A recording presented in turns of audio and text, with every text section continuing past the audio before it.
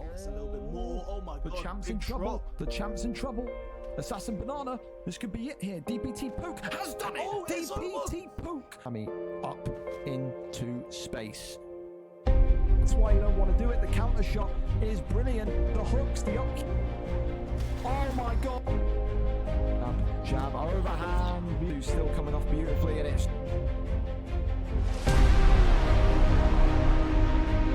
Is this going to be? Yes, it is. It's over.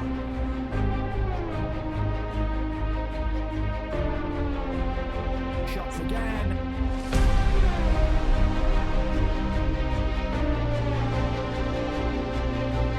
Oh my goodness me. And he's done it. Oh my god.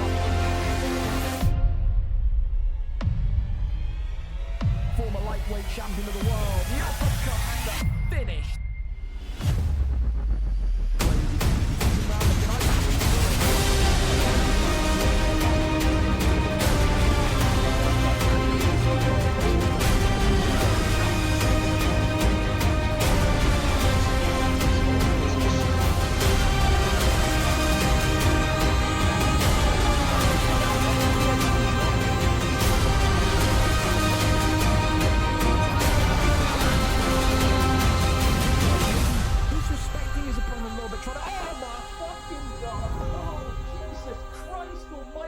He gets the flying knee.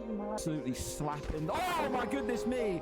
He's slapping something, and it ain't cheap. There's now 1-2's over. Tries to get the takedown and gets another big slam onto him. But Ali.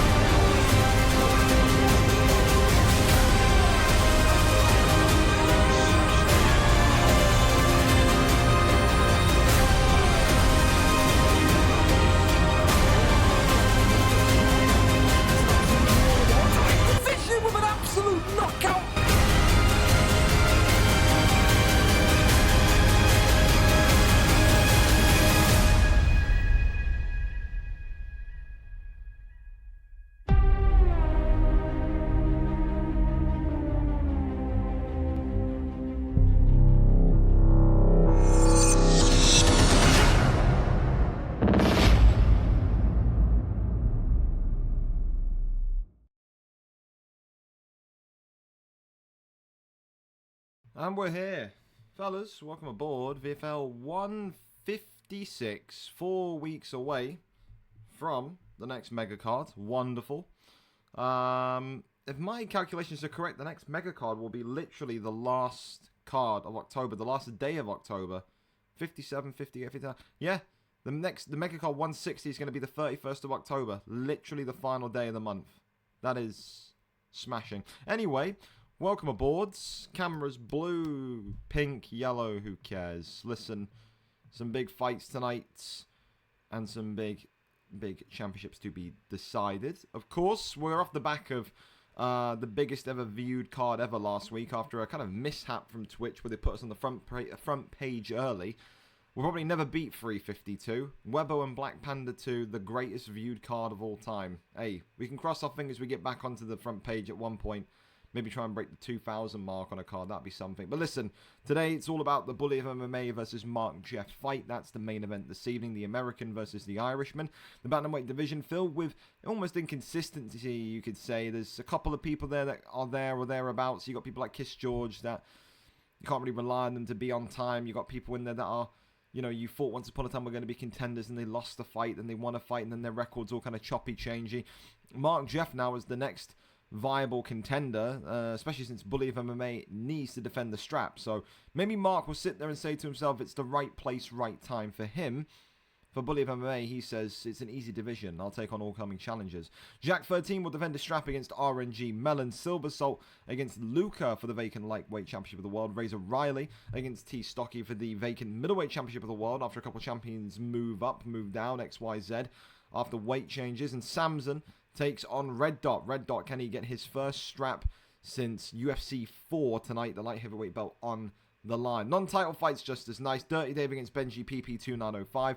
Kruger versus Wayne Velasquez in a high-stakes PlayStation matchup. K1 Cam will take on Viper Arco TTV after last week's incident with Treehouse occurred. Treehouse exploiting was ruled a no contest with a rematch, and then just like Aussie Kids, Treehouse basically refused the rematch and said that he's like, I don't know, some sort of master of manipulation and gaslighting. He just started going on like this kind of Arkham Asylum Batman villain speech. I was like, you're the CTE is way too much, and it was way too late. I was just like, that's fine, man. Just get out of it. OG Mud is back on the card as well. Takes on OV Leviathan. Dexter against Jack Hanna in the Derby de la Lag. And Hey It's Fran against Koro67 makes up this main card. Prelim card, Adversary versus Corbett. Tormentor against Big Dolts 3. Alfie versus Jack 9. Driscoll versus Matt D. J2E9 against Della Felder. Don Cotton against Mason. Lucky against Gaston.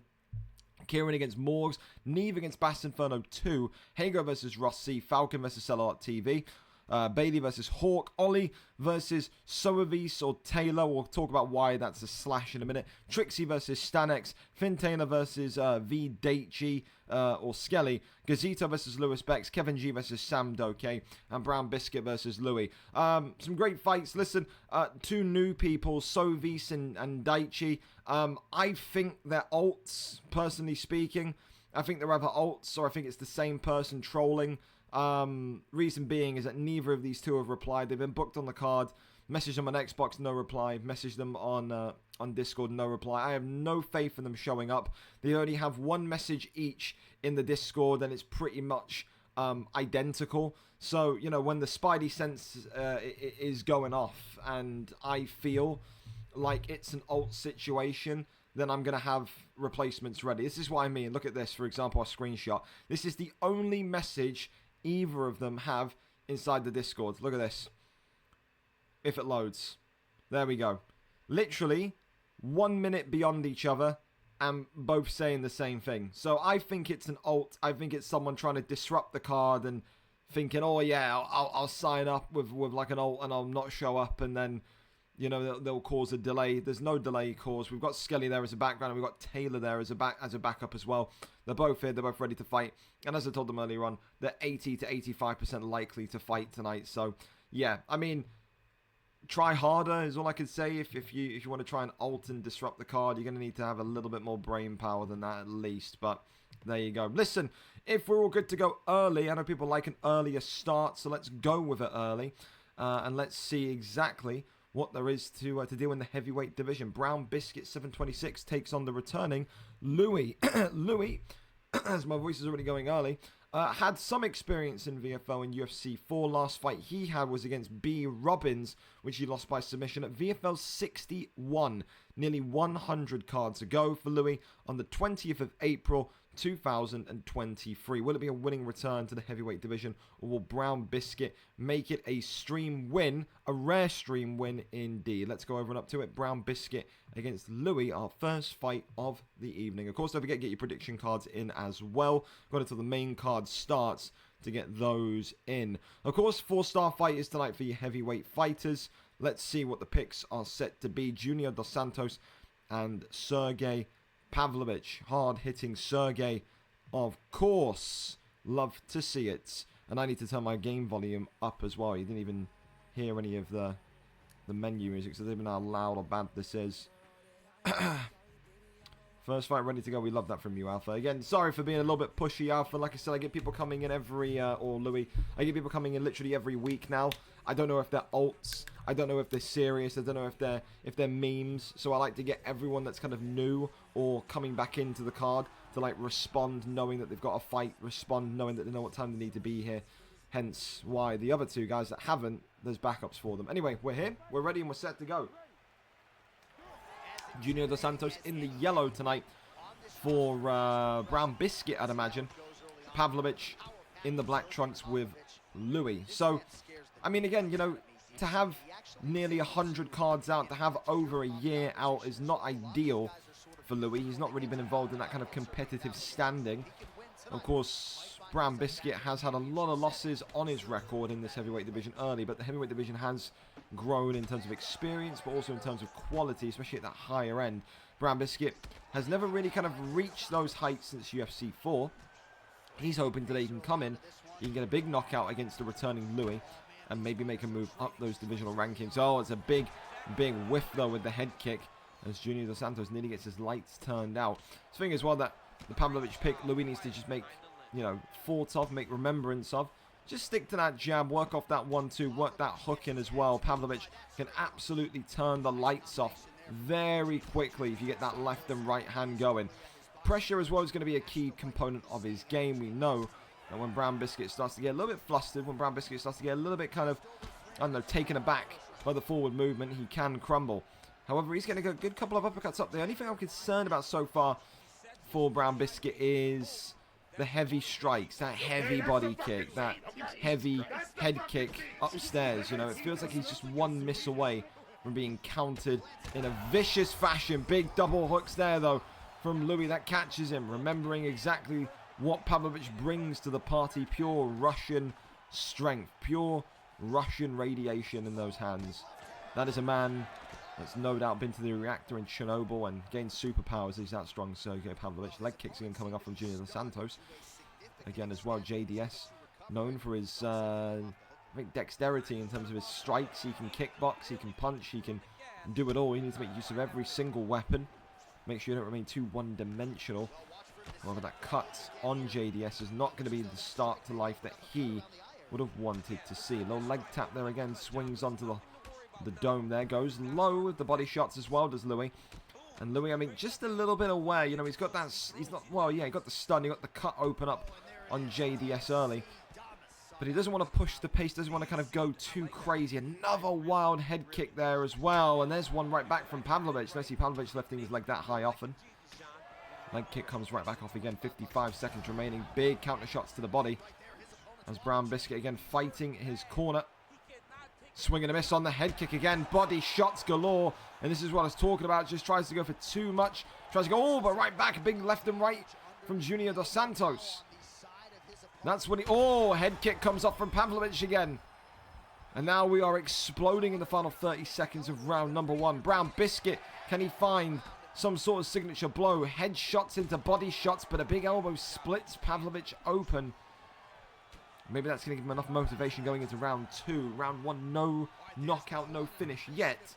Both of these two getting their shots off, but you would have to say Sergey Pavlovich, as of right now, is leading this fight. That damage came early. It just felt like there was more presence from Pavlovich. But who knows? We've seen stranger things happen. And again, we're seeing Pavlovich throw wild head kicks as well. Love that. Round number 2. Off and underway. Oh, he swings into it. There you go. A hit and hope. Louis there sways into it. And oh, God. Yep, right back. As the lag absolutely commences. Someone's router made out of mashed potato and peas. Big elbows coming right back. And that's the thing. Brown Biscuit got one head kick off and then got so greedy. Try and go for another one. Big hooks and elbows coming in again. Who's going to stabilize first? That's the big question. Whose lag is going to hit the towers first, man? I tell you, what self-respecting human being is on Wi-Fi in the big 2024? Dear God, we're on the £6 14 pence a month package. Whoever this is. Body shot being attempted both in the UK, by the way. Both in the same country, by the way. And this is the poverty net that we're seeing here tonight. Big shots to the body again. As Brown Biscuit continues to eat a couple of big hits here. He's got to try and find another big shot, another big money shot. If he can maybe catch Pavlovich swaying into something, it could be enough. But Pavlovich as well is starting to gas out as well. Louis is throwing a lot of volume. He's throwing a lot of volume. And that, of course, will make him lose his stamina at a quicker rate. Still goes on forward. Big uppercuts into the elbows. Again, big left hand from Junior Dos Santos, though. And here comes Brown Biscuit. Drops him. Brown Biscuit looking for the finish here in round number 2. Ground and pound. Is he going to be able to get anything? No. Good head movement there on the bottom. And gets right back to his feet. Louis, though, is very much in the fight now. He is. Good second round from Brown Biscuit. despite this kind of slight hindrance of the lag. Both of these two very much on the cusp of knocking one another out. Head kick, I thought that was going to be it there. I really did. Oh, double elbows, triple elbows. Big shot there from Brown Biscuit. Got in too tight, did Louis. Raining down the strikes here. Gets flipped and rotated, though. He just bit off too much there. Goes over into an arm triangle. Can he get out of this one is the question. No, he can't. Half of the submission bar gone. Junior Dos Santos wrapped up and having that stamina drained even more from Sergey Pavlovich. The posture up is, of course, there. Goes around to the side control position. And now it's just a race. It is very much not a denial race. It is a who can transition faster race. Junior Dos Santos gets right back to his feet. The cut, the damage on Louis, of course, is incredibly concerning. Takedown attempted. Takedown lands. Can he get back to his feet? No. Top mount here. Pushes him off, though. It's good. It's good from Brown Biscuit. Needs to get those elbows going. He's not too far away from a doctor's stoppage, but those body shots as well, giving Brown Biscuit a lot to think about here. He's got to get out of the way, and he does. Blocks the body well. Big right hand coming in. He is losing stamina quickly now, though, is Brown Biscuit after that submission that got locked in. Continues to move forward, does Louis. Louis still prancing and stalking his opponent. Double elbows, drop him, though. Jumps into the pocket. They're not going to see a finish as we go into round number 3. I don't know which one of you, by the way, has got the router made out of sticks and poop, but you have got to fix that for next week. Because I'll tell you what, you're both in the UK. I've never seen a worse internet in my life. He's got an absolute ghastly cut at the top of his temple as well. Pavlovich's eye nearly as well is being swollen shut. That's something.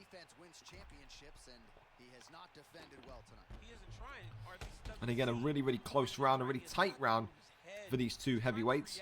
But again, for my honest opinion, I think Junior Dos Santos, Brown Biscuit takes that round. I think that's 1-1 going into the third.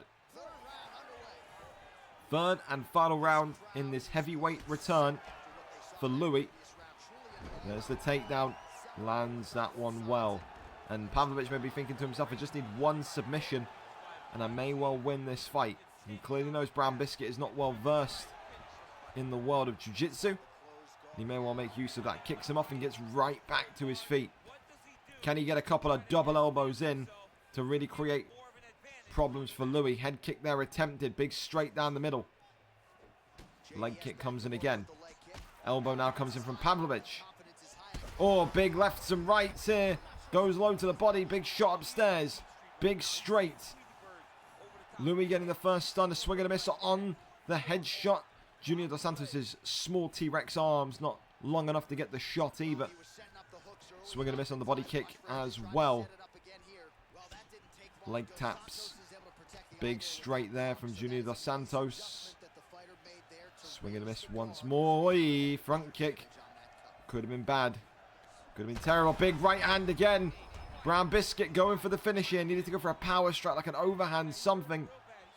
Swing and a miss. Oh, it's horrendously timed. Knocked down to the canvas again. Brown Biscuit's timing. Absolutely not what you want to see. Big uppercut eaten by Junior Dos Santos.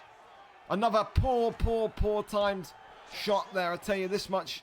He is hitting and hoping. I hope you're a better striker in FIFA than you are striker in here, Brown Biscuit, because lag or no lag, you have got some of the worst timing I've ever seen. And this fight's over. Brown Biscuit has won this fight. The timing won't matter. The doctor says that the eye is swollen shut.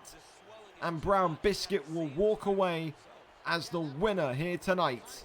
It is a huge stream victory for Brown Biscuit, who ends a monumental losing streak. It is not the return to the octagon that Louis would have wanted, but the cut just above the eye on the temple and the eye being swollen shut gives Junior Dos Santos, gives Brown Biscuit the first win on stream in what feels like a millennium. A round 3 doctor's stoppage. Brown Biscuit is back to winning ways. Congratulations to him. A huge victory indeed. And again, just go back and have a look at the kind of the record of Brown Biscuit. He's been active. He's not had that kind of 1 year layoff like Louis had. He's been active. He has been losing, but the activity creates rhythm. It creates similarity. It creates repetition. And through all of those three factors, you gain victories. The last time Brown Biscuit won a fight, keep in mind, back at VFL 137 against Nate, who he made retire on that night, the 23rd of May. It's been 3 or 4 months in the making, excuse me. He finally has one tonight. The last time he won a streamed fight, a streamed victory for Brown Biscuit, when was that? That's got to be some severe time ago. The last time he won a streamed fight before today against Maguire X at VFL 98. VFL 98 was on the 29th of August 2023. So over a year since his last streamed victory. He gets that there and closes that drought here tonight. A round 3 doctor stoppage. Not the way that Louis wants to come back.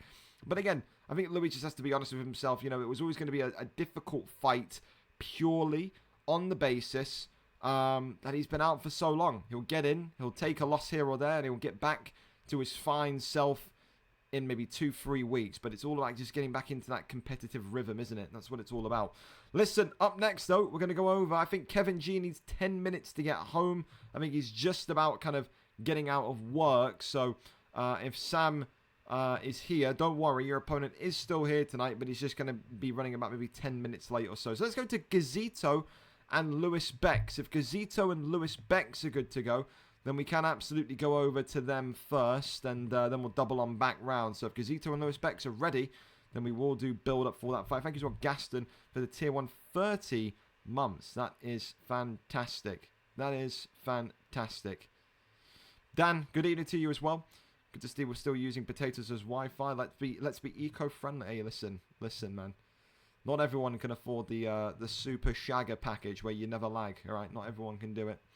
Maybe rematch next card. It was a good fight. I got no real interest in doing a rematch for it yet, man. Like, I rarely do like week to week rematches. There's got to be some real controversy in there for a rematch to be justified. You'll get it down the line. Don't worry. I imagine so. So let's see. Again, we know Kev G is returning home.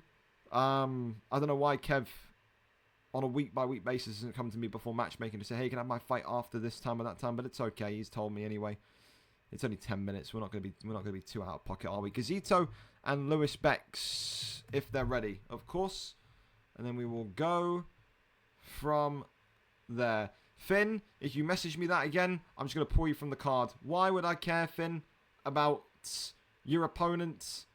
I've already said this, man. Like, we know Daichi is an ult more than likely. That's why there's a slash in Skelly there. Like, it's all taken care of. I don't need it. I'm aware of what's going on. I know what's going on. Please, relax. It's not my first rodeo. I've been doing it for 2.5 years. I know how to get everything done. But I don't need that. I don't need, like, the backseat admining, man. I really don't. I'm all good, mate. I'm fine. You'll have a fight. Relax. Cheers. Virgin Cell Suedo Shagger packages. You wouldn't know. Your internet disappears on the nightly. It absolutely does. I won't be told otherwise. Anyway, listen, Lewis Bex is here, ready to go. We're here. We're set and we're ready. The middleweight division braced for impact. Gazito 3-5. A 4-fight losing streak for Gazito. Lewis Bex, who kicked off his middleweight career with a big win last time out, wants to make it 2-0. Failed to get that light heavyweight championship of the world, didn't he? But he said, you know, listen, even though I've not won the belt, not secured the strap, I still want to move up to the middleweight division. I still want to get more and more improved, more well versed, more sharp. He wants to use those lighter fighters. I mean, that's the case and crux of it. You know, you can only spend so many weeks, so many months in the light heavyweight division before you just get sick and tired of handling a human tank in that light heavyweight division. Middleweight, you start to feel a difference tonight. Lewis Bex, though, although he is going up against someone that is in bad form like Gazito, Gazito has been at the peak of his powers once upon a time in this division. There was once where he was getting so close to being the next champion of this division. Tonight, Lewis Bex will need to make sure that his boxing pays the bills. We know Gazito comes in with that kind of historic nature of being a jiu-jitsu grappler. He has got great wrestling. He's got great submissions in his locker. Can Lewis Bex stuff the takedown? Can Lewis Bex stop the submission? Or will Lewis Bex box the absolute nuts off of Gazito, who I'm being told isn't at a 100% health either. He says he's feeling a little bit ill today. Maybe the fight camp taking too much out of him. Kelvin Gastelum in the black and white for Gazito. And of course, Lewis Bex coming in with Action Man Chris Curtis. Have I got that the wrong way around? Let me have a look.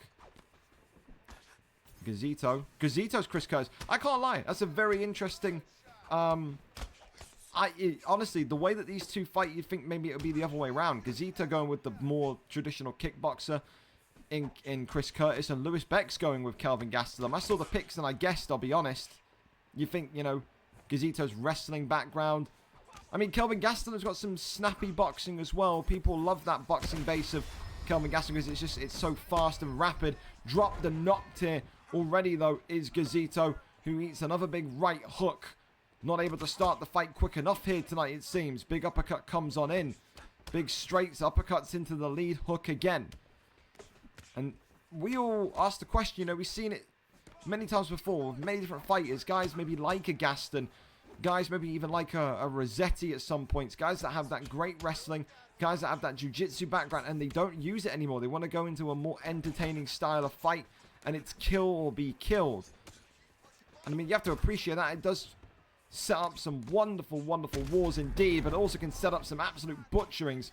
We know Lewis Bex has got the superior boxing. He's confident of that himself. It's just when this fight hits the canvas, Lewis Bex starts to either lose his head, lose his composure, lose his concentration. But it's about if Gazito can get in there. Big shots again, trying to work the body as Gazito as well. Shoots the takedown. Another good bit of takedown defense. Got to try something other than just a standard dry takedown. He's got to either go for a double leg or he's got to use the cage. Something. He's got to get Lewis Bex down here. But right now, 2 attempts. No lands for Action Man Chris Curtis and Gazito in the blue trunks. Teep kick there attempted. Big uppercut again comes on in. Big left hand. There's 1 minute and 25 on the clock here as he's been slapped in midair and we have effectively paused into nothing. Again, internets, I don't know what you want me to tell you. My Xbox is froze. Well done. You have bought in the brick of UFC 5. So, reset your Xbox. You'll have to go again. This fight will be redone. And if anything, that benefits Gazito, who has taken an arse whooping there. You have to be honest. So, again, this has happened to a couple of people. Not on fights, I would say. But this happens to me now and again on quick fights on OWC. Your Xbox will effectively just brick. You can still hear the party, but you can't do anything. You can't touch anything. You can't hit the guide button to bring anything up. You have to fully like unplug, unpower your Xbox, and go from there. So it's a typical bug that UFC 5 has with Xboxes. I have no idea why. I have no idea if it does it on PlayStation or not. But hey, listen, it's gonna benefit. It's gonna benefit Gazito nevertheless. But there you go. It's just can't curse. Oh well. I mean, listen, the internet and then the bricking. The internet and then the bricking. Again, Louis, I know you're lobbying for the rematch, mate, but it won't be happening. Yeah, I've got no interest in running that fight back, man. It's got to be something really, really, really, really controversial, like a controversial judge's decision for me to run it back. You may be pissed off by that, you may be annoyed by that, but I can't help you, man. It won't be run back. You'll have to earn the opportunity to run it back. Plenty more people in that division, I'm afraid. But yeah, I said it'd be interesting to know if that happens on PlayStation or not. I've only ever heard of that bricking happening on Xbox. I've never heard of a PlayStation player talk about that happening with just randomly. It will completely freeze. So you can't hit the guide button. You can't dashboard. You can hear the party. You can hear, you know, everyone in your ears still that you're talking to, but you just can't dashboard. You can't touch the game. Nothing happens. Like nothing at all happens. It is the most frustrating thing ever, especially when you're in OWC and quick fights. Is terrible.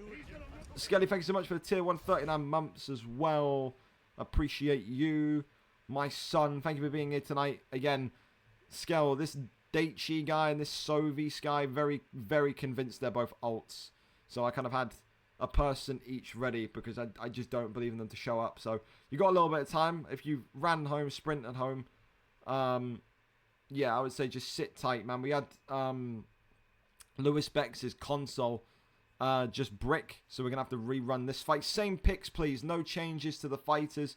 Exact same picks, please. UFC, the only game that makes my Xbox free. I know, right? Shogun, I can play UFC 5 and EA product and my Xbox will brick, but I can load up, let's say, GTA 5, which is 100 plus gig. I can load up Red Dead Redemption 2, Cyberpunk, some of the most graphically incredible games ever, and my Xbox will not brick. Well done, EA. You've done an absolute masterpiece there, haven't you? How many fights till mine's skelly? Like 1 or 2. We got to redo this one because the Lewis Bex Xbox bricked. So it's common on Xbox. There you go. As I said, I've never heard of it happening on PlayStation though. Maybe it's a Microsoft thing. Who knows? Well, listen. Take 2. Gazito's going to be happy. I'll tell you what. If Lewis Bex loses this fight now, he will be furious. It was one-way traffic. It was one-way momentum in the first fight. But look at this. Gazito seems to have woken up and unlocked those hands of Chris Curtis here. Already looking a little bit more promising than what he did in fight number 1. Big clinch attempt there. He's trying to get him towards the cage, but he takes his back and drops Lewis Bex. And oh no. Lewis Bex is in big trouble. He can't believe it, and he may be in his own head already. This is what I'm talking about. Lewis Bex has got to get himself composed. He can't be complaining. He can't be thinking about, oh, no way this is going to happen. He has to dial in and lock in here. Gazito has been given a second wind, a second hope, but he eats a big right hand here. Cut there is open. The nose slightly broken as Gazito's clipped again. Big right hand. Uppercut there just narrowly avoided by Chris Curtis, and there's that first takedown of the evening. He was 0-2 in the first fight. He won't be 0-2 this time. Rains down the big shots here. Chris Curtis launches a absolute barrage of ground and pound. Goes to the right hand side. Finds half guards. That one there is denied though. Lewis Bex working on his denies. Gazito saying, I will absolutely stay here based on how well it's gone so far. Definitely an improvement for Gazito since round 1 of the first fight. He just joined us as well. Lewis Bex's console bricked. It just completely turned into an immovable object. Caused the fight to be restarted. No one can do anything there. Tries to cross over. Posture up is there. Rains down the big heavy strikes. Pulls him in as well. Goes over into full guard, and now look at this, rains down a couple more big ones. Gazito preferring to sit in that full guard posture up here this evening. Lewis Bex trying to fake with the armbar and goes for the guillotine instead. Can he lock up Gazito? The answer is no, he cannot.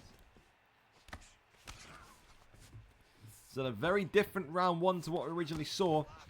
I think both people will be happy with the way this one has gone though. Gaz got his hands unlocked nice and quickly.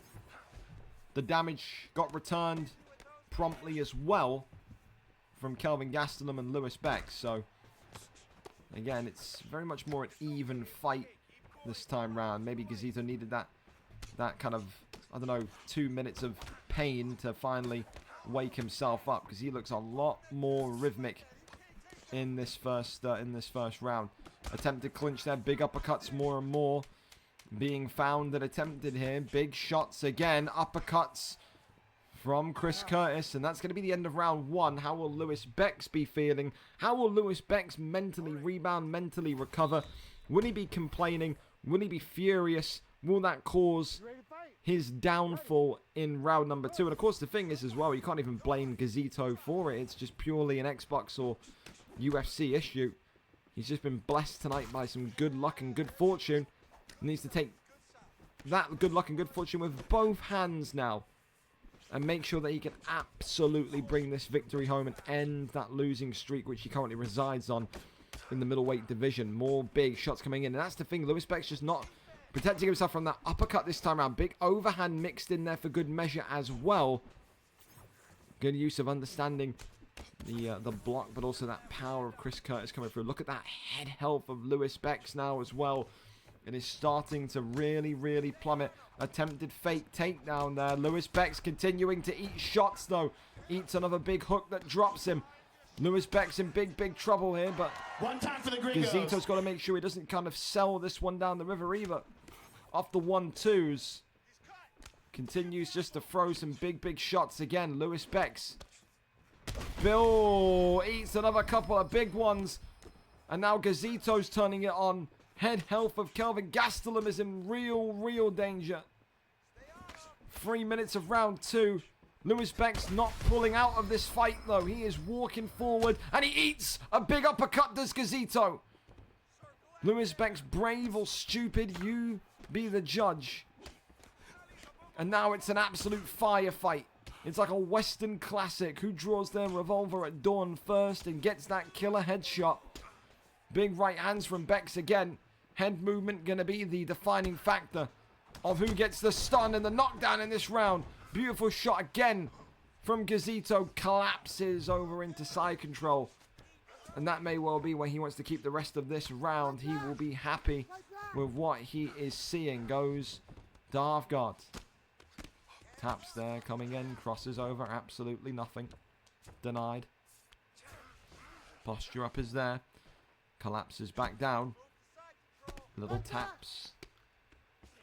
Goes over to the left-hand side. Elbows coming in. Sprawl there. Attempted. Nothing. Goes into half guard. Posture up once more. Big, big shots. Pulls him in. Denies well. Posture up is there once more. Rains down the shots again. That one's denied also. Crosses over. Gazito's fully awake now, boys. He is. 39 seconds. The denies in top mount. And Lewis Beck's could be in huge trouble here. He needs to get out of this one quickly or avoid any sort of significant damage in the next 22 seconds. If he allows Chris Curtis to get into top mount, allow a posture up in top mount, it's donezo. It's over. It's finished. This one, though, is going to go to round number 3. And so far, you'd have to say that Gazito, on his second try and second attempt, is leading this fight. I would say so. I think Lewis Beck's needs a finish. Glove touch. And we're underway.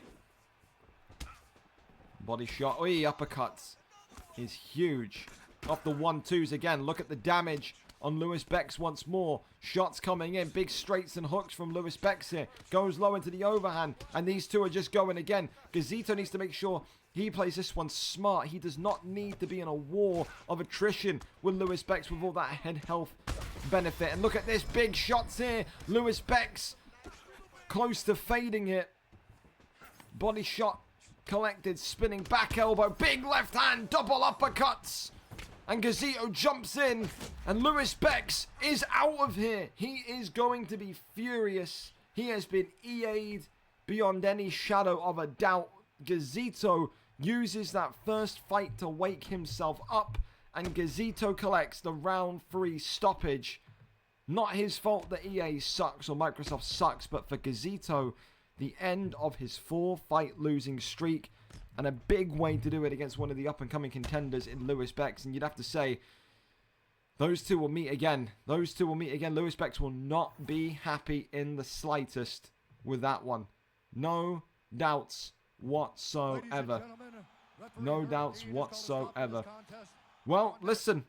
We go over to our next fight. And because I know that Skelly has probably got places to be, we're going to go do the Skelly fight first. And then Kev G and Sam. So let's do Skelly against Finn Taylor. We obviously know that Daichi, whatever, it is like an alt or is something. He's not here regardless. So as soon as Skelly and Finn Taylor are lobbied up, we'll go there. Thank you so much again to Skelly for being here and effectively being prepared.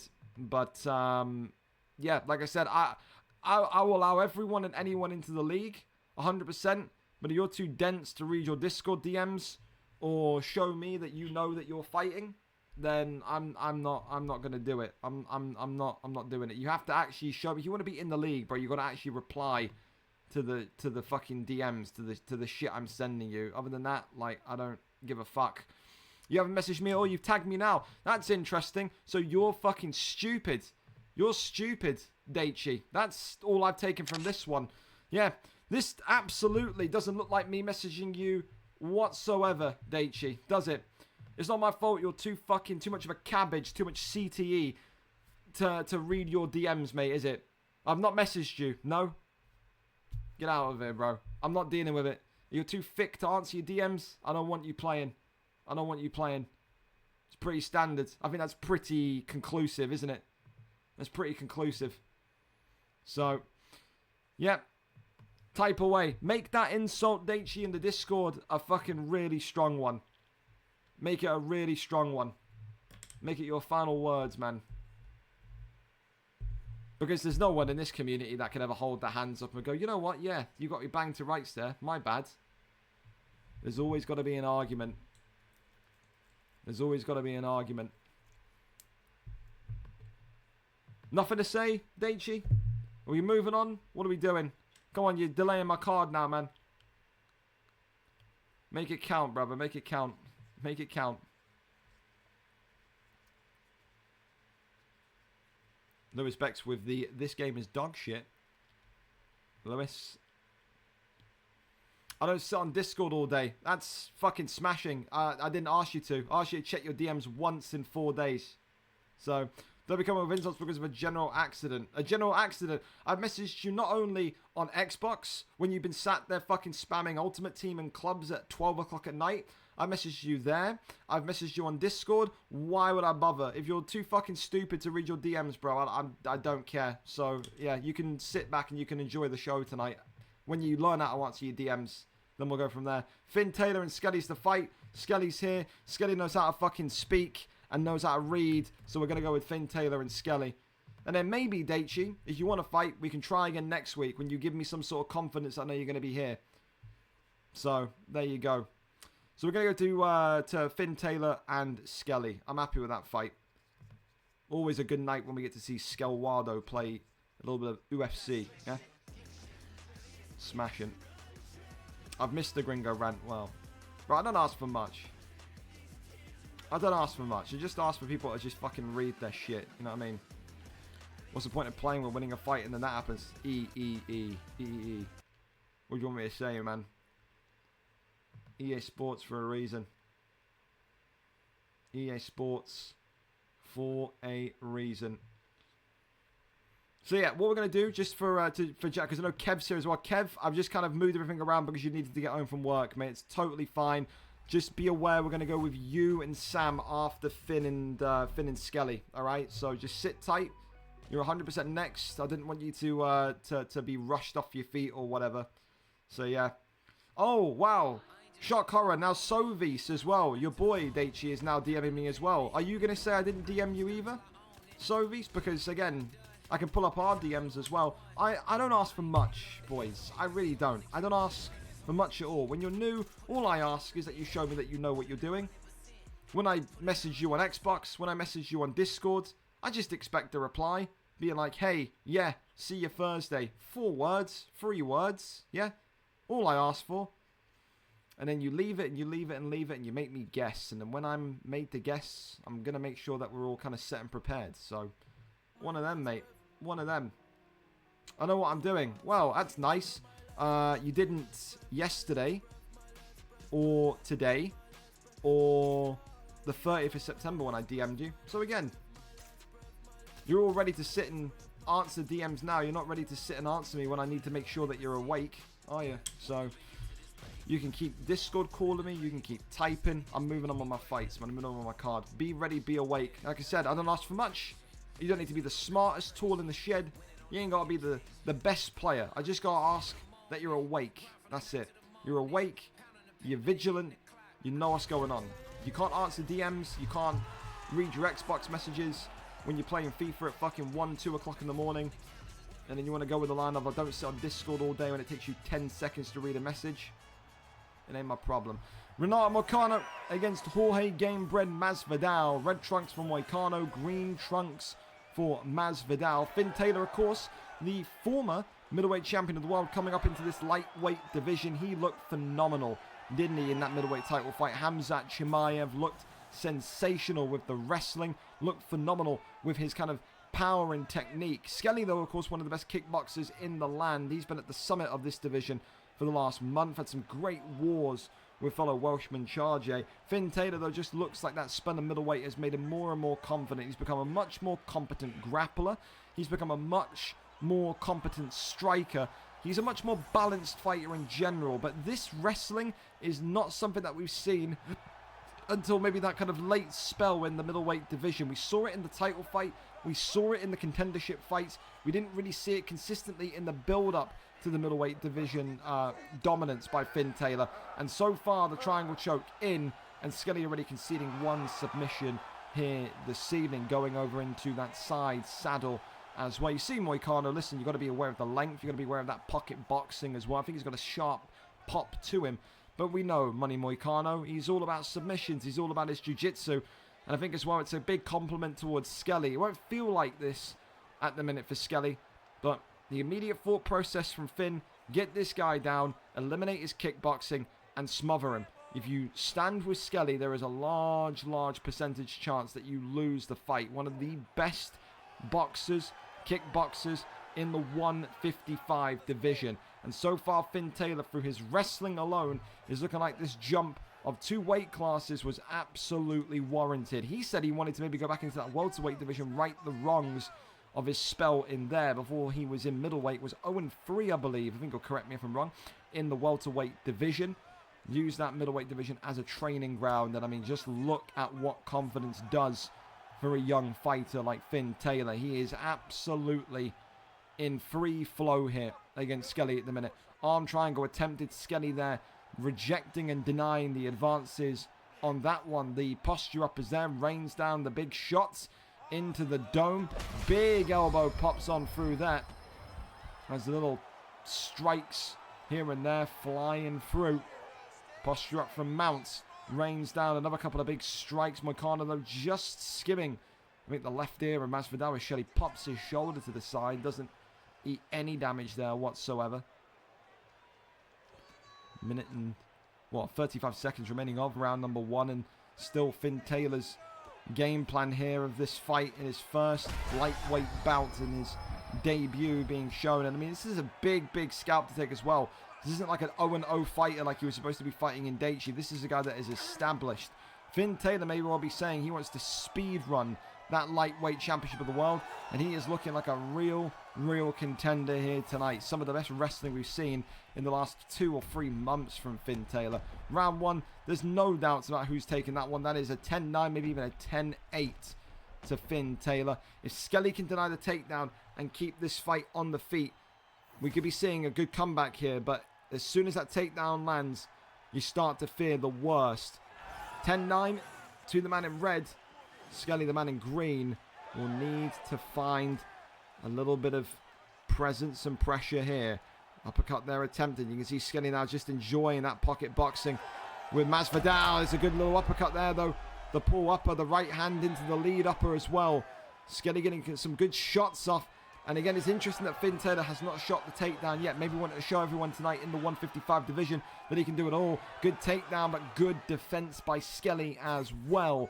It is very much come alive and awoken up here now for Skelwado. Fan favorite as well. People wanted to see him win that lightweight championship of the world, but people always said maybe the wrestling would be a pitfall for him. Elbows coming in. Finn Taylor again, though, landing the takedown, getting the sprawl position, and now going to look to assault the midsection of Skelly and try and take his breath away once more. Flips and rotates through over into that full guard position. The posture up is there. Rains down a couple of big strikes as well and pulls Skelly in. Effective immediately. Right hand side there is denied. Goes to the left. Converts and gains half guards. Tries to again shift the arm, and that one there is denied. Goes over into side saddle. More and more pressure. Denies that one. That is fantastic. A side saddle denied from this young man.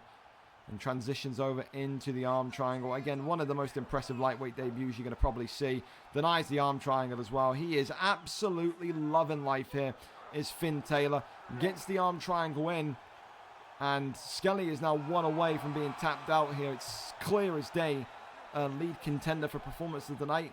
And I tell you this much. It's not often that you hear this in the last 2.5 years. It's a rare thing to kind of to say. But this is the kind of performance on a debut that sits here and says to me, he needs an immediate #1 contender shot. I mean, with how dominant this has been tonight, I mean, the only next fight for him that makes sense is a contender shot. And I think I've got the perfect idea for a matchup. Finn Taylor and Pastor JB, anyone? I think that could be a wonderful, wonderful fight. I really do. Avoids that one. Big shots there.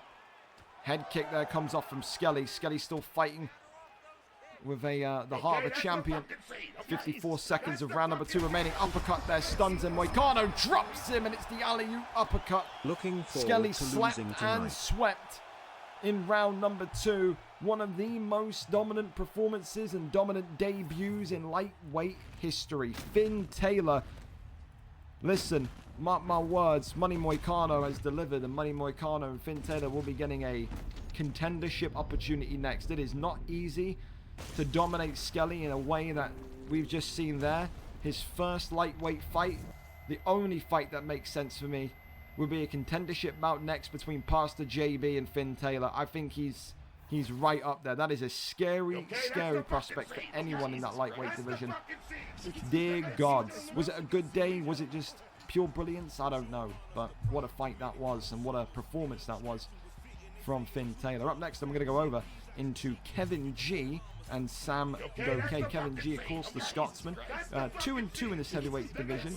Coming off of a win last time out. He believes he's not too far away from that heavyweight championship of the world, doesn't he? However, his opponent today, a very different commodity that he's not maybe too used to. Sam, filled with confidence, believes he's one of the best kickboxers in this heavyweight division. Will Kev go back to grassroots today and look to box him, outdo him in that pressure work, or will he go the other side of his game plan, the side of the game plan which we've seen in his last fight, which is more based around wrestling, which is more based around the jiu-jitsu, the grappling? Kev G has started to implement that to his game and become a more all-round fighter.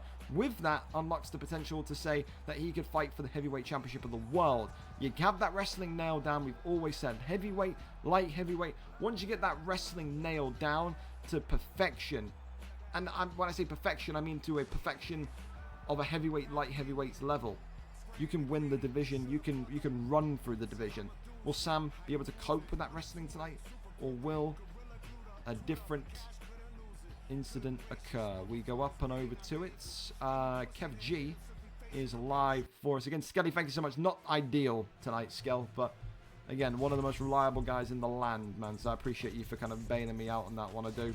Stocky as well, thank you for not only gifting a sub to Nico Detiki, but also resubbing as well. And Morgs, thank you so much as well for your resub also. Appreciate you. Appreciate you. Appreciate you. All right, here we go. We're here, we're ready, and we're set. Tybura against Rosenstruck. Of course, Kev G going with Tybura indicates one thing. He is a Russian with some great wrestling and some great jiu-jitsu as well. This is a guy, again, where you want to get to the ground quickly. You want to lock in your subs, your arm triangles, and already in the first accelerated 30 seconds, you're seeing exactly what Kev G's game plan is tonight. He doesn't want to stand with Rosenstruck. I think he respects the speed of Rosenstruck in the green. I think he respects the power of Rosenstruck in the green. I think he respects Sam's boxing in general. And I think this is the thing, you know, it's picking apart weaknesses of your opponents. You know that maybe Sam isn't going to be the most well-versed in the wrestling, in the jiu-jitsu, so you're going to look to take him down and you're going to look to maybe lock in one of those subs. However, Kev G also has to make use of his opportunities. You are not going to be able to consistently shoot takedowns in forfeit position. When Kev gets the takedown, he has to get a deny in there. He's got to make Sam panic. Sam so far taken down twice, but immediately popping up, not conceding any damage, not conceding any submissions. It is nothing. It's a nothing burger right now for Kev G.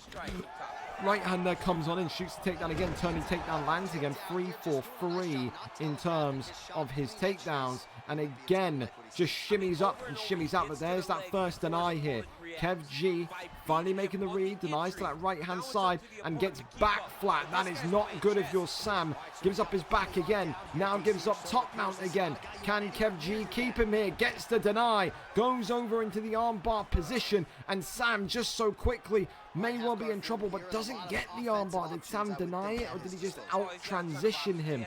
Kev G, though, a little bit surprisingly, I don't know if this is maybe a strategy or maybe it's just the kind of naivety of Kev since he's still learning the wrestling, letting Rosenstruck's stamina bar effectively recharge there. Let that one get all the way back up. I would have maybe whacked in a little bit of a GA strike and then another submission locked in. But again, Kev moving back to back flat again. Posture up, ground and pound could be dangerous here. Instead, lets Sam turn himself over, burns that stamina, goes for the armbar, and Sam now is very much in trouble. Can Sam get out of here? And will Kevin G take another big submission victory? The Scotsman controlling and holding Sam here, extends the arm, and this is going to drain the submission bar by about 90%. Rosenstruck here is in deep, deep trouble, and now there's that ground and pound from the big Russian. Big shots coming in, and this one nearly over with the knee on belly. Kev G absolutely ripping the legs off of a dissected bug at this point. He really is. Goes over into back flat again. It's just nasty at this point. Big ground pound shots here. Back flat, and this has got to be it. Herb D steps in and says that there is a violation, a domination. Kevin G moves a step closer once again to the heavyweight championship of the world. That wrestling base, that improvement in what he's been doing and what he's been practicing the last couple of weeks continues to shine itself. It is a round one stoppage tonight. Who can stop Kevin G? It may come down to his old pal Kiko, perhaps. Who knows? A big, big win. And for Kev, I think another milestone victory. To be able to do that and to dominate like you did there, you need that going into the heavyweight championship of the world, and I think, you're not too far away from it. Congratulations. Up next, we're going to go over to Trixie and Stanex. Trixie, of course, in the welterweight division, 5-11, one win in his last 5. Stanex, of course, 1-2, getting a win last time out. That caused also a retirement. I can't remember who it was against. I think it was Jay Badger for like the 18th time.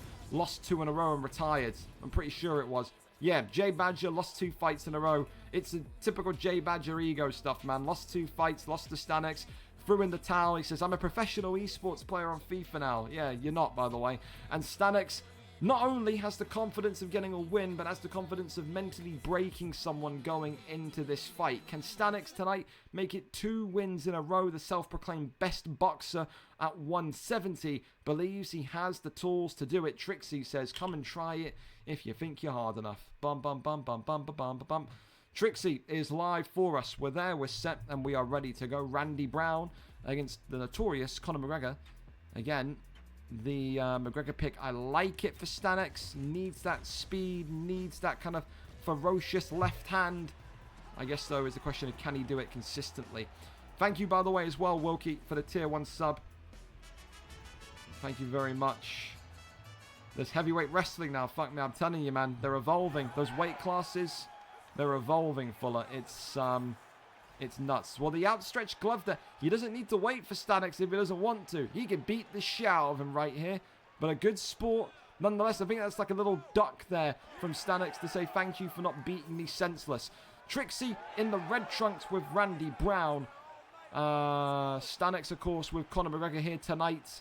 And, of course, we all know about Stanex's fine handiwork with McGregor back in UFC 4. The Randy Brown, the length of Randy Brown, causing McGregor problems. The overhand following that leg kick. And look at this. This is a blitzing start. This is the Trixie we saw in the middleweight division. And sweeps the leg, takes side control. And this is more like it from Trixie. Fast, aggressive, rambunctious in how we started this fight. This is the man that very much made me sit there and say to myself, he could challenge for the welterweight strap if he gets consistency in the division. What a start, what an opening minute and a half, 2 minutes for Randy Brown.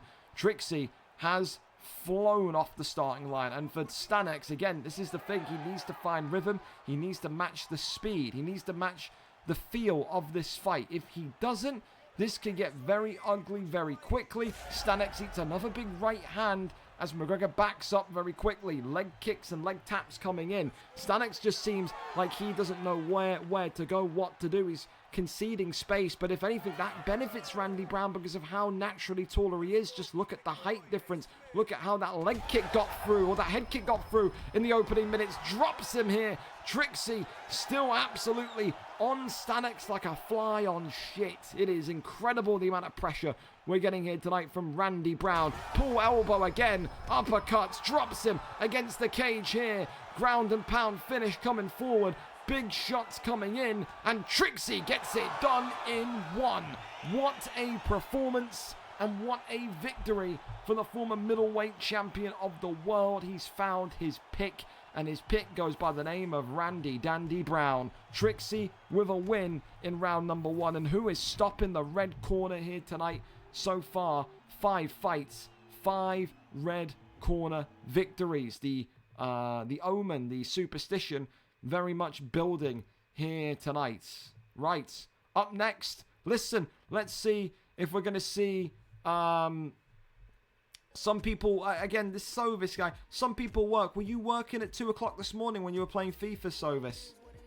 Some people work like it takes you 5 hours to answer DMs, mate. You were sat there with Daichi all day yesterday and all night yesterday playing FIFA, but you want to preach the work cards. Get the fuck out of it, man. When you read your DMs and you can answer, 4 days, by the way, you've had to answer. 4 days. You got DM'd by me on the 30th of September, basically saying hello. Not a single word. Messaged you yesterday. UFC card tomorrow. Messaged you this morning. Nothing. You've had to wait until the stream started to check your DMs when I've been DMing you for 4 days. We'll try again next week, man. We'll try again next week. I'm absolutely...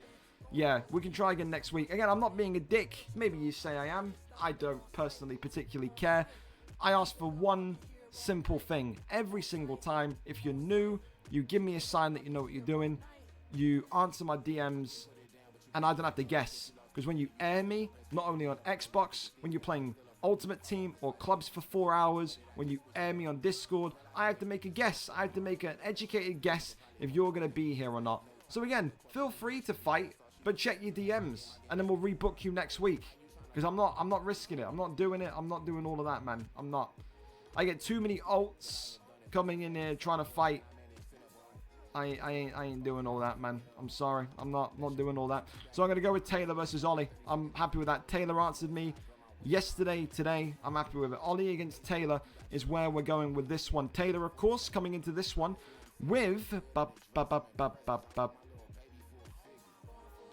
I'm looking at the wrong division. That was funny. Taylor coming in with a 5-2 resume, coming off of a loss last time out. Of course, had that spell in the bantamweight flyweight division also.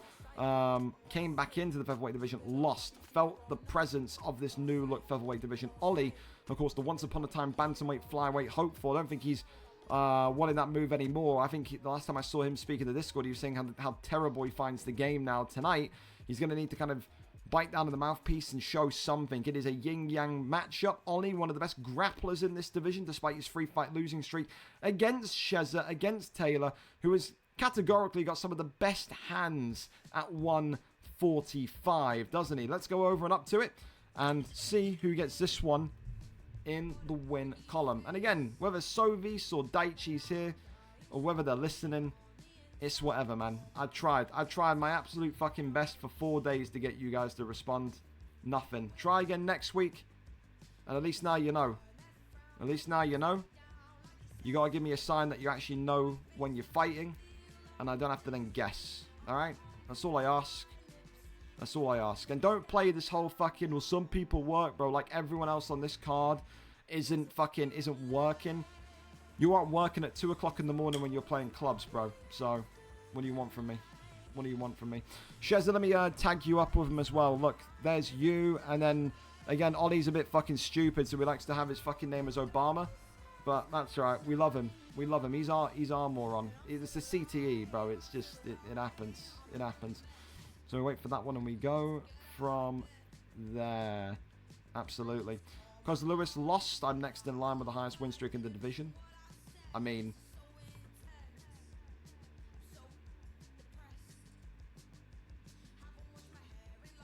Yeah, probably. Yeah. The middleweight division's a fun one at the minute because of that situation. You got to think Razor Riley and Stocky fight tonight for the belt. So one of their win streaks goes. Then, yeah, a 2-fight win streak in the middleweight division shows you how absolutely nuts the division is. It does. It shows you how nuts the division is. Shezza and Ollie, I need a link, please. I need a link. I don't know what your stream is. I don't know who is streaming. I need some sort of guidance, if you could. I know you're both here, so that's cool. But need a link. Shezza Boards is my Twitch. God damn it, Shezza, not being able to copy and paste links. Unbelievable. Alright, we're here. Smashing. Now we gotta just wait for Ollie. Middleweight was a fun division. It's a comp division, man. Anyone can beat anyone. It is. Anyone can beat anyone. It's ridiculous. It's ridiculous. Look forward to being a middleweight, mate. It's a very, very comp one. I miss middleweight. Can I please go back? You fight like a sweaty goth now, Morg, so probably not, man. Probably bloody not. Ollie, answer me, mate. What's your GTE?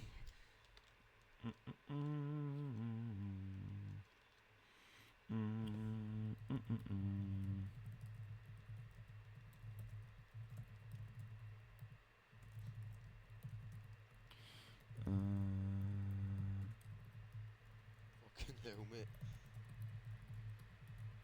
The fuck is he? So I was just reminded of the Madden Discord thing as well. The Hughes is in here. I'm sorry, man. I love you, but I can't fucking do 2 games of Thursday Night Football tonight. That'll kill me off. Absolutely. I want to have a trilogy with Yam Yam. Fuck off, you fat goth. Wow. Unbelievable. Hey, listen. Morgs does fight like a sweaty so-and-so. Morgs fights like someone that absolutely is fighting to save his family from like a hostage situation next door. That's how much that's how he plays UFC now. It's a shame. He used to be an entertaining guy. Now he just sits on people and barely does anything. He wins on control time. Yeah, that's just what he does. That's just what he does. Are you two talking to each other or what? What's going on here, man? If Ollie is dead, then I'm cutting Ollie as well. Like I'm not doing this shit.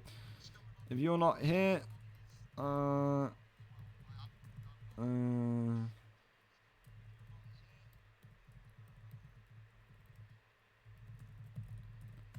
Well, that's fucking smashing, isn't it? Another one that fucking stays up until 6 AM playing OWC, waffling complete shite in that Discord, and then he can't even show up to his fight. Unbelievable. Unbelievable.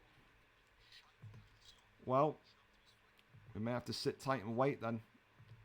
Unbelievable. Man, not meant to And be he the said he got me 8 losses and 10 in the middleweight division. Yeah, well, it isn't life and death, mate. There's only like 3,000 people that play UFC, so... I'm calling him. Thinking this guy's just... That's what I mean, bro. Everyone's happy to just sit there and just waffle complete shit in the Discord.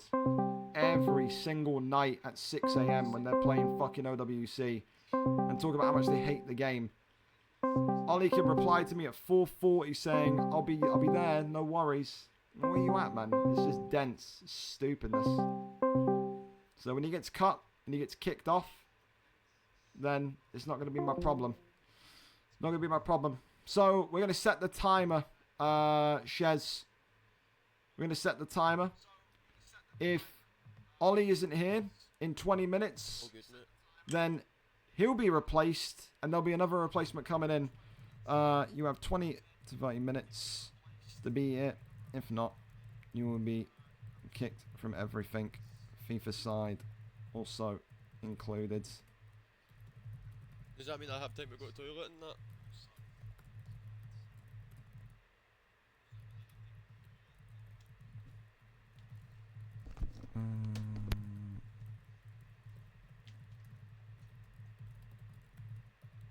Right, cool. Timer's on, clock's on for Ollie. If he ain't here, then he'll be replaced. But again, I'm not dealing with people that are falling asleep at 7:50 at night because they're so fucking stupid that they can't fucking go to bed at a reasonable time. It's just this boring, bro. It's boring. I don't give a fuck about his excuses. Sheza, you will be fighting tonight. Just sit tight for 20 to 30 minutes. And then he'll be cut. Listen, I said we were going to cut either Daichi or what's his face? Sovis. In the end, looks like we're going to be cutting Ollie. Again, I couldn't give a fuck if he's asleep. I couldn't give a fuck what he's doing, man. Don't sit there and consistently troll. And then at 4:40 be like, I'll be there, and then you're not here. I'm not dealing with that. It's just stupid, bro. It's stupid. It's just teenage bullshit that I ain't got time for. I ain't got time for it. We're gonna go to Bailey and Hawk then, since they're ready. Not gonna keep them waiting. Two people that I can rely on at least. Bailey 4-6, 5 losses in a row. Hawk 0-0, jiu-jitsu fighter. Listen, Bailey needs to start winning fights. He doesn't want to go relegating back down to the light heavyweight division. He may not have a choice at this current rate of things. He has not won in quite a long time. Sure, FIFA's come out. Sure, Madden has released, which has caused a little bit more of a distraction for him. But he's got to get back on the horse, got to get back on the saddle. For Hawk, an opportunity tonight to start his middleweight career with a big win against one of the most annoying grapplers that we've ever seen. So, let's go over and see exactly what the picks are set to be. Bailey and Hawk ready to go. And it's going to be Paulo Costa against Dricus du Plessis. Oh, yeah. Just here to watch Bailey get battered again, then blame the game. Wow. Tell them, Liam. Yell. Yell, Liam. Yell. Well, when Paul Craig comes out, you know what that means. That means Bailey is in his complete element. But Roman Dolidze become more and more of a fan favorite in recent weeks. He certainly has. Will Liam Lopez premonition of Bailey blaming the game stand up? Or will Roman Dolidze be able to secure the dub? I wonder, I wonder. Bailey tonight coming out striking. Who's this guy? Who's ulting for him, man? Bailey throwing punches? Never thought I'd see the day. Big shots coming in. Bailey already looking for the first clinch takedown, but who needs the takedowns when he started boxing so well? I mean, that one spell of striking there is probably the best spell of striking I've seen Bailey do in his last 6 fights in a row. That there was quite nice. By Bailey's standards, I have to admit. And I don't like doing that because I don't like giving Bailey any compliments. But big split there on the eye from Hawk, who eats another pull elbow, throwing viciously and recklessly, you could say, is Hawk at the minute. He's not been in full swing as of recent, has he either, Hawk? This is someone that very much has taken maybe 2, 3, 4 weeks off in terms of having stuff to deal with in his own real life. And of course, you know, when you see people kind of take 4 weeks off, they do come back with an element of rust to them. The heel hook there locked in though, however. And as we said, Bailey kind of needs a win at this stage to save himself in this divisional matchup. I think Hawk here is about to have his leg snapped into pieces though. Bailey keeps him locked in, and Bailey going to twist and turn the leg here, but not able to get it in, and Bailey's going to be furious with that one. Goes right back in, but you can't. Hey, whoa, Bailey can't. Whoa, Bailey, no, Bailey, no. There we go. Don't do that. Remember, you got to let the stamina at least recharge. You can't go submission straight into another submission. You got to let it at least, he's got to have something left in him. You can't deny it otherwise. You got to be fucking more careful. Sweet Jesus Christ. Imagine Bailey losing by disqualification. That would be something. So you got to at least, he's got to at least have a sliver of the stamina bar left, Bailey. You can't go submission into submission. You know better than that. Verbal warning, Bailey. Goes over into side control. Hammer fists coming out here. Hawk needed a little bit of reprieve here. Needs to get some sort of strike, some sort of damage off onto Paul Craig. Goes over into the side control position. Half guard is there. Posture up again. Rains down the big strikes. Lots of damage coming through as well. Right back to the feet. 1-2s. Oh, the uppercut there was nearly being teased. There's a big one. Head kick into the straight, followed by the lead upper. And there's that slip straight that we know about the former heavyweight champion. Oi, from his heavyweight times there. But, I mean, a lot of damage done to Dolidze's eye already, man. That is not great. Oi, big knee. Wow, where did that come from? And again, it's I don't know what's happened to Bailey. It's like it's a light switch, man. The switch was on in the first half of this round, and now the switch is off. It is an incredible first half of the round for Bailey, which I think still wins him the round. But then he's just completely handed the controller, I don't know, back to his 85-year-old grandmother or something, because that second half of the round was absolutely a contrast compared to what we saw. Round 1 still goes to Bailey, but definitely Hawk has had a stronger finish there.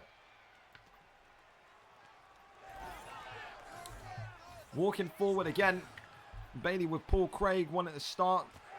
The Knight with more impressive boxing. Gets that takedown, trips him, and now we're going to go see that heel hook submission again. Bailey absolutely loves it, tries to hope that he can maybe get one of these locked in. He's held Hawk there for quite some time tonight, but he's not been able to kind of completely lock it in. And you can see here again, absolutely got the denies down to a T. Hawk is stuck, bro. He is stuck. The leg going to be twisted this time, and the leg going to be taken this time. There you go. First submission in, and now backside is gained. Flips him forward into full guard. Bailey, of course, a notorious submission machine. Posture up is there. I'm impressed that maybe, well, I'm not impressed. I'm a little bit concerned Bailey didn't go for one of Paul Craig's submissions there after the denial. But once the heel hook again, he is looking to break the leg of Roman Dolidze. And he keeps him stuck, twisting the leg again. That's going to be number 2. No, it's not. Gets out of there. And Hawk's got to be careful. Hawk has got to be careful. He's denied him. The submission here would be legal. Denied him. You can absolutely lock in the heel hook after a deny. If Hawk rushes in a deny, you can absolutely go for the sub then, Bailey. You just can't do back-to-back subs when nothing's happening and his stamina's low, you know what I mean? That's all. Keeps going forward. 2 minutes and 20 left on the clock. Right hand comes on in. Big knee from inside the clinch again. Bailey defending his body rather than his head here. Paul Craig eating more damage again. Back and forth just like the first round. Gets the double leg against the cage as well. And has him... Oh, in an armbar. Okay. Hawk now giving Bailey a taste of his own medicine. And Bailey here could be about to have his block cracked. A good deny. The arm extended. And that is about 70% of the bar gone. And now we're in a position where if this fight stands back up, Bailey is not going to like what he sees, man. The block of Paul Craig is already garbage. It is even more garbage here, and I'm amazed that Hawk wanted to still continue to grapple. You'd think he wanted to stand back up and go right back in. Look at this. It's that reversal into the Darce choke here. Is he going to get the Darce choke? Yes, he is. Dolidze on the cusp of going to sleep. That's what Bailey's good at, being a slivery serpent on the ground with his submission denials. Submission counter denials, we'll call them. And that there will put Hawk in a heap of trouble. Hawk is one submission conceded away from losing this fight, and Bailey may well get it here with 8 seconds remaining. Is this going to be enough time? I think. Is he going to tap? Yes, he is. And he maybe tapped after. No, he didn't. The arm is raised. It is a round 2 submission. Bailey gets it done. It is a buzzer beater arm triangle. He swam in shark-infested waters, did Hawk. Got that armbar off. I think it was a big mistake from Hawk not to get the armbar off and then stand up and then continue to get those strikes going, get those knees going.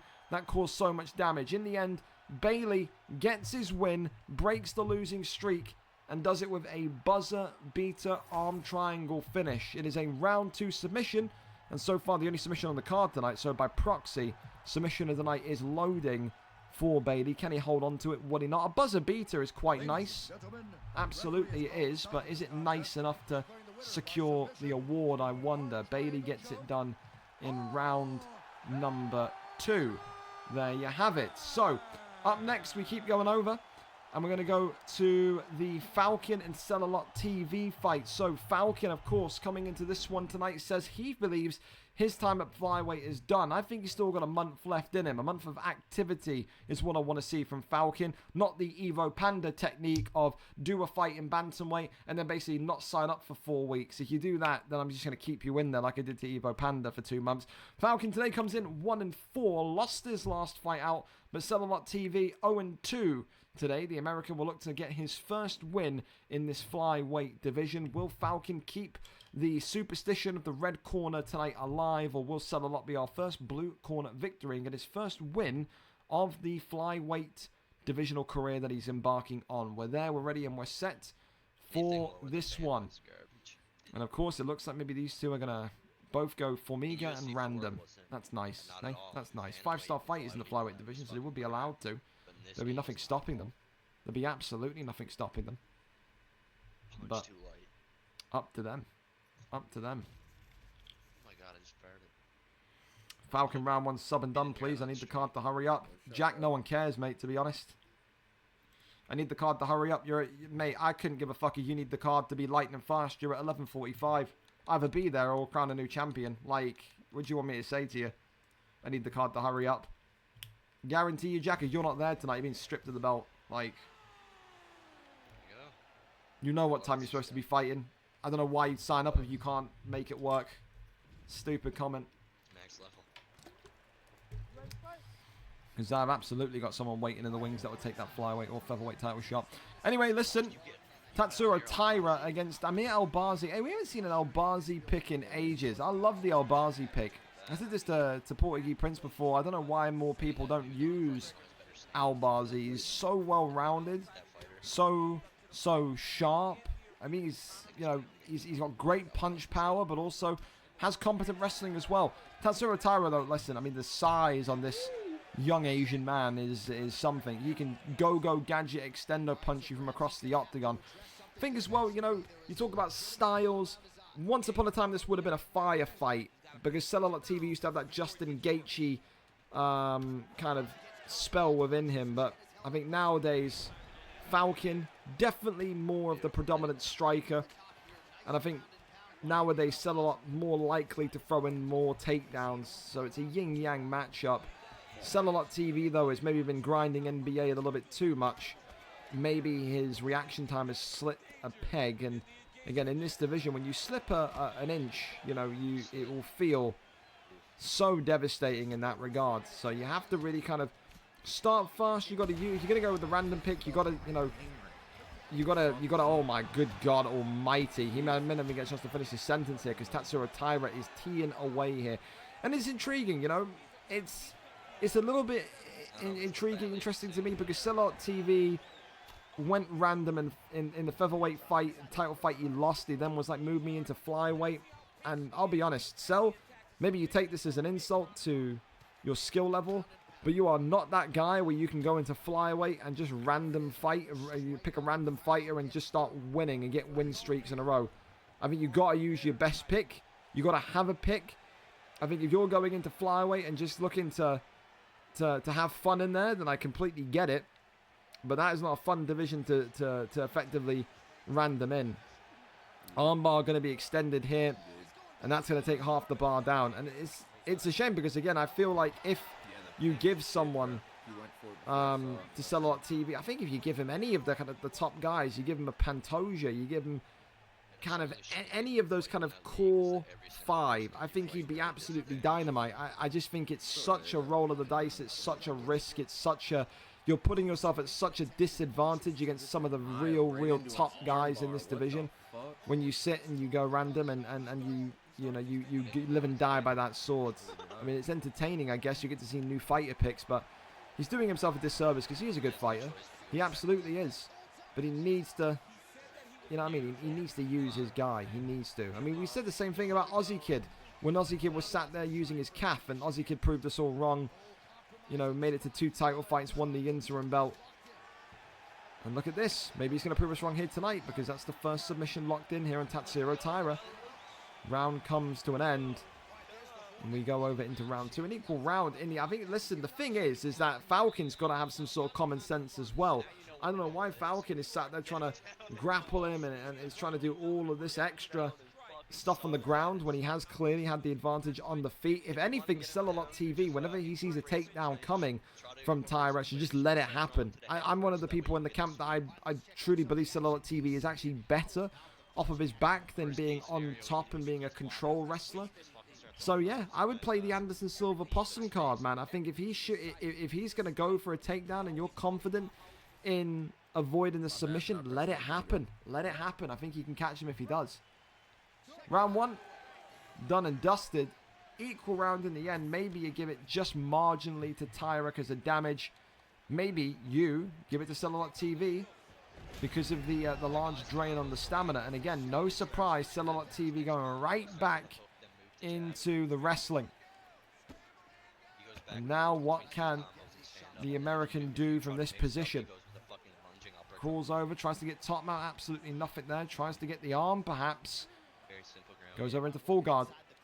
Posture up is there, rains down the strikes, pulls him in. More taps to the body. Elbows there on the temple. Tries to maybe kick him off, absolutely nothing still. And this is the thing for Falcon, you know, he's got, I think, moments in his wrestling.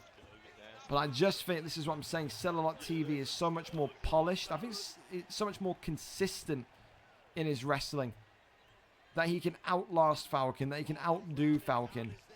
I mean, that's the only real thing I can say between these two that is different. And I think Celluloid TV has got that craziness in him still, where if he wanted to stand up and just have a firefight with Falcon, he would. But I think he knows where he excels. He knows where Falcon doesn't excel. And right now, this fight, the way it is, the positions that we're seeing, this is Celluloid TV sticking to a game plan. And I like that. I definitely do. Not wanting to get consumed by the fact. Good escape, though, by Tyra. Gets right back up. Got to start to pepper that block, though, after that armbar earlier on in round number 1.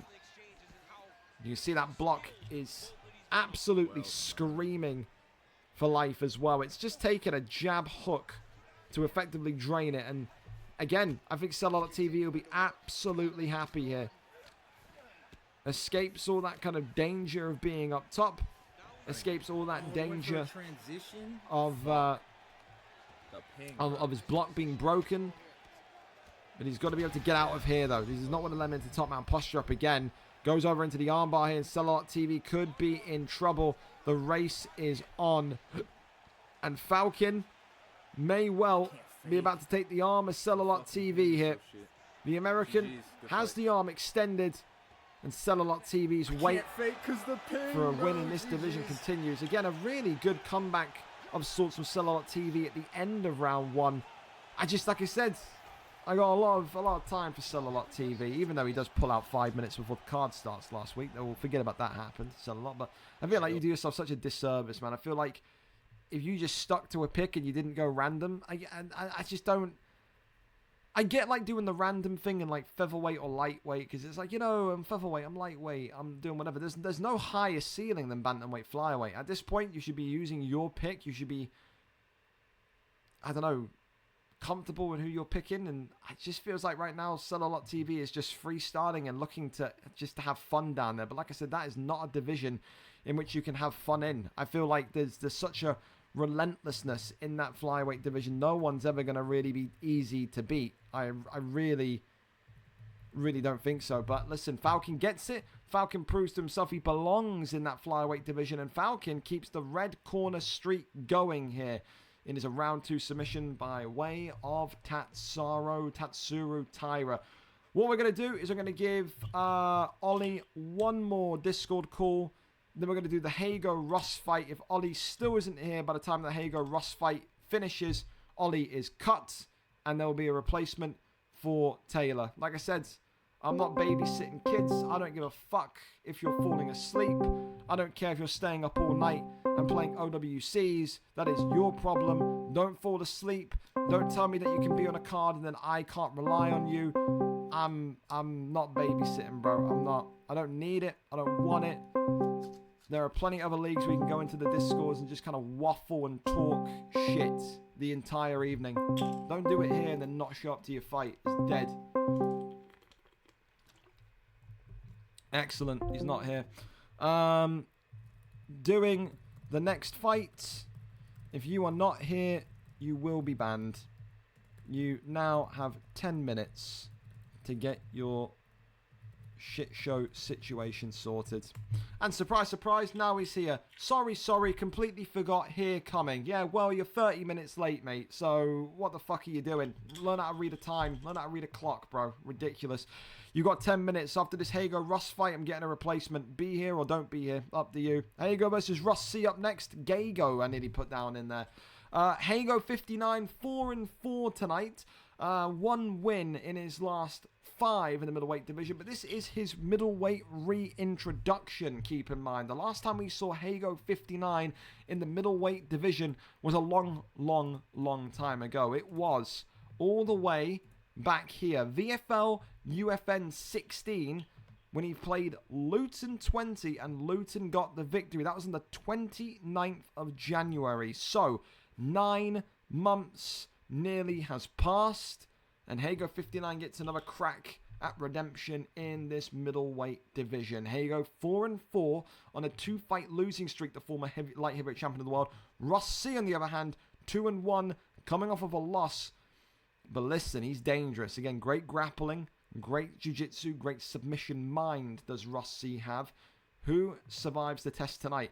Both of these two, former champions in the heavyweights, but only one of them comes through with a victory. Hago v Russ C. Let's go over and see exactly who gets the job done. Russ C is here. We're set, and we are ready to go. Thank you to these two again for being on time and present. Appreciate that massively. And thankfully for you guys, we're 3 minutes early, so we've not delayed your night whatsoever. 1-0 United, Rashford Dino. Listen, don't say things that you will not live to regret. I'll tell you that much. Was he positive in featherweight? He was. Salalot was like 4-2. I think something like that. 4-2. I don't like my club. Well, listen, there you go. I don't think many people like United. It's fine. Delize back out against Paul Craig again, so a repeat of what we saw earlier on in the Bailey fight. Hago 59 tonight with Delize in the red trunks. Russ C coming out with the submission machine. Paul Craig, hands like pillows, but some of the most dynamic and intense submissions that you will see. Of course, the game plan will be simple for Hago tonight. You gotta keep this fight standing. You gotta get your kickboxing going and turn off the lights on Russ C. If you're Russ, on the other hand, though, it's quite simple from his side of things. You know, get the grappling going, get the takedowns, get the ground game flying. And right now, he's not doing that. Hago 59 is teeing away here. This is a man that has been hungry and waiting to get back into this 185 division since January. It has been so long, and he still absolutely believes that he can claim middleweight gold in this division, but he needs to start strong here tonight and undo the last 2 fights that he had in January and December that caused him to be relegated to the 205 division. Of course, one of the longest spells in the light heavyweight division for Hago. Not only did he have an incredible record at the end of his time there, but also won the belt, and he could be about to have a win here in this middleweight return. Flips into the armbar. Russ C trying to get out. Russ C struggling here. Hago 59 may run out of stamina though, and tries to shimmy round and gets out. Yes, ran out of stamina in the end. And now Paul Craig has top position, and Paul Craig has the ability to sub you in 6 different ways from every position, it feels like. Gets the posture up and gets out. Wow, that's not great from Russ, but pulls him right back down. That's smashing though. Maybe play possum there with the deny. That's good.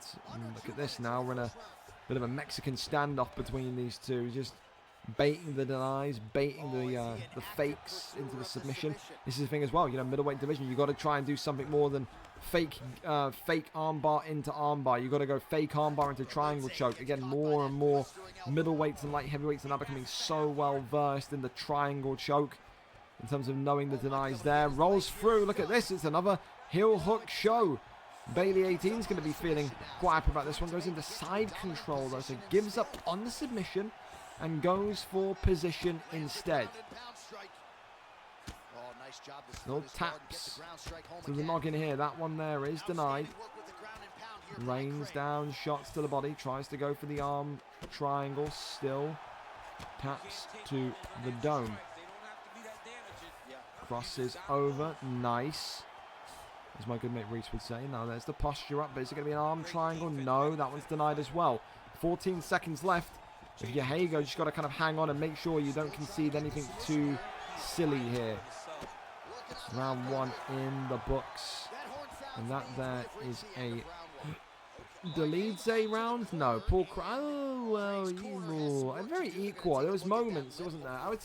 I would personally say a great start from kind of Paul Cray. No, a great ending for Paul Cray, but I think the start with the knockdowns, the damage, the kickboxing. Again, damage is a key component of this, man. I think you got to give Delize the round. I think you absolutely have to. I think Hago did enough there.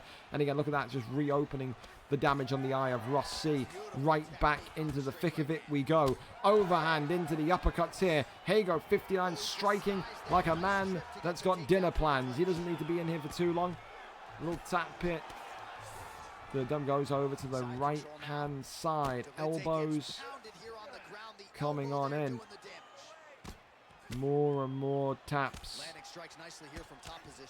And you can just see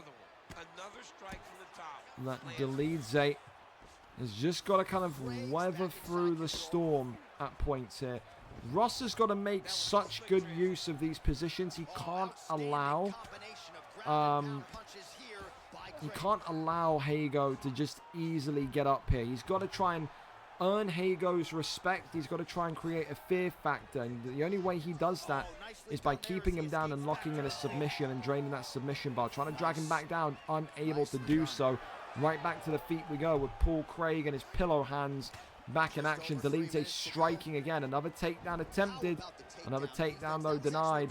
Pushes him up against the cage here. Takes the back.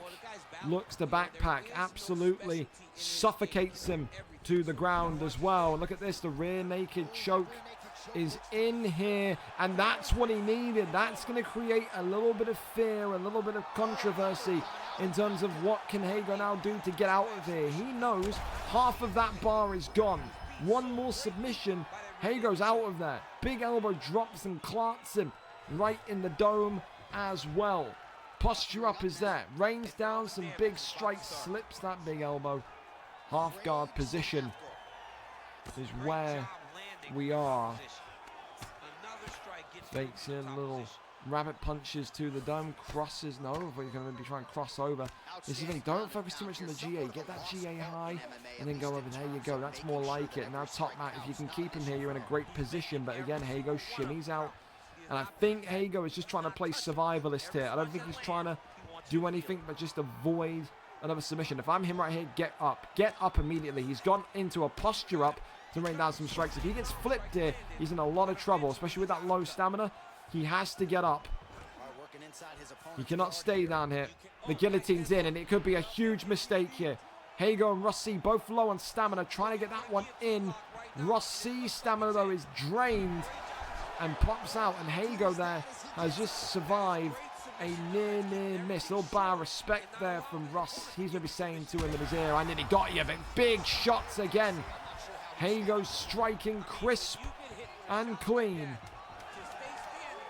Round 2 with 6 seconds remaining in what has been a back and forth nail biter in this middleweight division. How do you score it? How do you see it? Tell you, those hooks, those uppercuts, all of it, so dangerous. 5 minutes to go. Third and final round. Overhand. Immediately popping through and popping off again. Big elbow comes off. Oh my good God, the hook speed of Delize is ridiculous. Always catches me by surprise. These again coming on in. 1-2's uppercut there. Beautiful stuff. Shoots the takedown. Lands the takedown. The fakes here. Look at this. The fakes left, the fakes right. Unreal. Goes into sprawl. Rains down the strikes to the midsection. Oh, catches him in the submission counter. There you go. Oh, Hago. Oh, no. I'll tell you this much. Flips him into top mount. Drops the elbow. Hago's in huge trouble again immediately. The denies here have got to be tip-top. Posture up again. Hago raining down.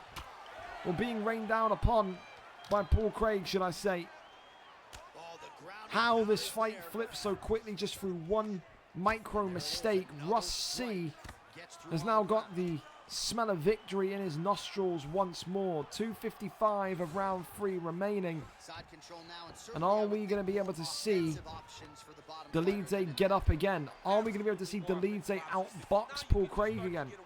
You can just go to a wrestler stand-up. Get to your knees. Denies him there. It's good. Really be aware of the hook. Oh, catches him again. Oh, no. Flips him again into mount. I would say if you can catch him one more time, go straight into the submission. He'll be expecting mount. Triangle choke. It's going to be locked in. And this could be all she wrote here. Ross C's stamina, the only factor that is maybe giving Hago a little bit of a lifeline. So much grappling and wrestling that Paul Craig is now starting to run out of gas.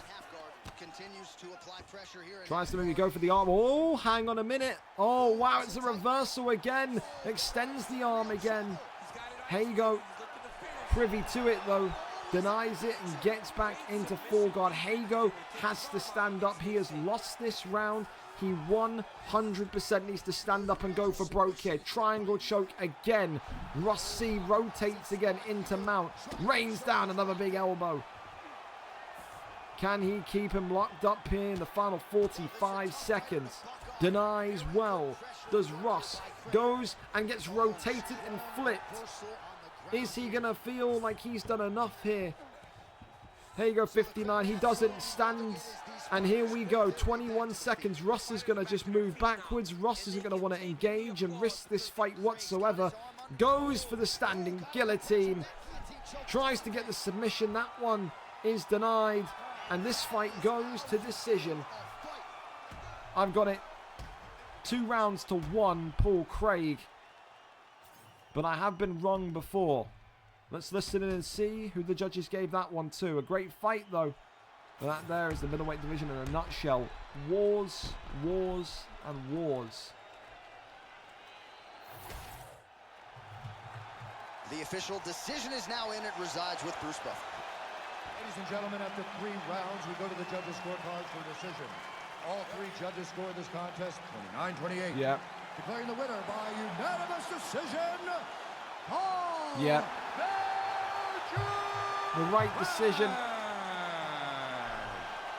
The right decision. Ross C takes it 2-1. Not the winning return that Hago would have wanted to middleweight. But listen, there has to be a loser in fights. And tonight, he was the loser. A weight that lasted 9 months to get back in. The weight will continue to end that losing streak, which now goes from 2 to 3. Ross C back to winning ways after a hard and well-fought decision victory. And the first man to get a blue corner victory tonight as well on the card.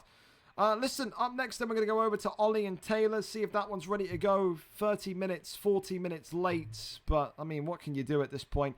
Ollie goes against Taylor. Ollie, of course, a submission expert, comes in with a 3-5 resume, 3 losses in a row. Taylor Shezza, on the other hand, one of the best boxers in the division, 5-2. Both of these two coming off of losses. Ollie with 3 losses, though, is the man that wants to beat the negative streak here tonight. If Ollie wins 4-5, puts him effectively in no change of a position. He just ends the losing streak. Whereas if Taylor wins 6-2, puts him above the likes of Smiley and climbs up the divisional rankings once again towards featherweight gold. We go over and up to it.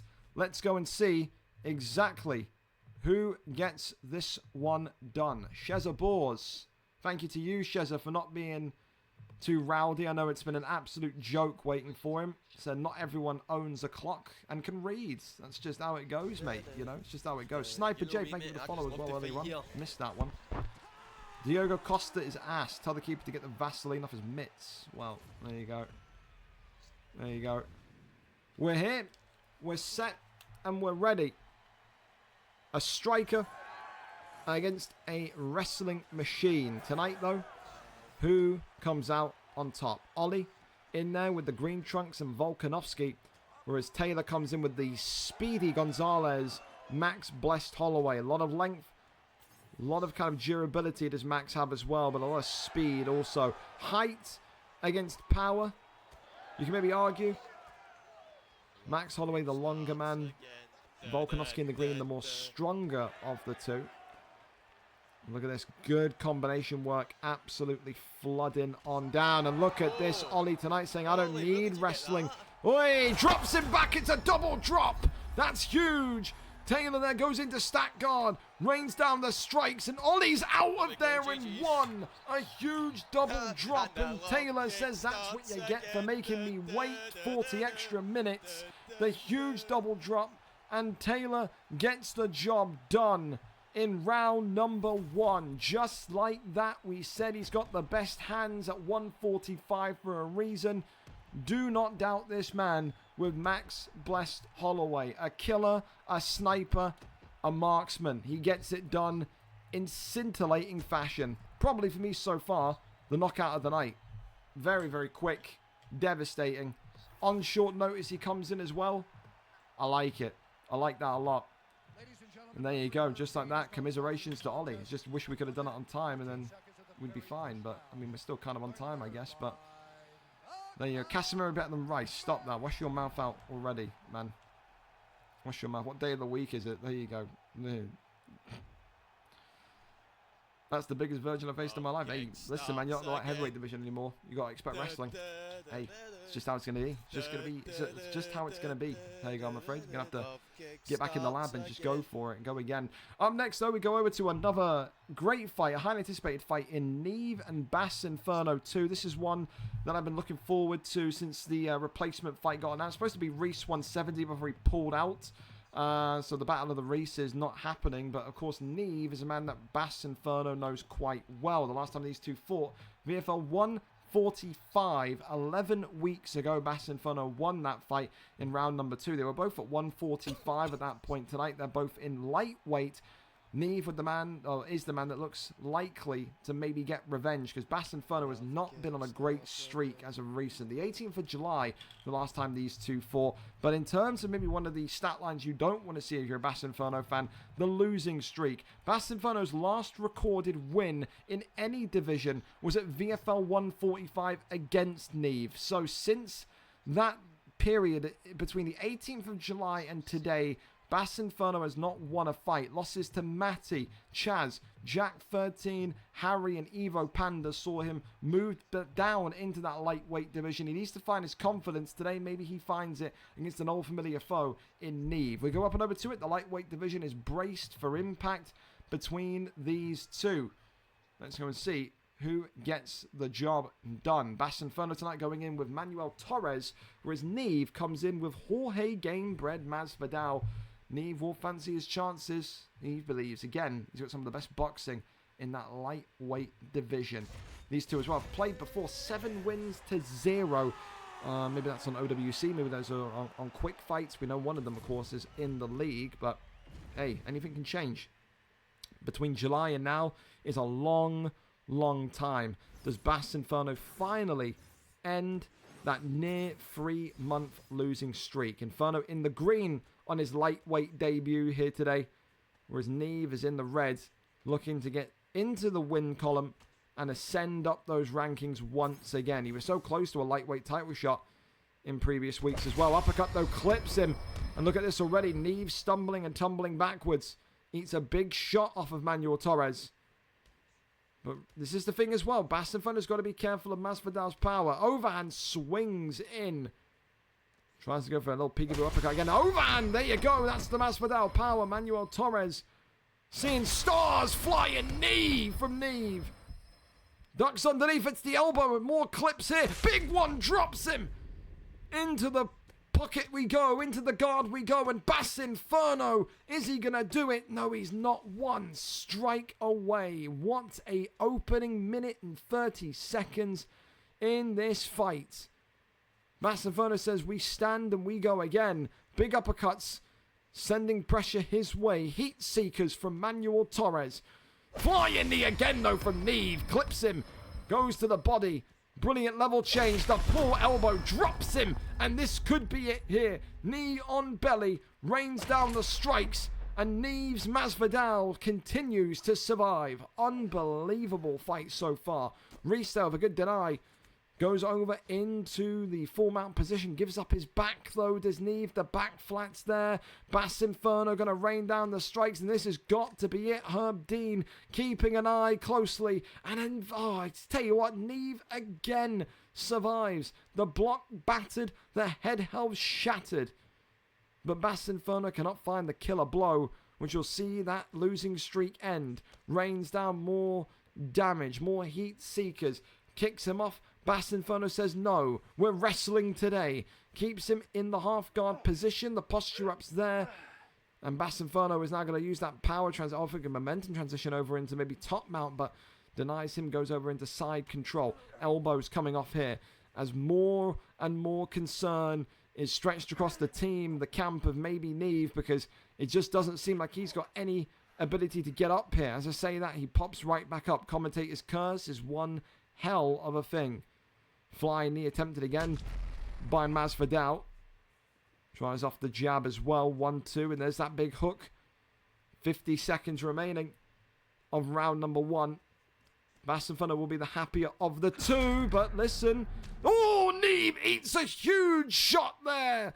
It's an uppercut all the way from Glasgow, Scotland, and Neve eats the canvas and heads for an early bath in the hospital showers, man. That is a huge one. Ducked his chin into that one, and Bass Inferno finally has a win. After nearly 3 long months of being winless, 1-0 in the lightweight division.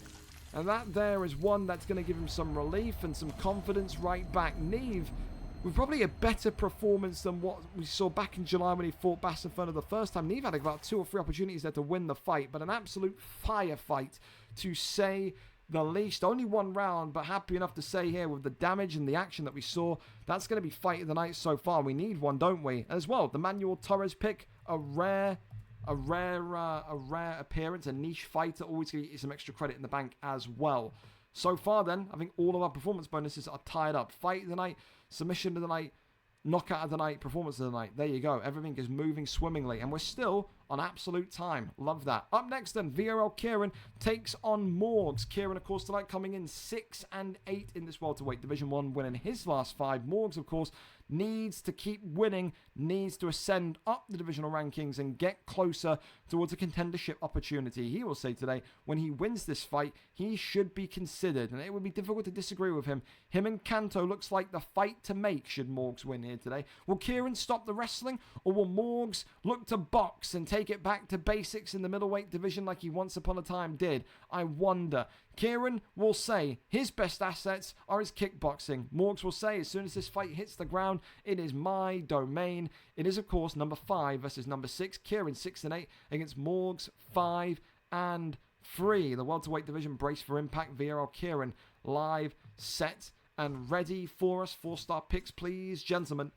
Who gets the victory in this high-stakes welterweight matchup? Gaston having a panic attack right now with United bottling at the minute. No way. Stop it. Are they losing? Yeah, they suck. Yeah, United suck. Yeah, 2-0 up. You suck. Pepe, you suck. You smell. You smell. Galatasaray drew to some team called RFS. Yeah, honestly, we're in the fight. I don't care. Sorry. Incredible. We'll check football scores afterwards. Kieran, of course, in the green tonight with Kelvin Gaston and Tyron Woodley in the blue. Huge power for the black Teenage Mutant Ninja Turtle. He hits with such force. And of course, he can wrestle in an even greater way. Of course, Morgs, as of recent, has had his fight style branded as boring.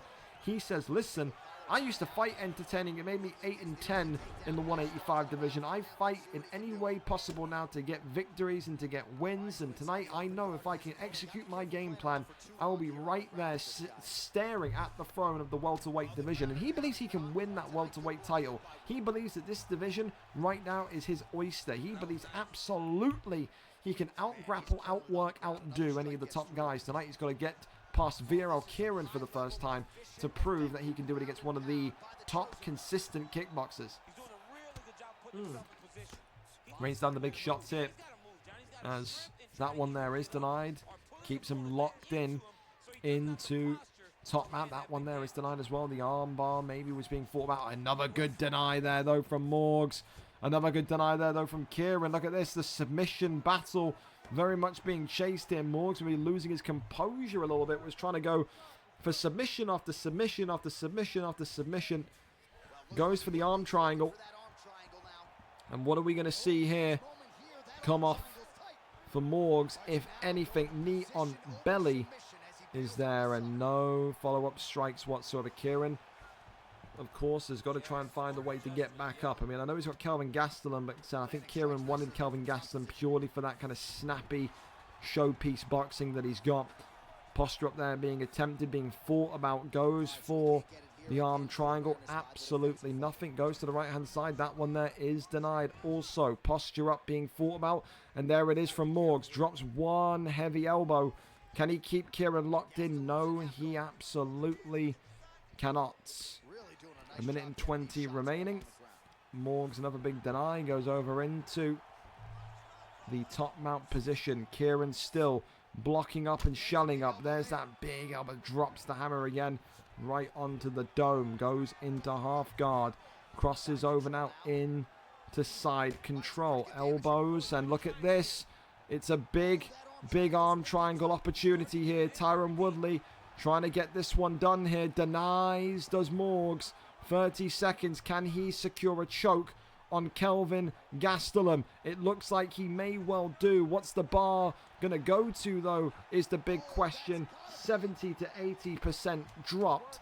Kieran is in huge trouble going into round number 2. Morgs' control, wrestling, and patience as a key attribute tonight has shown dividends. Right now, he's leading the fight 10-9.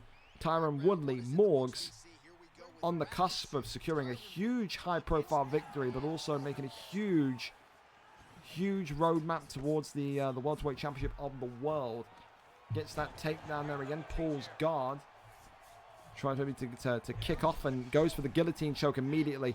Can he get right out of it? Yes, he can. And you can see now Kieran does not want to be down there in the slightest. Shoots the takedown again. Is he going to bail here? And there you go. Look, pulls him right back in. Pulls guard.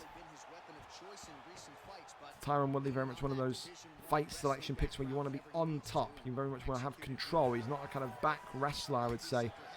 From that kind of Maikinho style of wrestling, does Tyron Woodley. Some will, again, call it boring, but controlling is the word, the adjective that many of us would use. Turning takedown there attempted, and gets that takedown landed. That's absolutely smashing from him. Goes into half guard, works, shots to the body, crosses over, absolutely nothing there. Backside is gained, and look at this now. Posture up is here. Sweet nothings again. Uppercuts being thought about. Tyron Woodley still considering what avenue to take. Big uppercut there though from Kieran. This is the thing you do not want whatsoever, to concede too much damage here. If you do, you will absolutely regret everything. Elbows coming on in. Half guard position. Works the body shots.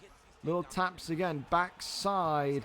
Not gained. Side control though is there. Crucifix attempted, but have to know that Kieran's going to be too snappy and witty with that one. Good up deny though there to stop the get up from occurring, but can't keep him from popping out to the side there. You can just see then again Morgs just going right back to try and clinch him. Takes him against the cage and tries to go for the back take. That one there is denied. Now starts to knee him in the arse a little bit. Now takes the back and looks to drop him down and maybe working that submission quickly. And that submission is in. And that submission has caused the tap. A round 2 submission. Morgs, again, it's not going to be a play style that gets him a lot of plaudits and gets him a lot of kind of praise. It is straight to the point. It is brute force. It is blunt. And again, it's something that Morgs has been working on. It says you ain't got to like it, but you will respect it. Morgs a round 2 submission. And I think without saying anything more than that, that's opening up very much the door now for a contendership opportunity. Morgs 6-3, Kanto 6-3, 2-fight win streak, 2-fight win streak. It's the most sensible matchup that we can possibly make. But let's all laugh at United and also let's laugh at Rangers. Jack Canner, give us your comms, mate. Rangers absolutely being body bagged by the wonderful players over at Lyon. Lacazette. Twice, by the way. He's like 400 years old, Jack. 400 years old. Unbelievable. Unbelievable. Well, we all pray for United to draw or win, boys, because if they do, then they'll keep Ten Hag. We don't need that management bounce. No, none of us need that. Anyway, back to the card. Listen, up next, a huge fight in the light heavyweight division. Lucky 13 takes on Gaston DK. It is England meeting Denmark tonight. Lucky, of course, 8-10 in this light heavyweight division. Returned last week. 3 losses in a row, though, is now what his form stands at. 8-10 compared to Gaston DK, who is 5-5 coming off of a loss. Also, tonight, someone's career gets back on track. Gaston will be hoping, praying that he can go and get his record positive. 6-5 would put him in the same position as where he currently is, but you need wins to unlock contender fights, and that's exactly what he will do tonight should he be able to muster a win. Same as Lucky. Listen, get over that losing streak, get over that hurdle, and get back to winning ways. That has to be the aim tonight. Lucky is a balanced fighter. Gaston, great wrestling, but he doesn't use the wrestling often enough. Will he look to use that wrestling here today? I wonder. Jared Cannonier and Vitor Petrino are the picks set to be. Here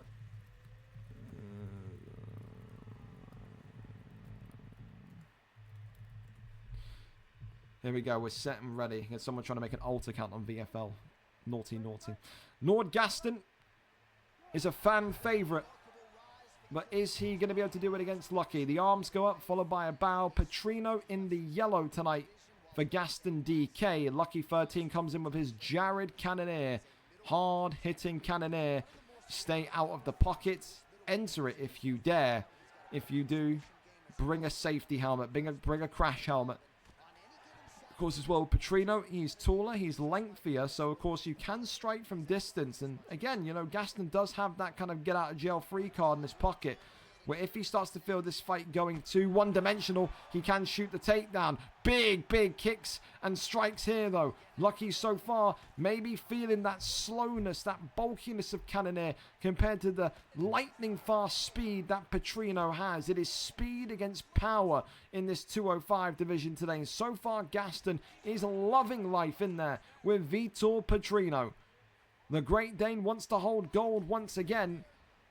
The journey may well start here tonight against Lucky 13, who of course we know is a massive confidence fighter. Lucky can once, 1 month be one of the most undefeated 205ers in the division. Then the next month he'll lose a couple of fights and he'll want to throw himself off of a bridge in GTA. So it's one of those. He needs wins to feel confident. If he doesn't, he will collapse into himself. That is his great pitfall. He does not have, I think, that emotional balance just yet. Absolutely. But it will get there. Put so much effort in. We know that he wants to be the very best he can be. As the more double uppercuts and front kicks come forward. Gaston so far cruising in this fight. Not being too aggressive. Not diving in. Just absolutely letting the hands go. Big shot once again. Goes for the uppercut into that straight there. Minute and 40 left in round number 1. Teep kick comes in there brilliantly. Body shot into the straight as well. As more uppercuts and damage continue to fly through. Slip straight into the hook there. That's wonderful. Big shots again.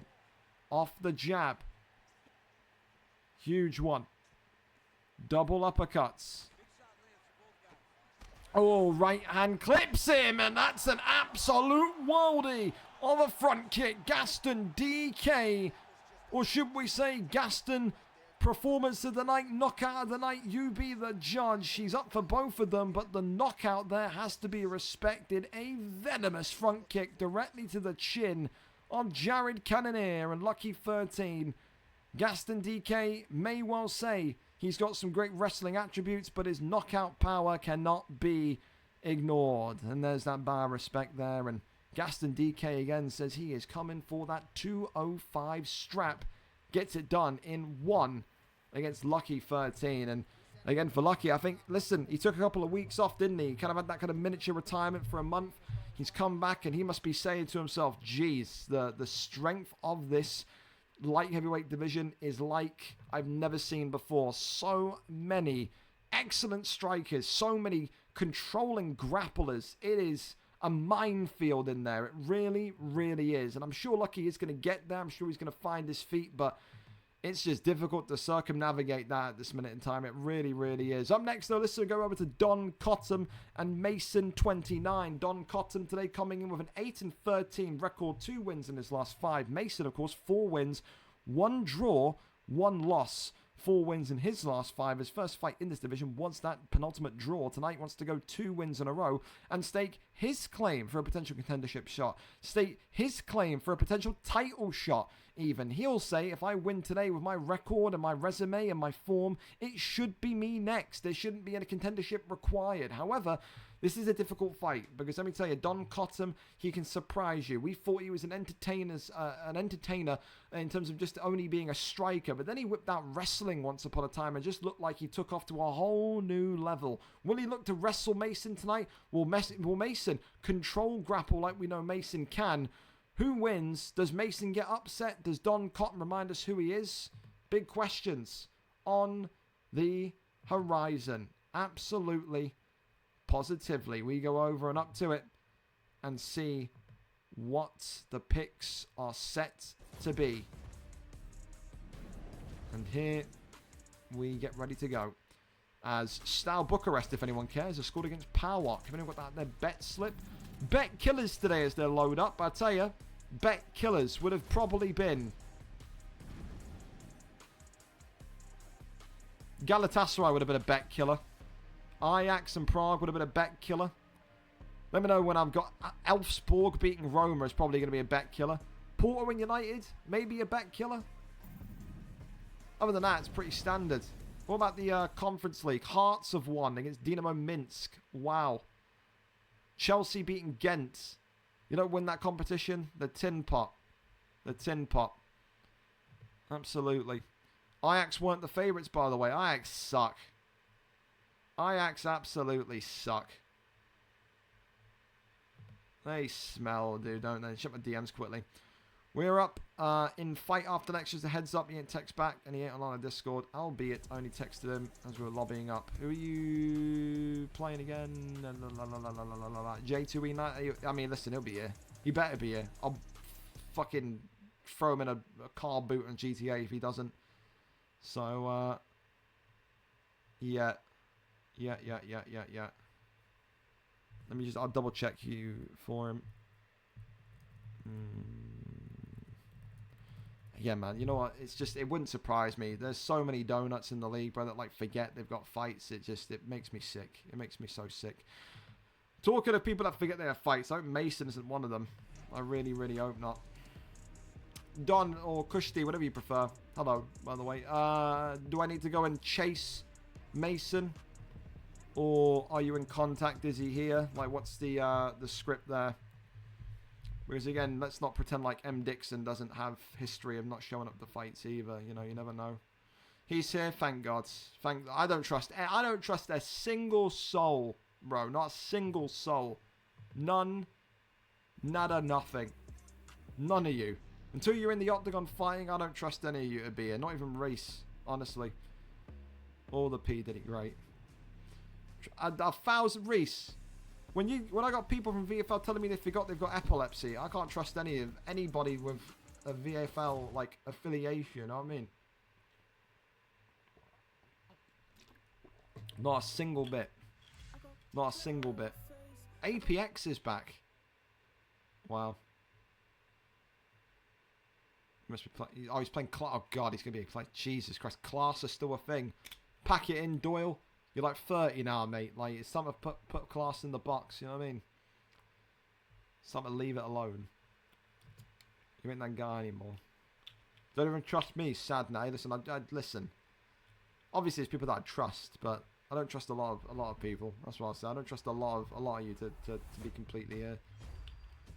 We're good to go. My UFC is just shattered. Don't worry, that's fine. EA Sports, mate. It's in the game. And don't apologise either, Don. Because we, mate, are 4 minutes early. I don't know how we've managed to fluke that shit whatsoever. I don't know how we're 4 minutes early, but we will absolutely take those every single day of the week. I'll let you lobby up. I'll quickly do a update on the unstreamed fights. Because one fight, or 2 fights got done. So I'll do Leddy and Silvernat. Leddy got a round 2 sub against Silvernat, so I can do that quickly. Again, thank you to everyone tonight so far for being on time. Leddy with a round 2 submission against Silvernat. But yeah, lobby up and I'll be with you momentarily. Leddy goes to 5-4. Good to see Leddy back in the octagon, man. Such a nice guy as well. That guy has got some of the best kickboxing in the division. And he beat Silvernat. Oh, the end of Silvernat's win streak, though, man. That's sad. That makes me feel sad. He was doing so well. But listen, you take your losses. They happen. They happen. 16 wins for Leddy. For Silvernat, 10-22 record there. Cool. There you go. I'll do the other one later on. But excellent. Excellent, excellent, excellent. All right. We're on a black screen. And we're going again. Wonderful. Wonderful, wonderful, wonderful. Don Cotman Mason. Going again. Fellas, please, again, I don't need to be told that your fighter isn't responding to you when there's still half an hour until your fight. Relax, man. Like, chill out. Or are you too anxious? 1000%. Alright, well, we're here. Listen, perfect. So, wrestling of Mason or the kickboxing of Don Cotton? Who comes away with a victory? Who comes away with all of the marbles? Some people need to leave the house with a crash helmet. Oh, there you go. That's great. Thank you, Reese. Great. Awesome. Shoot me, Reese. Shoot me. You're not watching the Rangers game, Reese? I thought you'd be really interested to see how the greatest team in Scotland are playing, man. Lacazette rolling back the years. We love that. We do. All right. Conor McGregor against Nate Diaz. Again, an interesting... It's not cool in my house. An interesting one for Mason, 29. Mason, of course, someone who realistically you wouldn't think is going to main a McGregor. This is someone that absolutely will look to wrestle and try and drown his opponents out in that kind of way and that kind of significant impact. And I'm just really, really intrigued to see tonight how he opts to use Conor McGregor. Will he maybe at some point shoot a takedown like we saw McGregor do against Diaz in real life? I mean, if he doesn't, on the feet, you've got to say Don Cotton's going to be the favourite. Like, he has to be. Overhand comes in there violently. Big one. Big knee to the midsection as well. Knees coming off there. Goes for another body shot. Gut shot there. More and more damage coming through. Swing and a miss there on the body. Uppercut there is vicious and violent. Big knee. And these two are starting off aggressively here. 3 minutes and counting. Round number 1. Body shot comes in again. Knee to the body. Big uppercut. Works off that double jab.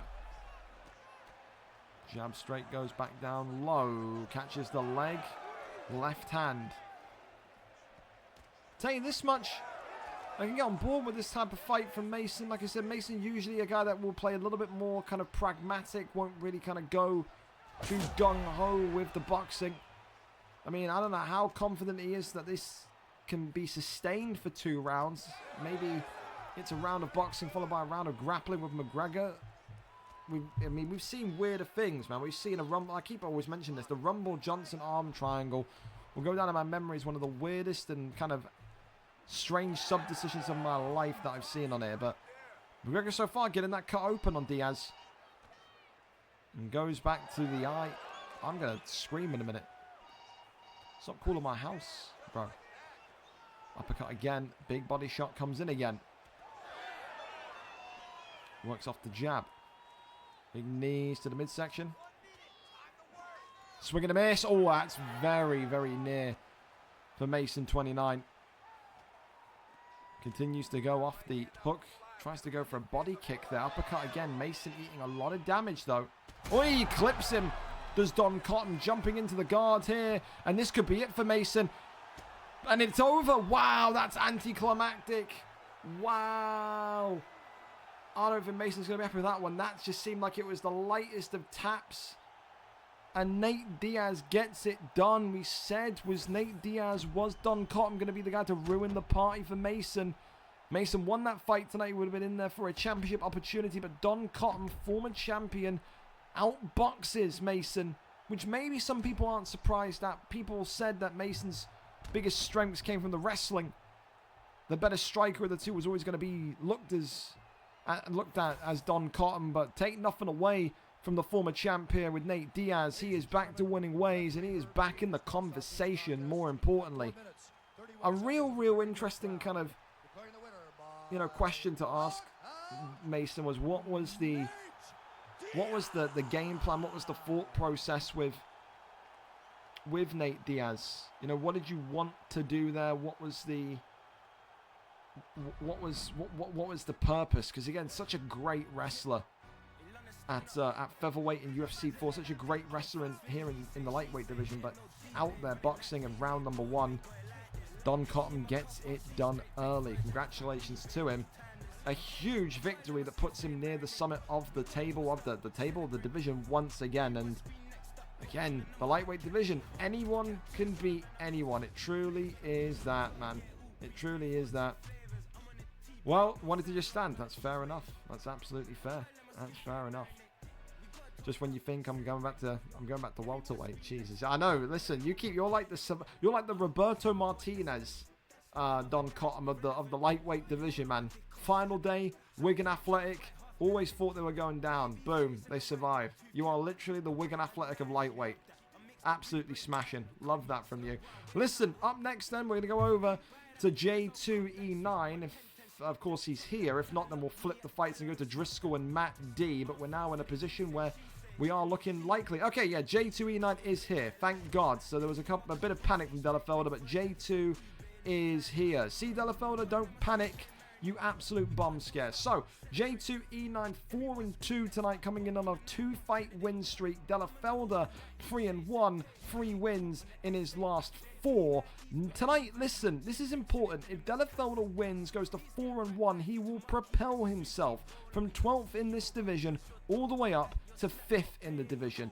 In the meantime as well, in a direct way, taking out J2E9 from the title equation also. There is a real possibility here tonight, whether it may be, the incorrect or correct to say. I think if Delafelder wins tonight, he joins the conversation of #1 contenders with the likes of Wilkie and Burvey. I think one of those 3, if Delafelder wins, would have to be next. J2E9 absolutely guarantees, in my opinion, himself as being next if he wins here tonight. 5-2, a 3-fight win streak. I think it'll be hands down clear as day that he's got to be next if he wins here tonight. Who gets it though? The #5 kickboxer 4-2 J2E9, or the #12 ranked Delafelder, hailing from Ireland.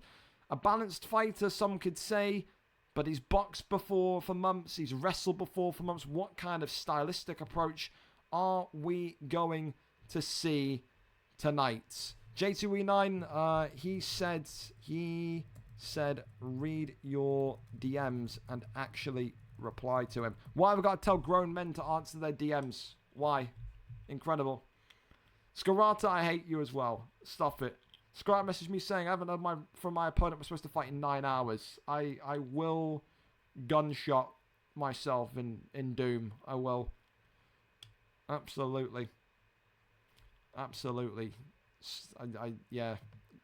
Patter. Delafelder live for us. We're here. And we are set to go. Wonderful. And again, I don't know how we've done it, But we're actually ahead of time again. It's supposed to be at 9:10 and we're at 9:05. Absolutely world bloody class. It is. How have we done that?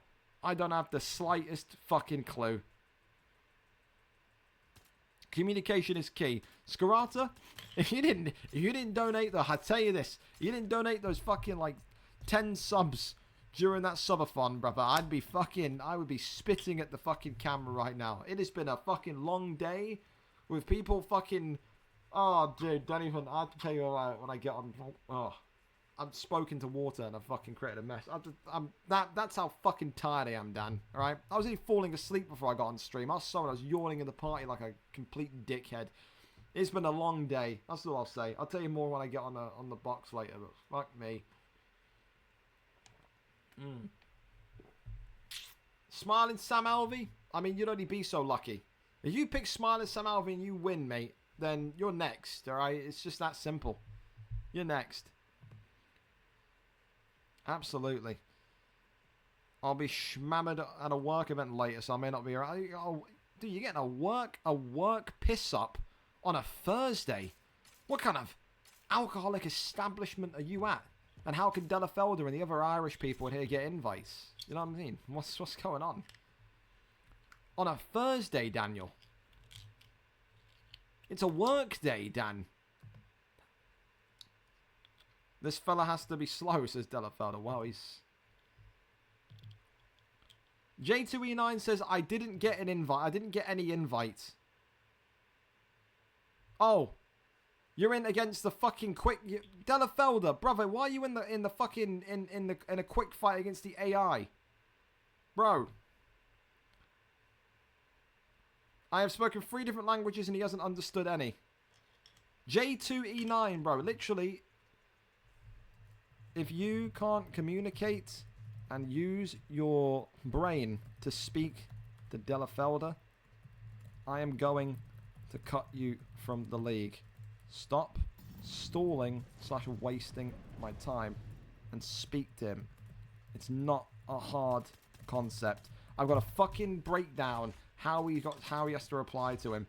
I don't think he likes my Spanish. What is this? Brother. We have a fight up next in Delafelder. You don't like my Spanish. I mean, fucking great. Brilliant. So J2E9 is just too slow in the head to even reply to DMs. That's class, man. Again, incredible.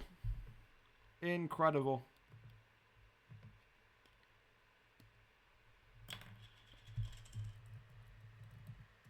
I'm going to just start spamming answer him.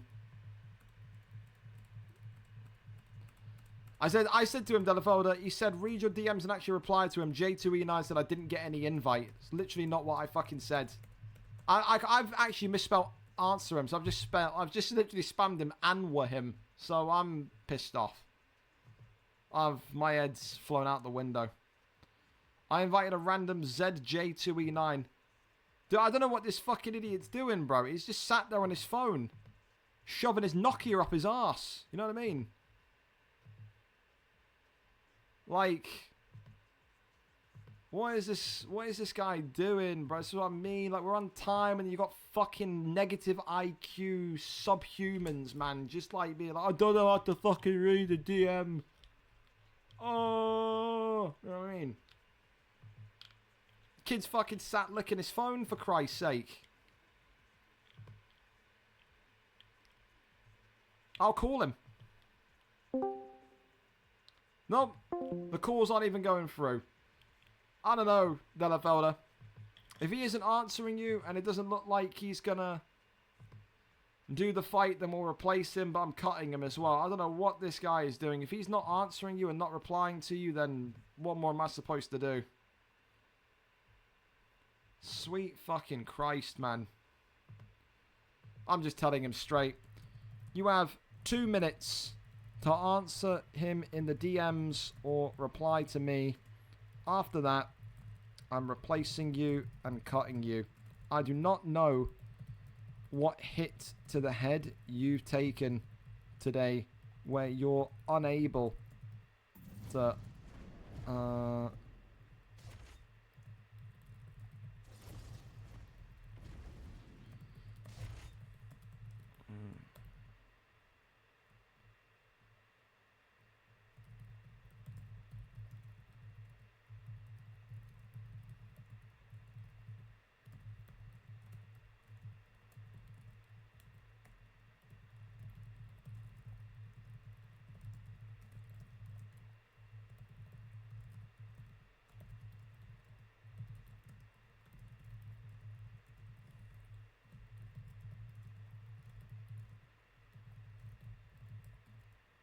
Well, we're moving on to the next fight.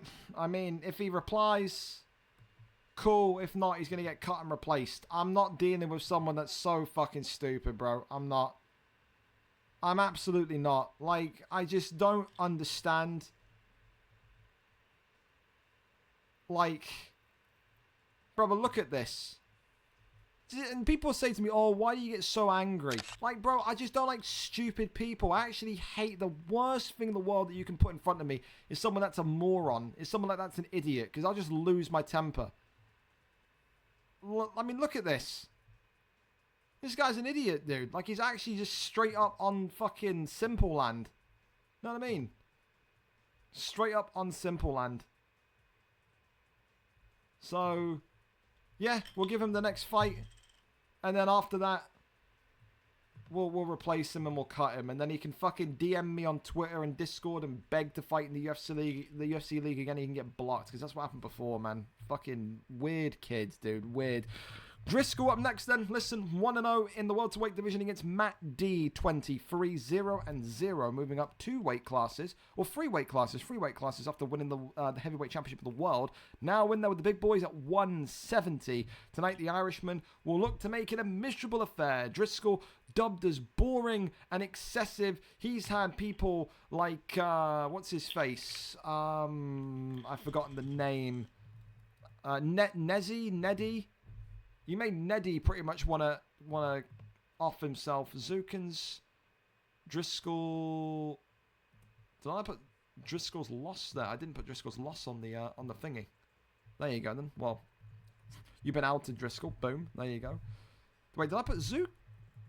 1-0 or 2-0? I didn't put Zukins win on there either. Wow, there you go, slacking. Because again, Zukins and Driscoll don't know how to put fucking results in the Discord either. So there you go. I definitely updated the records though, didn't I? I think I definitely did. Yeah, I did. I did Driscoll's loss. I did Zukin's win. Double check actually. Now I'm questioning myself. 1, 2, 3, 4, 5. Yeah, I did it on the overall. Just there you go. So yeah, 1-1 then against 0-0. I mean, makes it more of a fair fight as well, if you want to be honest about it. But again, Driscoll dubbed as boring, dubbed as excessive with his wrestling, made effectively again what I was going to say, made the old campmate of Boa quit Neddy. I think after this fight that Driscoll had against him 2 days later, he was wrestling Razor Riley's and then basically said the league's full of gimps and that he wanted to retire because all they do is wrestle. So, again, you know, it's one of them. That's how angry Driscoll can make you. Will that be the case, though? I wonder. We go over and up to the next one and see what happens here, then. 2 people that I can trust to have the understanding of the English language and intelligence.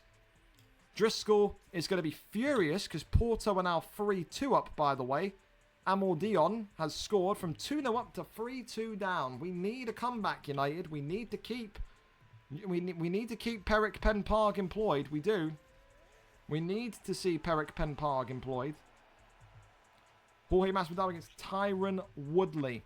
And then again, we will be calling upon a light heavyweight replacement if J2E9 does not remove the crayons from his arse between this and the next fight.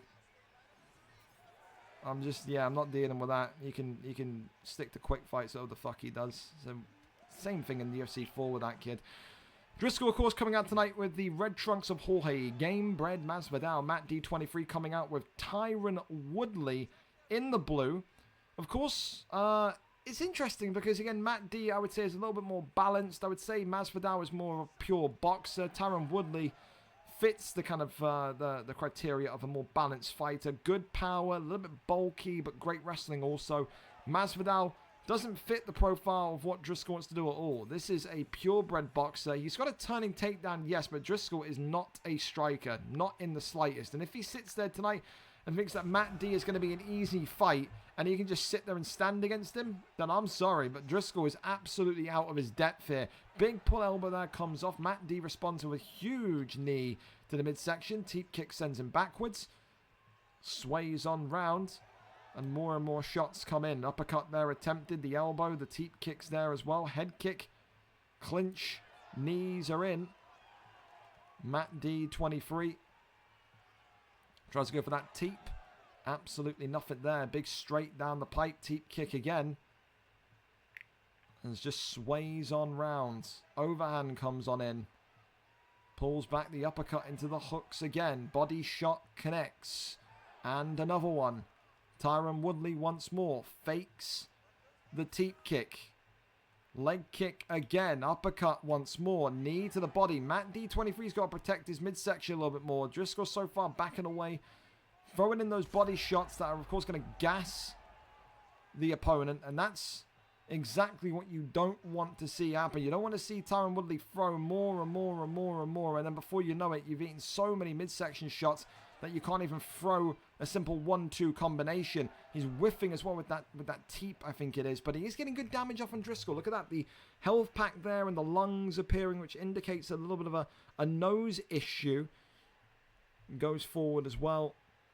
Tyron Woodley trying to get off that jab. Fakes the body kick. Huge shots once again. Jab into the hook. Swing and a miss on that one. Big knees to the body against the midsection as well. Teep kick sends him back again. This is the game plan that Matt D has. Wants to kind of keep Driscoll against the cage. Driscoll eventually seeing enough and eventually not liking the stand-up enough to the point where he shoots the takedown. Gets the land and now has top mount position. Look at this. Goes to the left-hand side. That one that is denied. Brilliant start. Posture up is there. Top mount. Rains down. The heavy hits here. Jorge Masvidal. Listen, I'll tell you what. Driscoll getting a knockout victory. That would be one for the record books. When was the last time this guy secured a KO win?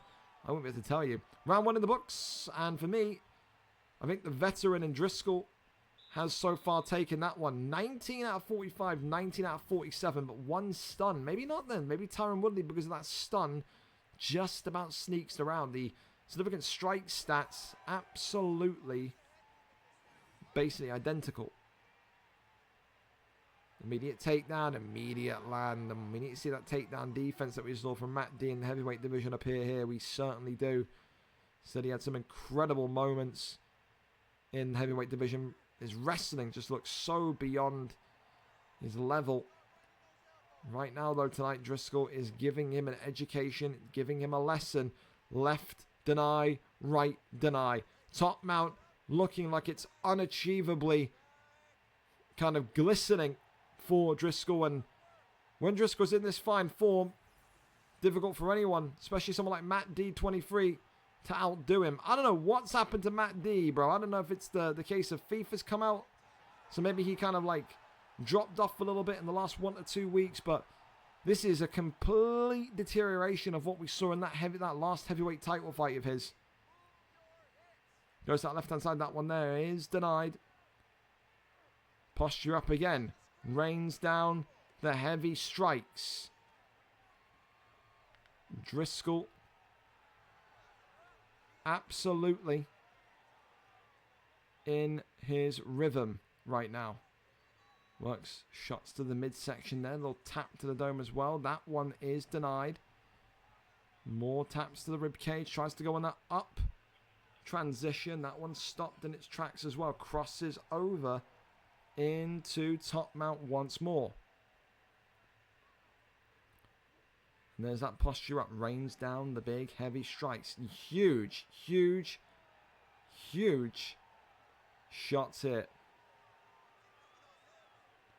Posture up again. Rains down big heavy strikes. And Driscoll here could be 1 strike or 2 strikes away from securing the victory.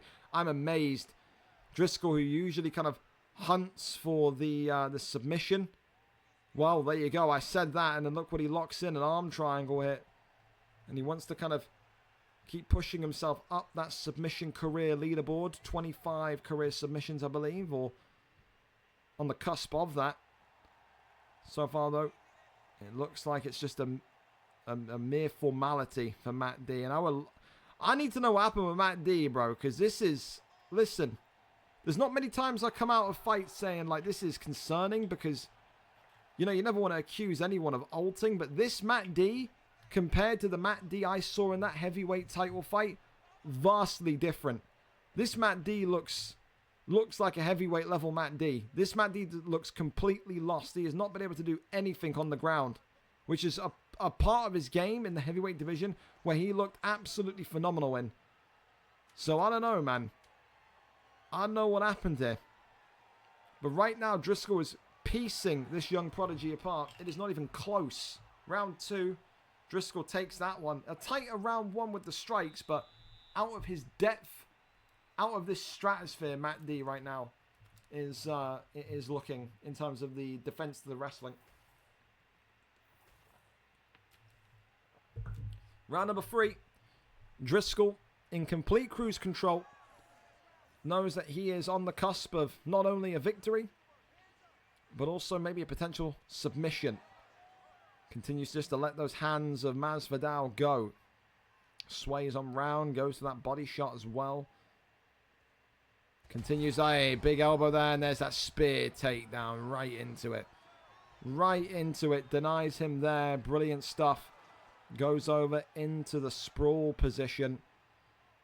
Driscoll, of course, has been criticised for letting his fights go too long. Says, you know, recently the decisions have been a kind of forefront of his game. But he would love to get a finish here tonight. Show people that he's back better than ever in this 170 division, which is stacked to the brim. Goes in for over into that Darce choke. And this could be all she wrote here. Matt D lost in the sauce. And Matt D tonight tapping out to the Irishman. Game, set, and match. No. Gets out of it. I thought that was for sure a formality. I think Driscoll would have thought so too. Right back to his feet he goes then. This fight continues. And the elbow there comes in once more. Those big strikes. Big clinch. There again. Matt D. Another clinch here by Driscoll. Going to maybe take the back here. And drags him right back down to those deep murky waters. And I think the submission here is coming. The armbar. No, the rear naked choke is what Driscoll says he wants to go with here tonight. The Irishman looking for a submission. The Irishman not able to get the submission again. Just escapes it. Matt D still fighting for his life to get out of here. Another guillotine here. Puts the guillotine in immediately. And there it is.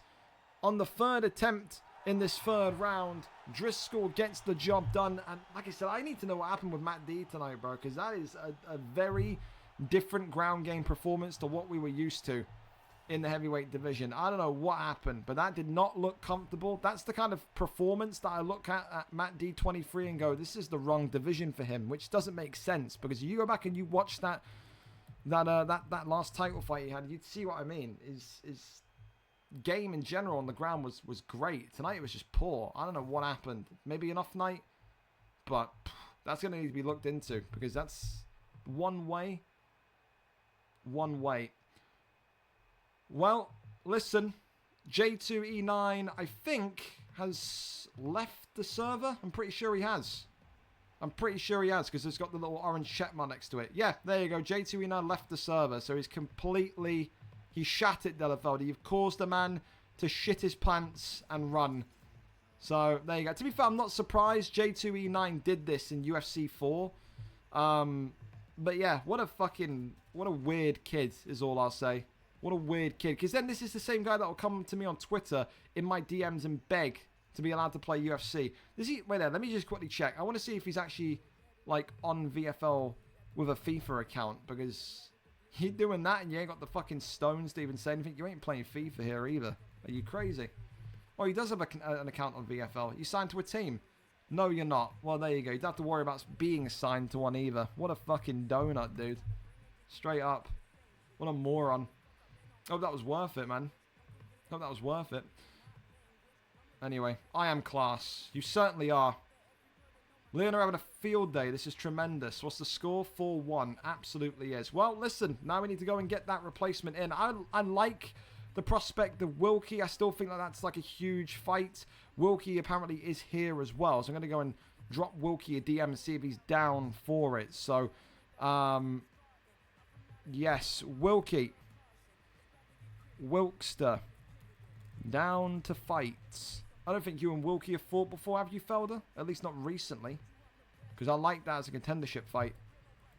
Again, it's easy as fuck to replace a complete disaster like J2E9. It's just the hassle of the delays. That's it, really. You know what I mean? Jack Daniel, Jackar, headbutt. doesn't look like you've fought him recently, if at all. Kieran, that boy, Doltz, Chopper, Turtle, Zhao, Sam. Oh yeah, dude, this is looking like it's more and more gonna... It's gonna happen for Fabinho, Hago. Well, definitely not form on UFC 5, so that's a good start.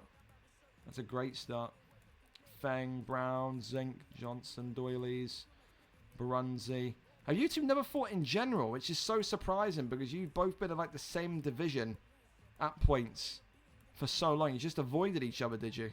I mean, there was a point when you were in the middleweight division, so you couldn't have fought him, but like, that's actually surprising. That's actually very surprising. You've never fought him before. I like that fight. Right, cool. So yeah, Delafelder and Wilkie we're going to come to after the next fight. Delafelder since, yeah, I mean, I kind of have to give Wilkie, well, nah, you're here. Wilkie's filling in. Same rules apply. You get priority pick, man. We're going to go to the next fight first and then come back to you, Felder and Wilkie. We're going to go to Alfie and Jack 9. It gives Wilkie time to get set up as well. Alfie and Jack 9 coming up next then. Alfie, of course, 1-3. 2 losses in a row in the bantamweight division. Jack 9, 0-0. Although he lost his featherweight title, he pushed and pushed to be in this division. Tonight, we get to see if it's a winning start to life or if that push was maybe underfought. We're over and up to it. Jack 9 against Alfie. A great fight, a great stylistic fight. Both of these two are so similar. It's crazy. Thanks so much as well for the follow. Our NWO Rowdy Savage. Bully of MMA is trash. Well, maybe he loses today. Maybe he loses tonight in the main card, man. Thanks so much for the follow, though. Cheers to you. Pure Yan versus Sugar Sean O'Malley as the prelims get towards their conclusion. Main card starting at 10 p.m. UK, 5 p.m. Eastern. It's actually quite nice because all the football will be kind of done by then as well. So we have a nice kind of crowd there for that main card. It's going to be good. Alfie, of course, in the white today with Yan. Jack 9, of course, with his patented Sugar Sean O'Malley. Again, what we saw from Jack 9 in the featherweight division was high-profile striking. This guy likes to start fights quick. This guy likes to be aggressive from the rip. But, of course, for Alfie, haven't seen him in a good 2, 3, 4 weeks. This is a guy, again, that maybe likes to take his time with fights, needs time to kind of maybe mentally recover when the losses happen. But it's still one of the most kind of trustworthy and polite fighters you'll see in that bantamweight division. And he's also a handsy fighter. Look at him go already. Look at this. The head movement there from Jack 9 is phenomenal. Continues just to work off the jab straight. Goes again with that pressure from Yando. And Yando clipped with a big elbow. Drops him there. And Alfie, although he's had a lot of the forward movement in this fight, he is strong. It's a great counter from Alfie. I tell you what. This bantamweight fight is exploding. The head movement, the counter shots. It's got everything. Teep kick sends him backwards. 3 minutes and counting. Feels like we've been in this fight for 7 hours, let alone 2 minutes of the first round. These two are absolutely going haywire. Elbow across the dome here. Uppercut there, peeks on through. Another big right hand. Connects. Swings on round.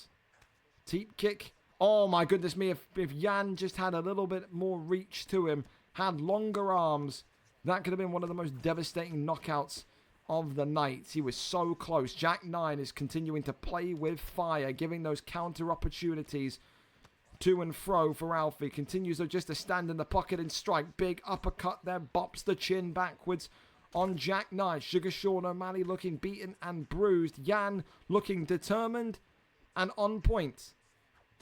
Goes low to the midsection. Flying knee there from Jack. Keeps him modest. Body shots there. Followed by an elbow from Jack. And another big slip hook into the uppercut. Knee on belly. And Alfie getting sorted now. Is not going to be able to get it just yet. So close yet so far. That could have been the moment that Alfie announced his return to this bantamweight division with a ferocious knockout. Crosses over into top mount. That one's still denied. Taps.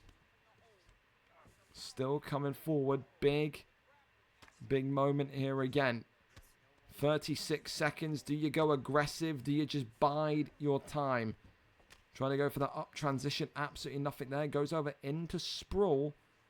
Works shots to the body. Dismounts and gets back up. Goes low. Again, big right hand comes off. Uppercut there, peeks on through. And that is going to be all she wrote in round number 1.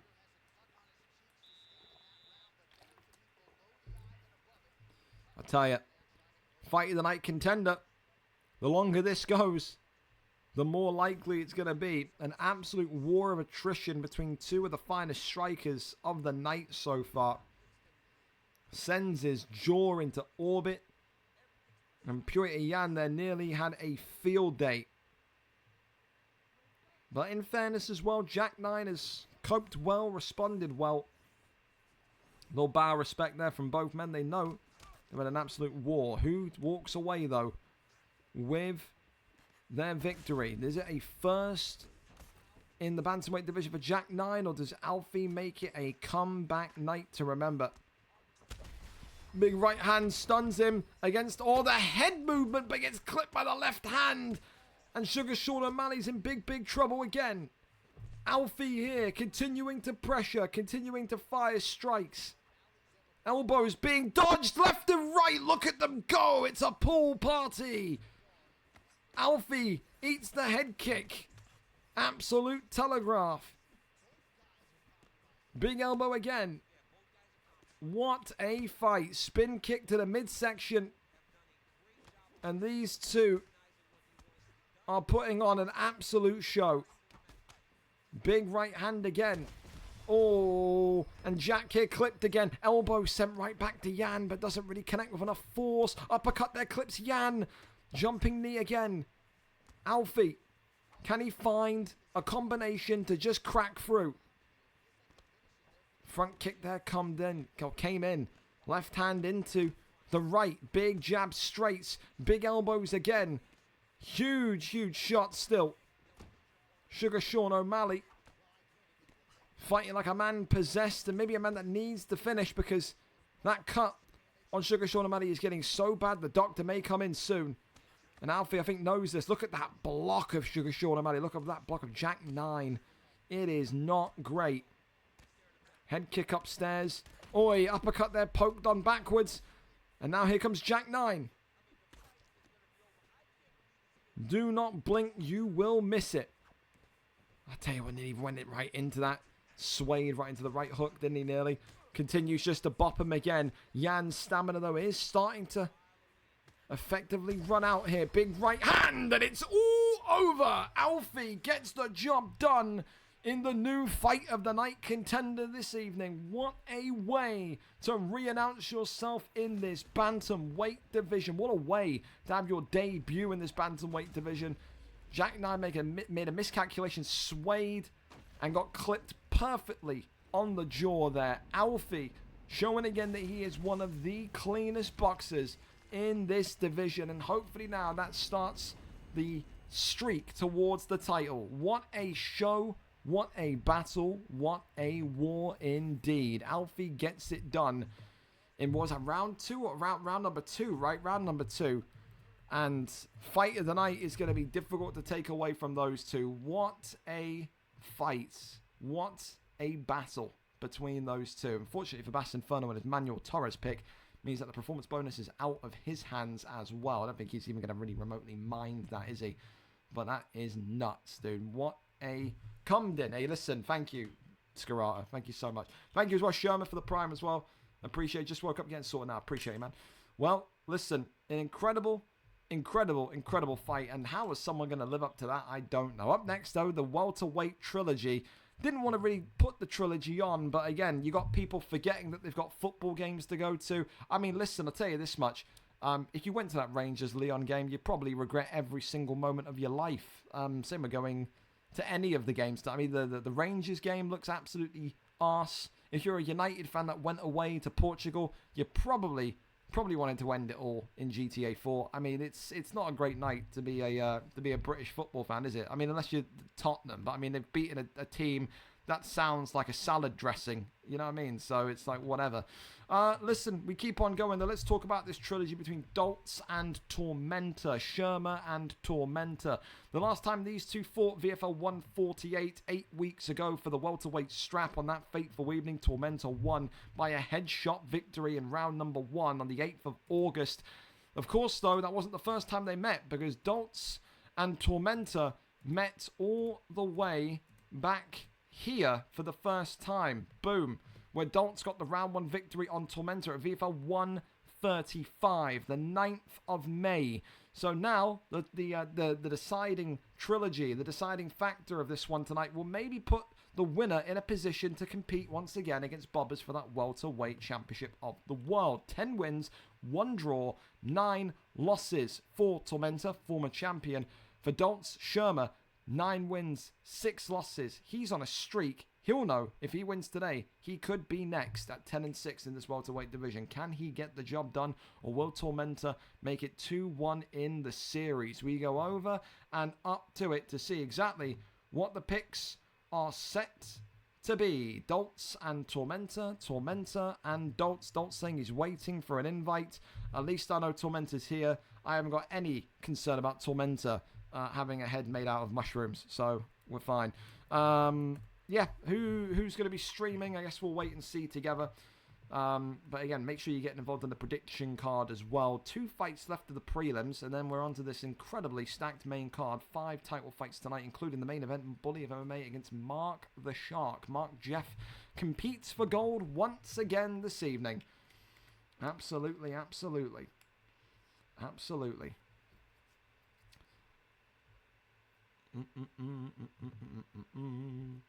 Oh yeah, I forgot to go back to Delafelder and Wilkie as well, haven't we? We'll go back to that one in a minute. Sorry, I completely derped. Apologies. Green Dot with his usual. Okay, Green Dot just sent me this. There you go. That's all he sent me. A man of few words tonight, eh? We love that from you, Green Dot. Well, listen, if Tormentor and Co need to just still lobby up, then I'll go over. I wanted to get Dolts done because Dolts isn't more sure. I'm not calling you Dolts, Shermer. You're always going to be Shermer. Hold, cope, deal. Shermer's not well, so my whole thing was I wanted to get Shermer done ASAP so I can go back to sleep. So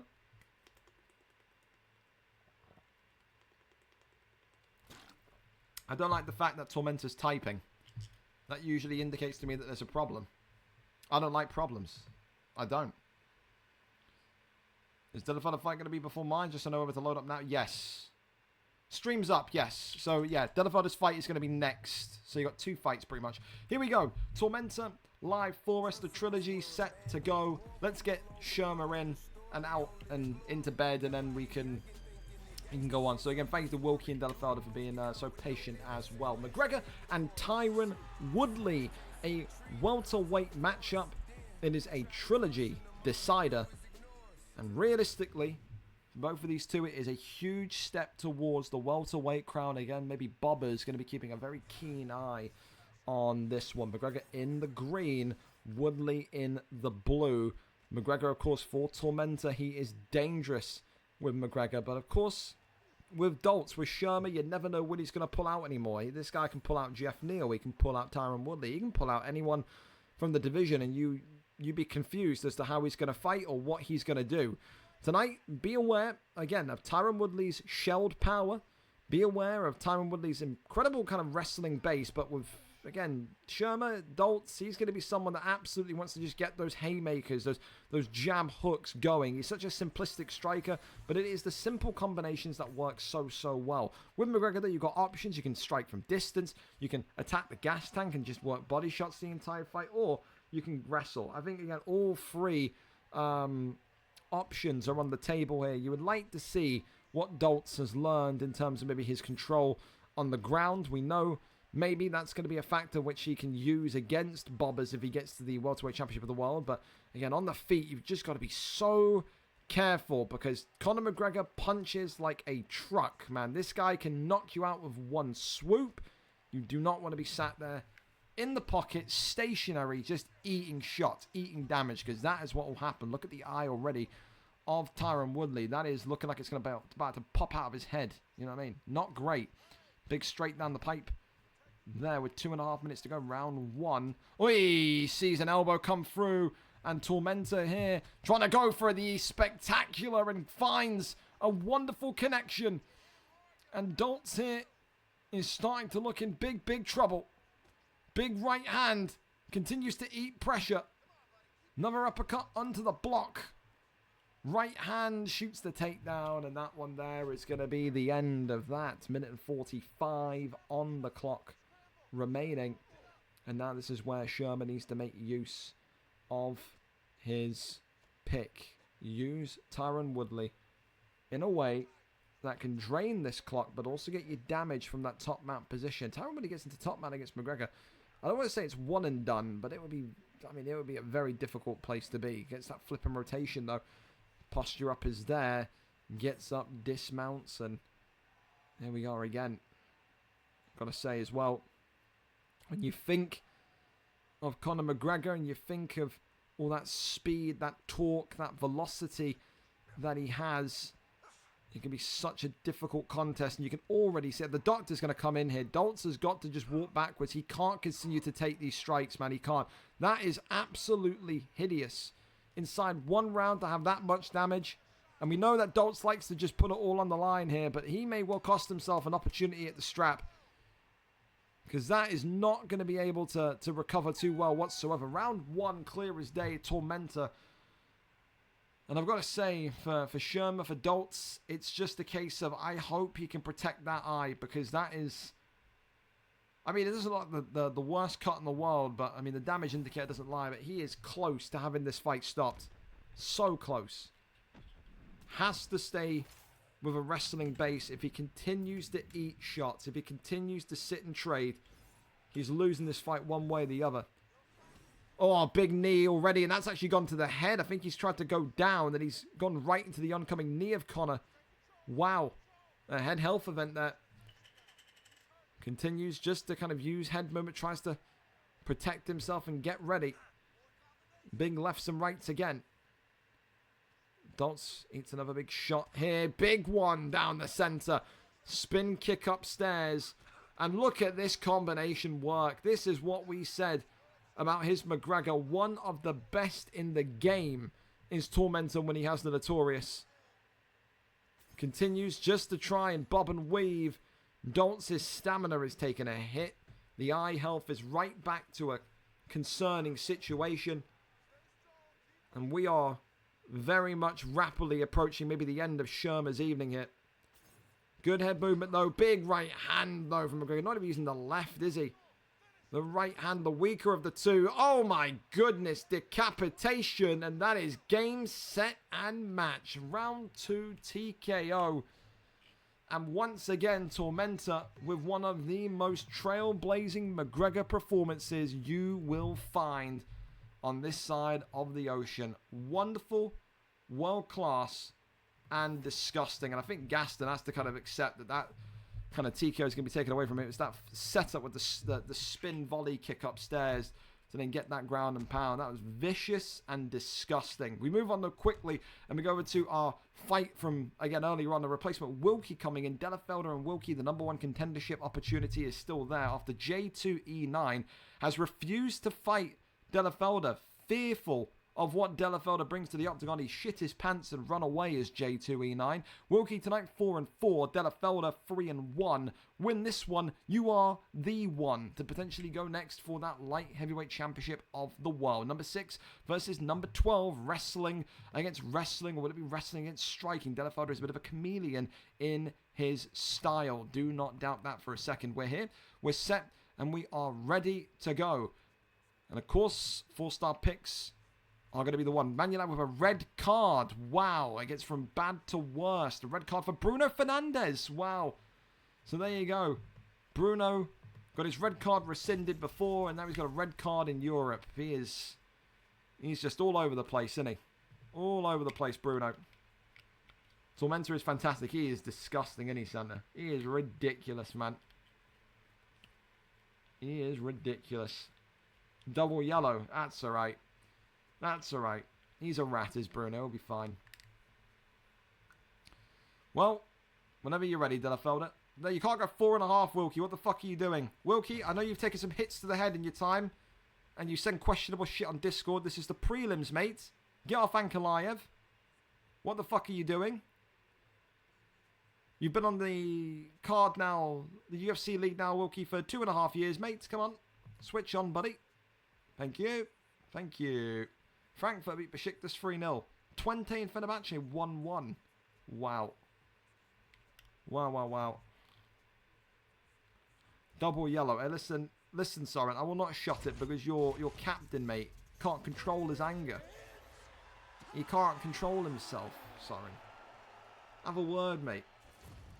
Well, Nikita Krylov against Rashad Evans. I don't know what to make of that Rashad Evans pick, bro. I really don't. Wilkie, of course, rolling back the fantasy of Nikita Krylov back in the UFC 4 days. He was great at the start of UFC 5. He was used tremendously, but look at this already. Della Felder coming in like a bat out of hell when already knocking down Nikita Krylov. Wilkie here has started so negatively. I don't know what in the hell. Wilkie's in big trouble already. This could be a quick one here as a light heavyweight contendership opportunity. And Wilkie, his block is gone. He was one strike away.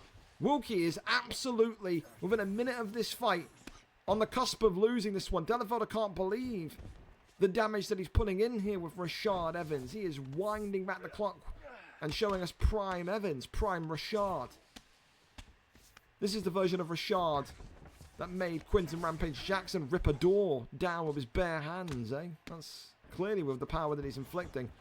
That is a difficult opening 2 minutes in this light heavyweight contendership matchup. If you are Wilkie, you cannot allow any sort of pressure, any sort of strike to get through. Your head health, ooh, is absolutely creamed. But look at that. Oh my goodness me. And nearly a head kick that sends Rashad Evans to the moon. But as he's throwing the head kick, it is a fantastic double leg takedown that puts him flat on his back. 2.5 minutes here as Krylov continues to eat a few strikes here and there. Little taps to the dome here. Tries to go over into full guard. Elbows coming off. More and more damage coming from Krylov here. The posture up and just disappears. Minute and 55 and counting. Della Felder looking like he wants to work off those counter shots perhaps as well. Slip straights there. Swinging a miss on the leg kick. And look at this here. Della Felder, another big strike, bops him down. And this could be it here. Wilkie's in huge trouble. Round 1. Della Felder. Can he get it done? No, he's 1 or 2 strikes away. It was too many blanket strikes, as I like to call them. You need to go for an alteration of a hammer fist into a direct punch there. Goes for the leg lock, and this would be something if Della Felder throws away the fight from this opportunity. Wilkie, can he keep him locked in? No, he cannot. Right back to the feet they go. Will Della Felder look to push and blitz him here in the final 47 seconds? Will he have enough within him to secure the victory? Oh, yes, he will. Slip straight out of nowhere, and Wilkie has crumbled.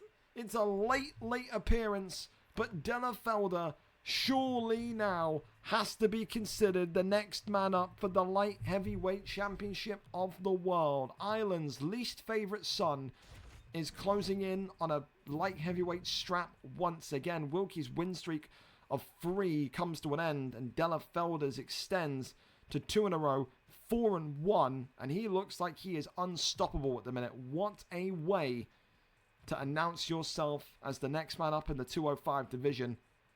Massive respect to Wilkie as well. Appreciate you for kind of stepping in and taking that fight. Like I said, maybe that's the reason why J2E9 was absolutely petrified of taking on Della Felder. Didn't want to lose in tremendous fashion. Of course, though, it is now time for the final prelim fight of the evening. This is your last chance to get your prediction card in. Final prelim fight is live. Get your predictions in. There you go. If you don't get your predictions in by the time this fight ends, then you will be shit out of luck. Don't miss out on free money. Remember, it's very easy to play the prediction card game. All you got to do is tell me who wins each of the fights on the main card.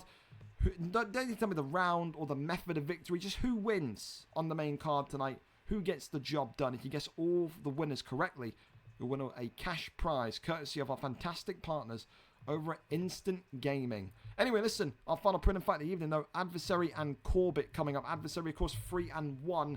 He's had a great start to life in the PlayStation Division, 2 wins in a row recently. Corbett, of course, made his comeback last week. Ended that 2-fight losing streak, which made him retire the first time, and now he's on the cusp of doing something brilliant. If he can take out Adversary tonight, he'll go 4-2, and he'll propel himself deep into the top 6 of this division. Will he be able to climb the rankings and get a title shot, or will Adversary keep on and keep firm with his incredible boxing style, which has caused so much problems in the last 2 fights to his opponents? 3-1, number 10 ranked Adversary. 3-2, number 11 ranked Corbett. Who gets the victory and who takes a huge step towards the PlayStation throne? We are here, we are set, and we are ready to go. Corbett is live for us. Of course, tonight, this one happening in the bantamweight division, this PlayStation bout. So 5-star fighters are legal. Completely legal in the bantamweight division. Do we just DM you these predictions on Discord? You need UFC tags for it, Dini, I'm afraid. Ten Hag staying. They've equalised. Get in there. Man United, a 3-3 equaliser in the 92nd minute. That is smashing news. Ten Hag stays for another match week. And the crowd goes wild. Purity Yan in the black trunks here. Dominic Cruz in the black and red for Corbett. Of course, Adversary is probably the favourite. He's got a lot of support from the Xbox side. He used to be on that Xbox side in that bantamweight flyweight division, in that bantamweight flyweight conversation. Had a great spell in the featherweight division and lightweight division as well. But this is a different beast, this PlayStation division. There are so many mixed skill levels. There are so many fighters that are varied in their talents. You have to be able to kind of assimilate yourself and kind of acclimatize yourself quickly. If you come into this division and think, wow, okay, you know, that was easy. The next fight you have when you're fighting someone 3 spots above will feel like it's a whole world of difference. You cannot take any matchup lightly. That's definitely what maybe Adversary's camp here today are going to be telling him. Corbett as well looked phenomenal in his run last time out. Again, great boxer, but even better of a wrestler, I like to think. This is someone that brings style and excitement to each of his fights, and this is someone that definitely believes that today he can use this Dominic Cruz pick with the recovery, with the speed, with the durability to get the job done. Maybe he won't have the power in his hands, which is definitely a kind of negative part of this prime Dominic Cruz. You're not going to be able to outpower Yan, but you can outspeed Yan and you can out-tactic Yan. And if you can do that, you absolutely get your arm raised by big old Herb Dean there in the distance come the end of this fight. Continue, though, pressuring has Adversary, which, again, I love. He is just fearless in these positions. And there's that first double leg takedown of the evening. Dominic Cruz getting the first confirmed takedown as Herb Dean whaps on the invisibility cloak and disappears. Of course, as well, the posture up is there, being denied. Goes over into full guards. Fakes that. More and more difficult situations for Adversary to kind of answer. 1:30 is not the worst time to be stuck down here, granted. But I will tell you this much. If you can't find a way out of this, it gives Corbett a game plan in round 2. Don't be surprised if Corbett just shoots the double leg straight off the rip here in round 2, because Adversary may struggle a little bit down. He gets the flip, though, which is good. 50 seconds remaining. I'm interested now to see if he gets that posture up, which it does look like he's looking for. Will he look to stand up or just stay down here? Stay down here is the answer. There you go. Look at that. Power transition, gets right back to his feet. 27 seconds left of round number 1. Are we going to see a vicious knockout here with 10 seconds remaining? Lefts and rights, uppercut there, continues to bot through, left hand again. That one is going to be all she wrote. Round 1 in the books. Probably got to give that one to Yan. I think absolutely you do. I think Adversary was just a little bit more forthcoming. I think, again, you always have to remember that the damage is also going to be a key factor as well. Just feel like if you're Corbett, try and get this fight down and try and get this fight absolutely secured. Because right now, when Yan is pressuring you, when Adversary is pressuring you against the cage, and you can't get away, and you're kind of like sat there just trying to defend yourself. That is the worst situation to be in. You do not want Dominic Cruz to kind of be on the back foot, but on the back foot with an injury. I think it's just so matter of time, isn't it? As the stun comes in again. Big hooks onto the block. Dominic Cruz fighting back. Off the jab straight. Yan continuing just to pepper through. Gets the better of the shots. The more harder hitting of the shots. Lefts and rights again. Cruz starting to slow down just a little bit here. Goes back to the body. Great level change, as we've come to expect from adversary. Goes right back down to the body with a stabbing uppercut. Those body uppercuts are absolutely giving him a nightmare right now. Big hooks though from Dominic Cruz. Still eats the hook, avoids the elbow. That's good. I don't know what your game plan is, Corbett, but right about now, you need a takedown, dude. You need a takedown. Get out of there. You are being pressured. You are being cooked, flambéed, grilled, sautéed, pan-seared. Oh, drops him against the cage. Adversary doesn't even want the cage victory. He wants a straight stand-up bopping. Will he regret playing with his food is perhaps the only real question here, because it just feels like it's a matter of when and not if. Front kick there was attempted. Still a heavy stun. Head kick cracks through the remnants of the block. Corbett dropped again. Dear mother of God, the brain damage. Oh my, 4-piece combo. Sits it. Admiring his own work. As Pyotr Yan. More stabs to the body. Right hand. I could. Oh, well, there you go. Game, set, match. I could not imagine the reaction in Corbett's house if he would manage to find a way to get that one done. But listen, adversary continues to build and build and build and build with his tenacity and his incredibly violent striking style. A round 2 victory, and that extends his win streak to 3. He has got that one done in round number 2. Man United have got it done in the 91st minute through Harry Maguire. It is a great time to be alive. Pen Park stays. Everyone's happy. This is a great moment, man. What a great period of the evening. Of our adversary PlayStation title shot. Could be coming. Could be coming. With that, though, fellas, go and grab a snack. Go and grab a beverage. We are going to be here ready for that main card in roughly about 60 seconds time. So, of course, 5 title fights tonight as well. It's going to be good. It's going to be big. Make sure you get your prediction cards in. Remember, that is what you need to do. All you got to do is you got to have UFC tags. You got to be competing in the league. I'm not just opening up the UFC giveaway to the non-UFC people in VFL. You got to have UFC tags. You got to actively be in the league and involved. Okay. And then, of course, go to the prediction card channel. Make your predictions. Who comes away with the wins tonight? Don't need to tell me the round or the method. Just who comes away with the wins. Main card is now live. And then we'll put this here as well. Fantastic. And then we'll do the main card poster as well. Add that in here. There we go. Smashing stuff. There we go. There we go. There we go. Fellas, back in 60. Enjoy the trailer. And then we're on for Coro 67's featherweight debut against Hayits Fram, one of the most violent Mexicans in the league. We're back in 60.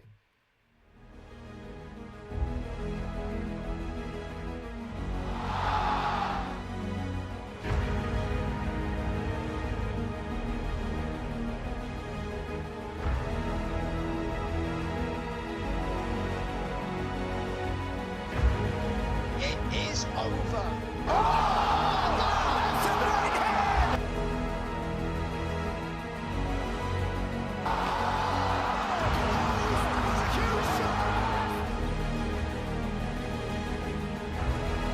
Oh my God. Leg beat up, man. Done before you. Oh, big left from Poirier, now a right hand. Oh my God. SLG Jokers has put the former middleweight champion to sleep. Light heavyweight champion! Goodness! It's time!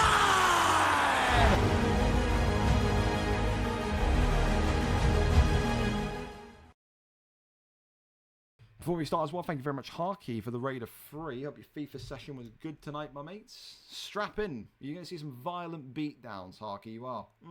Of course, today the comms booth is open. We've got no commentary partner today. Absolutely sad, crying, foreign noises. But if I'm alone, then listen, I'm alone. The voice will have to take a battering for once, won't it? Listen, we start off tonight very quick and very efficiently.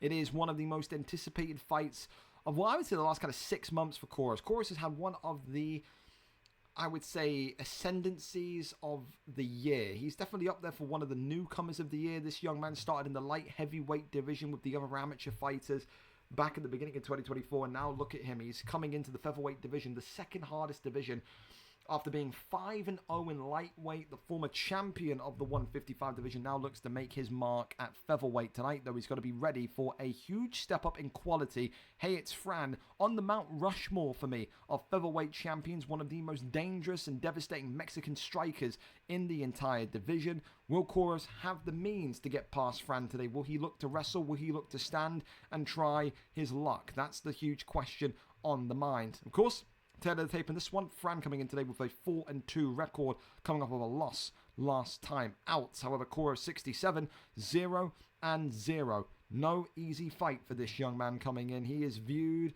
as the newcomer, but will he be respected as this fight evolves and as this fight takes place? Let's go over and see who gets the job done. 5-star picks are now legal as well. We are here, we are set, and we are ready, and always a pleasure to have one of the greatest Mexican champions of all time. Hey, it's Fran on the card with us. So let's see, and let's prepare. Davey's welcome in as well. Dio's on UFC. I'll ping him and see if he wants to come on comms or not. No pressure. No pressure. But comms booth is open if you're bored. I don't want to bother him, bro. You know, he's coming home from work or whatever. He's kind of chilling out. I don't want to kind of put a gun to anyone's head. You know what I mean? Here we go. The Volkanovski and Jose Aldo. Koros with the 4.5-star pick. Volk. Fran with that prime Jose Aldo. Fran's Aldo is nasty business, boys. I'm telling you, it is nasty, nasty business. Your predictor cards are now active. Best of luck to you. Let's see who wins the cash prize, if anyone, tonight. Jose Aldo in those black trunks for the Mexican man. Hey, it's Fran. Coro 67. The Scot with everything to prove in the white with Alexander Volkanovski. He wants to get his hands on that elusive featherweight gold and maybe then make that move to bantamweight flyweight before the turn of 2025. What a progression cycle that would be. Of course, though, listen, this is the start of the big jumps. People say they notice that jump from lightweight to featherweight almost instantly. It doesn't matter who you fight or what type of style they are. Everything is sharper. Everything is quicker. Everything is just more telegraphed, I think is the best word to say. And I think that's a big thing that Koros definitely, I think, benefited from the lightweight division. Every time Koros stepped in at 155, he just seemed to be a little bit faster, a little bit more slicker than his opponents. Right now, he's doing the same thing to Fran. Fran busted open early, the eye already damaged on the Mexican-born champion, as the Scot here continues just to put a little bit of pressure, put a little bit of sauce onto the dome of Hey, it's Fran. Don't forget as well, Koros can wrestle. Had that incredible stint in the lightweight division with Habib Nurmagomedov. I think he used Islam once or twice as well. This is a guy that can do it all. One of the true balanced mixed martial artists at 145. So far, Jose Aldo's got to make sure that he can just survive this round, not eat too much damage. I think he's got to mix in those leg kicks as well. I always say about Jose Aldo, you know, you have to use all of his weapons. Not only his speed, not only his durability, not only his underrated power, but those leg kicks are devastating. They absolutely do help you in the long run of this fight. But maybe Koros is looking at this, the damage earlier on, and saying, well, you know, Or maybe Fran, sorry, is looking at the damage early on and saying, I don't really expect this one to go the distance. I don't think so. Big uppercut there, though, from Koros. The Scotsman throwing more and more bombs towards Jose Aldo. 1 minute 25 left on the clock here in round number 1. Continues to work off that jab straight. Just keeps his distance. Right hand comes off the top shelf. Leg kick comes off that. Left hand into the uppercut. Still looking for an execution kill shot, I feel like. Especially since you just see Jose Aldo, you just see Fran effectively backing up. Definitely wary of Volkanovski's power, but you can't show much fear to it. Absolutely not. Swing and a miss on the head kick, and again, if it wasn't for those short little T-Rex arms of Volkanovski, that could have been probably a knockout there. But a huge round, a great round for his first ever featherweight fight. Volkanovski, Koro 67, for me, 10-9 up. And you do have to sit and maybe wonder if that's going to play on the mind of Fran. I think Fran's going to be loving this fight, though. I think Fran, very much a guy that just wants to have entertaining, fun, tactical battles. And right now he is respecting the striking that is on show in front of him from the young Scot. Round number 2. Up and underway. Again, I just think if you're Fran, you just can't pocket strike whatsoever anymore. I think there's been so much damage done onto that eye so early on. You've effectively got to just strike from distance, work teeps and leg kicks, and just try and crack something, crack anything. Of Koros steps into the pocket. He's always got that nuclear missile of a right hand just primed and loaded. Tries to go for that little uppercut there, does Volkanovski. And now, of course, now this round, it's interesting enough. Oh, Fran through the block. Hang on a minute. There you go. Knocks him down. That's more like it. That's a huge moment. Kind of felt like that was out of absolutely nowhere, realistically, wasn't it? But that's big. Huge overhand comes on in. Chorus for the first time, looking a little bit dazzled. Shoots the takedown. Rolls through. Great defense there from Fran. Big right hand comes on in.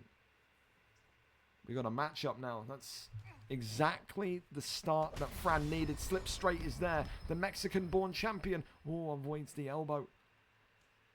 Oh, bops him with a jab. Oh, the overhand. And hey, it's Fran. Gets it done in 2. Remember the name. He's on the Mount Rushmore for a reason. The Mexican-born superstar tonight suffers a difficult round 1, but absolutely turns it on in round number 2. Nothing whatsoever for Koros to feel ashamed about there. It is going to be an acclimatization period.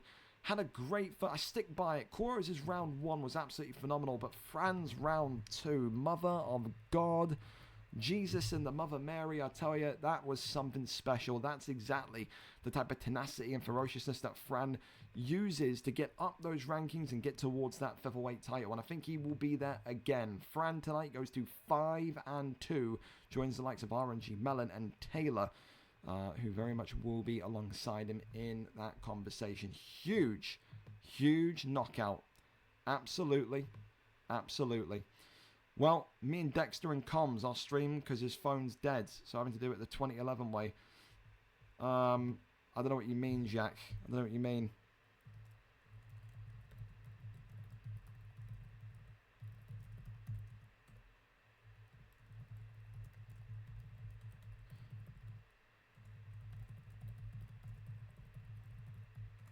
Two seconds.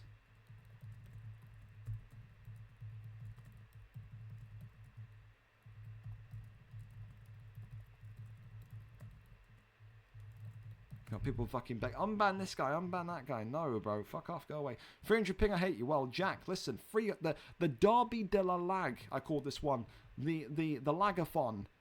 The laggiest game in sports history. Dexter against Jack Hanna is up next here, of course. Of course, Dexter fighting out of the great nation of New Zealand tonight. 11 wins, 2 losses. He says, I'm the champion and I've never lost the belt. I will claim the belt back. Of course, though, tonight he's got to go through Jack Hanna, a man that is fighting upwards after his win last time out. He's also a former contender in this division, nearly a former champion in this division. But tonight, he will look to give Dexter a rude awakening. Dexter, of course, competes, practices against European opposition despite being in New Zealand, so he is primed and ready for these competitive fights. If he secures the takedown today, you need to pray for Jack Hanna, because Jack Hanna will not be able to get back up. It's all about if Jack Hanna can keep his composure today more than anything. If Dexter manages to secure this fight, secure another win, secure another submission, not only will he extend his winning streak, but he will extend the calls to perhaps compete for the belt again. However, though there is a waiting line,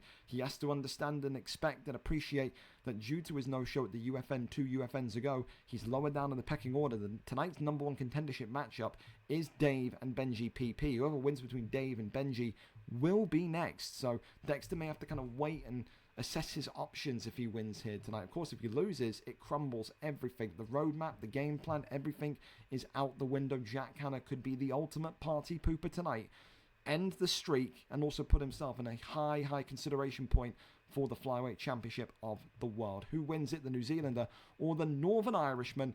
Let's go over and see exactly who gets the job done. We are there, we are set, and we are over to it. Let's go and see who is live. I imagine it's going to be Jack Hanna. And I'm being told no one's heard from OG Mud yet. Again, why am I not surprised? OG Mud can fucking barely string a goddamn sentence together, let alone show up on time. So I guess we'll work through that as we do. We're here, we're ready, and we're set. Jack Hanna against Dexter, Psychotic Genius. Absolutely smashing stuff here. Absolutely smashing stuff. 0-1 for ChatGPT on the prediction card. You use ChatGPT for your prediction card. That's funny. That's great. Here we go, though. We're here. We're ready. And we are set. The 7 million ping derby. Will Jack Hanna be the answer? Will Jack Hanna be the antidote to the incredible wrestling that Dexter provides? It is a rematch as well, of course. I think Jack Hanna had this. I think Jack Hanna played him earlier on in his career. Psychotic Genius has got to be ready as well for probably one of the worst connections he's played on, because Jack Hanna's farmer connection is no doubt going to be a different beast. There's the first takedown, and there is the first landing completion. Jack Hanna had to know that one was going to come. Majority of his wins, 85% plus of his wins coming by submission for Dexter. Gets over into that sprawl position, goes up and finds the cage, takes the back hit. Knee there comes up in ferocious manner, goes back to the body shot. Another big one there comes off. More body strikes here. This is what he likes to do as well. Get those body strikes in and effectively drain that stamina to the point then with the submission becomes super easy to do. And again, these two, probably two of the laggiest competitors in the entire UFC community. Of course, Dexter, not through his own, lack of trying. He is based in New Zealand, not like he can just move for the games. But for Jack Hanna, just ask any European, they'll tell you this guy's probably got one of the most horrendous connections in terms of stability that you'll ever play against. Big thing as well so far is that Jack is being confident in the pocket. He is getting his hands off with TJ Dillashaw, and that's something that maybe Dexter isn't handling too well tonight. We see him in fights, usually the New Zealander, not take too much damage, but tonight, seemingly, the most damage he's taken, denies the first, but doesn't deny the second. Jack kind of right back to his feet. Has to be wary of the guard pull, has to be wary of the submission. 100%. Leg kick there, swing and a miss. Jack Hanna again eats another body shot. Pivots around. Gets the takedown, and there's that takedown once more. All this man wants to do is get Jack Hanna to the canvas and just remind him who's got some of the most dangerous and dominant subs in the entire league. Tries to roll through into back sitting. And now goes over into top mount. Huge transition here. Back mount there is denied. Goes for A posture up. No, goes for the arm. The arm triangle choke, I think, probably what it was. Rains down the strikes here, though. Dexter, of course, not had too many, if any, knockouts in his career. It's been more submissions, and that stunned Jack early here. Big shots coming in again. The Northern Irishman, more and more damage. Another big elbow. Cracks the dome on TJ Dillashaw. 23 seconds and counting in round number 1. Jack Hanna again in such severe circumstances, unable to be finished though, and he will take Dexter to round 2. There's a lot better than what some of Dexter's recent opponents have managed to do as well. Good start for Dexter. For Jack Hanna, there's moments in that round.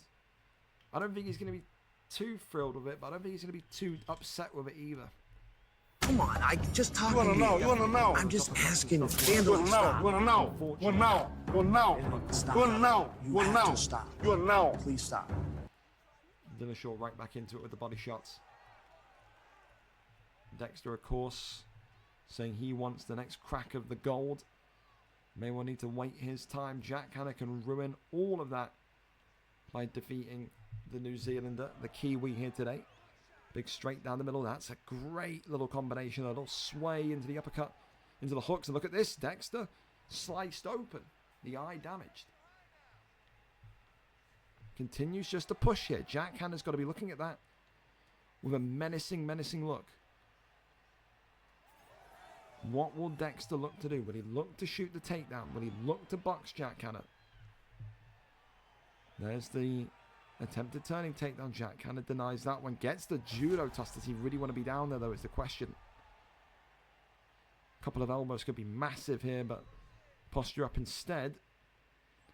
And now Jack Hanna rains down a good couple of strikes and gets back up. Does not want to be flipped. It is wise and smart here. Big elbows coming in from the clinch again. Nearly as well. Before that, Dexter swayed nearly right into an oncoming hook. Oh my god, ducking roundhouse there. Takedown there, a shot. Another reversal. Jack Hanna has absolutely impressed me so far in round number 2. Coping with the takedowns, dealing the damage. I like this round for the Northern Irishman. I really, really do. Swings him round, blocks the body. Off the 1-2s. Shoots the takedown again and takes the back. Denied by Jack. Another takedown. It's relentless. Now we got Marab mode, as I like to call it, for Dexter. Okay. 2, 3, 4, 5, 6 takedowns in a row from the New Zealander. That's what it will be. Jack's got to find a way to get back up. Half guard. Crosses over. That one is denied. Gets the flip into sprawl. And out he comes. Oh, head kick. I tell you what. Jack let his hands down there at just the incorrect time. He needs to pivot round and work the right hand. Another takedown. And denied by Jack. I tell you, Jack so far, man, is looking the closest that we've seen in a long time for Dexter maybe potentially losing. Taking his back now, that is something. Goes over into backside again. Jack kind of maybe trying to think about back mount, maybe thinking about back flat in particular. That one there, though, is denied. Rolls round into full guard. Right inside into the triangle choke, into the rubber guard here potentially. Stack guard, oh, this is not good. Oh, no. It is. It is a triangle choke. I thought he's umming and ahhing between stack guard. I think Jack Hanna was trying to race him there. Oh, you don't want to be in here, though. Oh, What? Jack Hanna. Oh, that's crazy, man. It was all good until it wasn't. It's legal as well. Submission is in. Stamina was still there for Jack. Goes over into the knee on belly. And that's going to be the end of round number 2. Jack Hanna would have been so happy with how that second round started, but that submission in the end probably gives the round to Dexter. But again, fair props to Jack Hanna, because going into round 3 is not something that Dexter has had happen to him often, maybe if at all, across his kind of 13, 15 fights he's done. Still very much alive is Jack Hanna. But does he have enough knowledge and does he have enough about him to find a victory? Whether that be through the judges' scorecards or whether that be through a devastating knockout. Doesn't look like Jack's going to be able to get a submission off. Nor will I think he, you know, try to. I just think it's going to be about keeping the fight standing, denying those takedowns, and getting your hands going pretty much quickly. Goes that ducking round once again. Jack had a good defense to start off it. Oh my God, swings round into side control.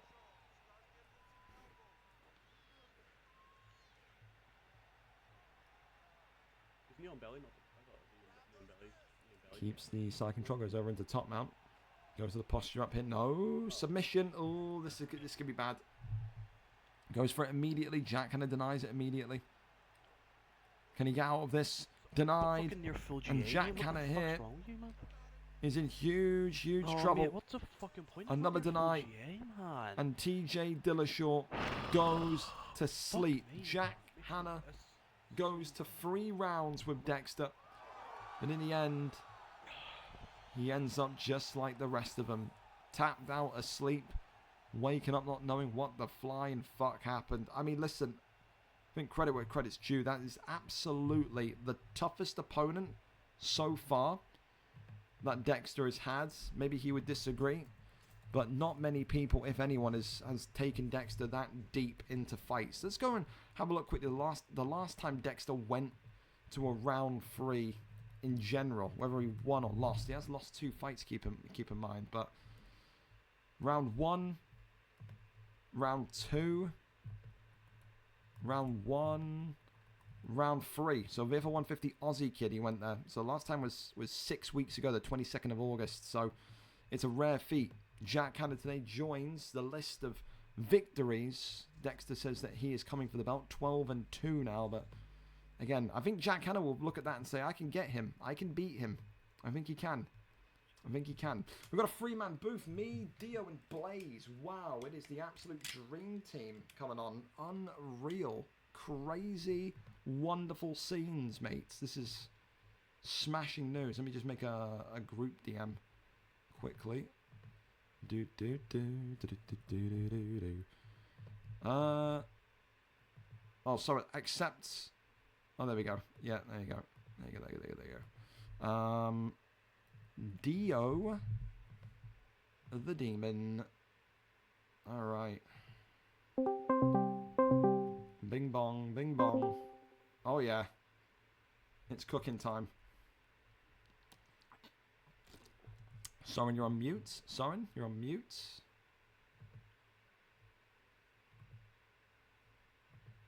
Wait for him to unmute. He is old. That's fine. Come on, old man. You can do it. I believe in you. While you figures out how to unmute, because obviously the mics are different in like Taiwan compared to the UK. We build up the next fight. OG Mud. Well, actually, yeah, I can't even really build up the fight unless I know that OG Mud's actually here. So.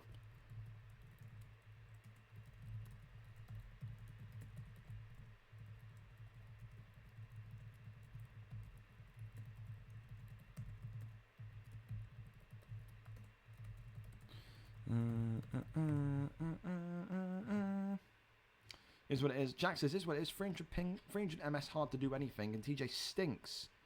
Shout out to OG Mud's bird, though. Hey, listen, there you go. Fantastic. Fantastic. Got people telling me you're missing in action. As long as you're here, I'm a happy man. Alright, cool. Well, while my co-commentary desk get the microphone and shit sorted, we're going to move on to the next fight then, because I'm aware of the time. We're going to go over then to OG Mud and Leviathan. OG Mud coming in back with a 7-11 record, 3 wins in his last 5. However, the trash-talking villainous American is on a 2-fight losing streak. Tonight, though, he will look to show once again everyone in this bantamweight division exactly what he is about. He says that he's the best boxer, the best pressure fighter in the bantamweight division. However, Leviathan, 2-3, looks to equalise his record tonight at the expense of the loudmouth American and show everyone that he is not a fear factor like he was maybe 1 or 2 months ago. There's Soren. You got your mic working, old man. That's good. Yeah, sup, cunt. No, what's up, man? Long time. Yeah, it's been a while. Yeah. But we're... Welcome back to the comms desk, Michael Bisping. Here we go. Here's the link for you. I imagine Dio will join us as soon as he's done, I don't know, either betting or playing OWC or whatever. It's one of like the 2 or 3 things that Dio does. So, Umar Nurmagomedov against Davison Figueiredo. Soren, what do you make of these picks for these fighters? Oh, you got one that is just primarily the wrestler in Umar and has a very diverse kickboxing style as well. So expect a lot of maybe fun shit to see on the feet. But Davison Figueiredo, he has got power in his hands. You could expect him to absolutely blast in the pocket, and if it goes down, then he has got very good anti-wrestling as well. He is a very good operator off his back. He's also got rubber guards. He's got great jiu-jitsu and can find a sub from anywhere. So yeah, it's pretty binary when it comes to the ground, but on the feet, it's also 2 very different styles as well. So yeah, it'll be interesting to see. Well, listen, I think, you know, it's always an interesting one because there's always like this, I don't want to call it aura around OG Mud, but almost this kind of like you need to beat him for the sake of humanity type kind of factor. I think not a lot of people like this guy. Not a lot of people are going to ever really respect this guy no matter how much of a clean kickboxing striker he is. I think, again, I love his pressure game. I don't like his timekeeping. Sometimes this guy will kind of be here on time. Other days he will be completely dead. Just out of action. But, I mean, he's here. He's back. He's on a 2-fight losing streak. And he says the most dangerous version of OG Mud is an OG Mud that has something to prove. He certainly has something to prove tonight with those 2 losses in a row. Alfie coming in with Umar Nurmagomedov in the white trunks. OG Mud, the American, tonight in yellow with Davison Figueiredo. And this could be a quick one. Sorry. Oh my God! What? No way! What?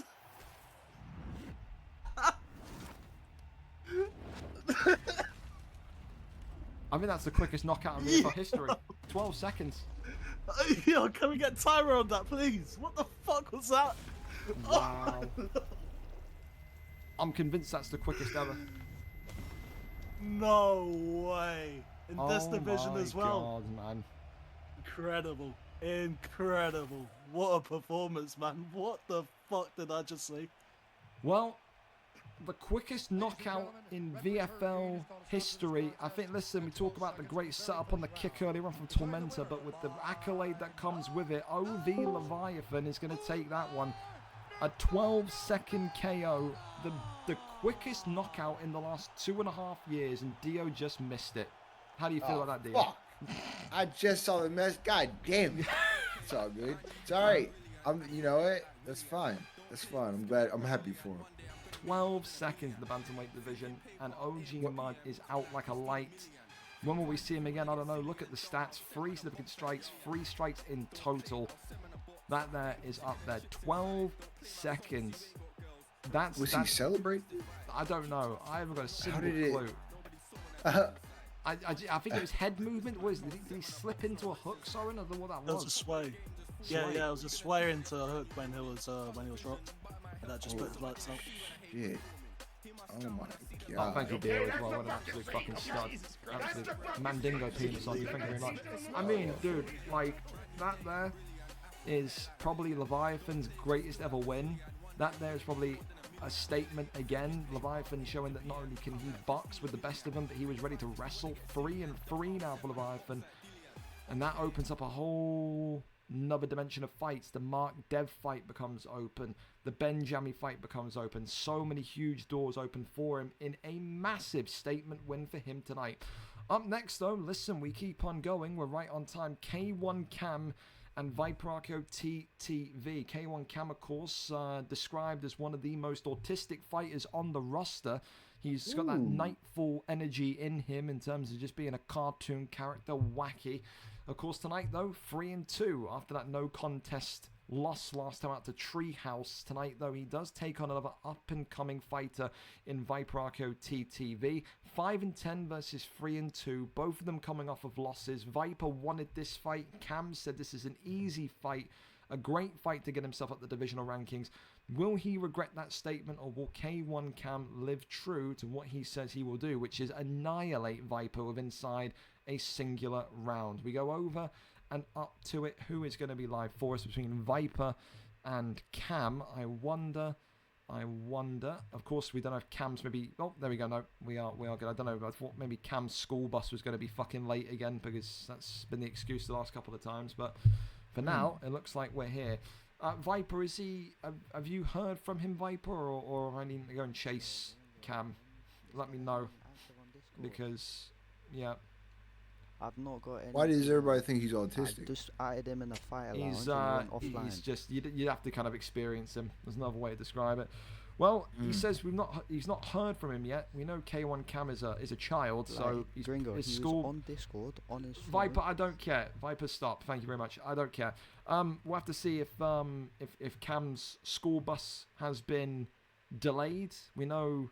Like again, he rides the short one home, so we'll see. I was going to say that one takes longer. That's why it takes a lot longer. You have 20 minutes. You'll be replaced and cut. Well, listen, we'll see if his school bus can get there in time or not. We go to the next fight because the other one is ready to go. So if Kruger and Wayne want to get out of it early and quickly, I'm not going to delay them on that. So we're going to go over then to the Kruger fight next, the PlayStation matchup for the ages. The former champion, one of the greatest to ever do it in the PlayStation division as a champion. Kruger 16-6, 4 wins in his last 5. Over tonight, he takes on Wayne Villasky, who beat Kruger's teammate Reese 786 last time out in an underdog shock. No one expected Wayne whatsoever to get the victory. He got that victory. Now he goes one level up. He fights a former champion today. Wayne knows, should he win this, he will earn another shot at Spooky, who is a perfect 6-0 as the champion. Kruger believes that this is a perfect fight to get himself back into title contention. He believes, after what he saw last week, that Spooky is more than beatable. Let's go over and up to it and see exactly what happens. What weight class? Well, the weight class we know, it's not a championship fight, it's a lightweight division, but what fighters are we going to see? Are we going to see Kruger come out with an Islam or a Habib?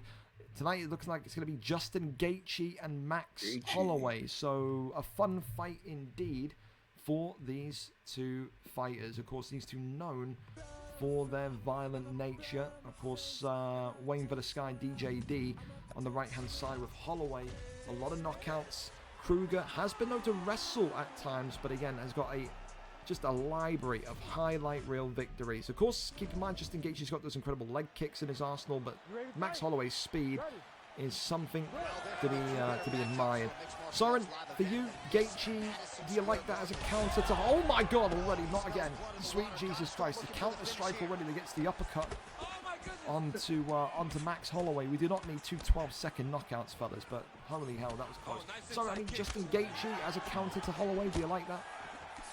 Well, yeah, it's a perfect complement to Holloway's style. You've got the speed of Holloway, but he's very pillar-fisted versus the power of Gaethje, who can also throw at a mediocre speed, but when he does hit you, he hits you hard. So, I mean, Holloway's chin as well, that is able to hold up throughout centuries, to be honest. I mean, he's only been knocked down once, which was by the same man, Justin Gaethje, in their BMF match. So, yeah. I mean, this is going to be an all-out war. You'd expect a lot of stand-up, but also they can allude to their wrestling if need be. Oh, shit! Well, I'll tell you what, they may need a famous Dio the Demon flying knee in there somewhere, Dio. If Holloway, if Holloway can get one in, that could be it. You know, another first-round knockout. Oh, he tried it. He tried it. Oh, yeah. Keep going, baby. Keep going, Holloway. Keep it going. Do a cartwheel kick. Do a backflip. Rolling Thunder will be right about that. Oh, there's the clip though. Drops him. Oh, fuck. Ooh. Come on, Max. Your kids are in the crowd.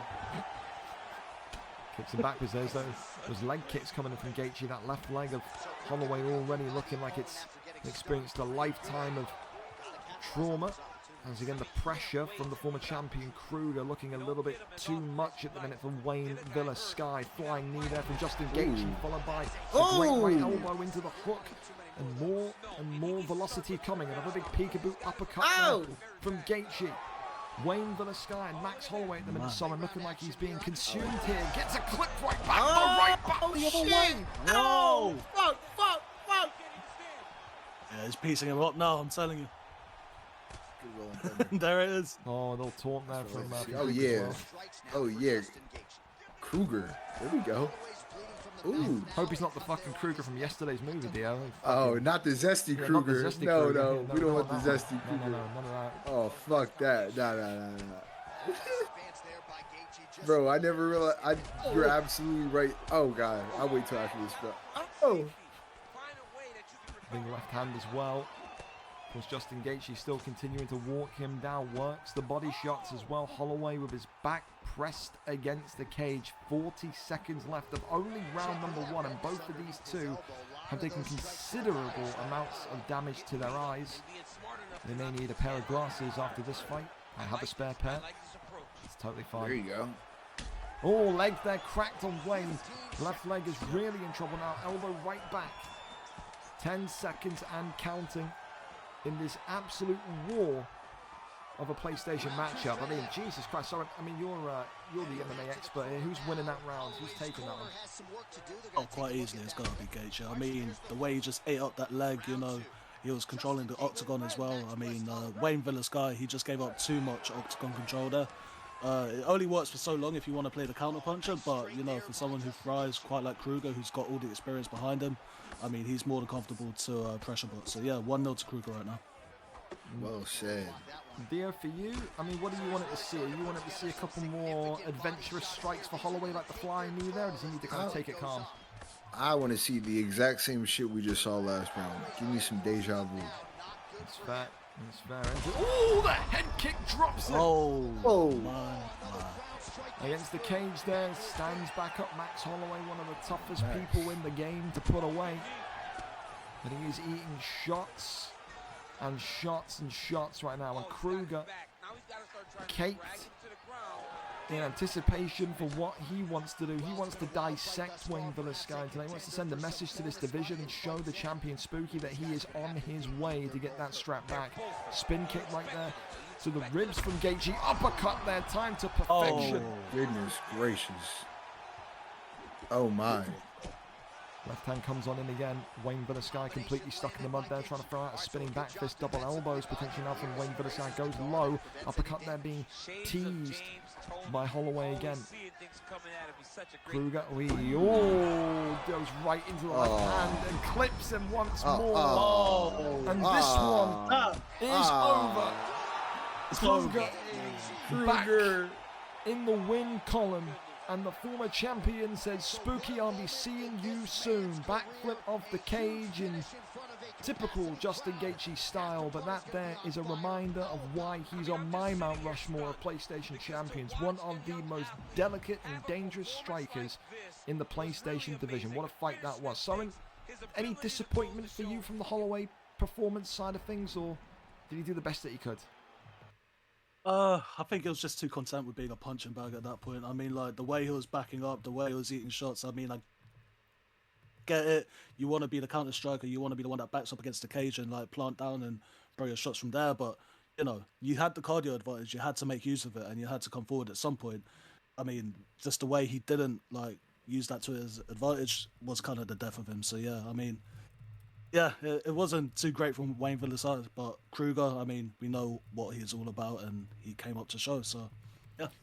Well, there you go. We're here, ready for our next fight then. Cam late, but at least he's here. So we're going back over to K1 Cam and Viper RKO TTV. Cam 3-2 in this bantamweight division, like I said, coming off of a loss last time out. Viper as well, also, again, coming off of a loss 5-10. 15 fights to 5, 3 times the fights in this division.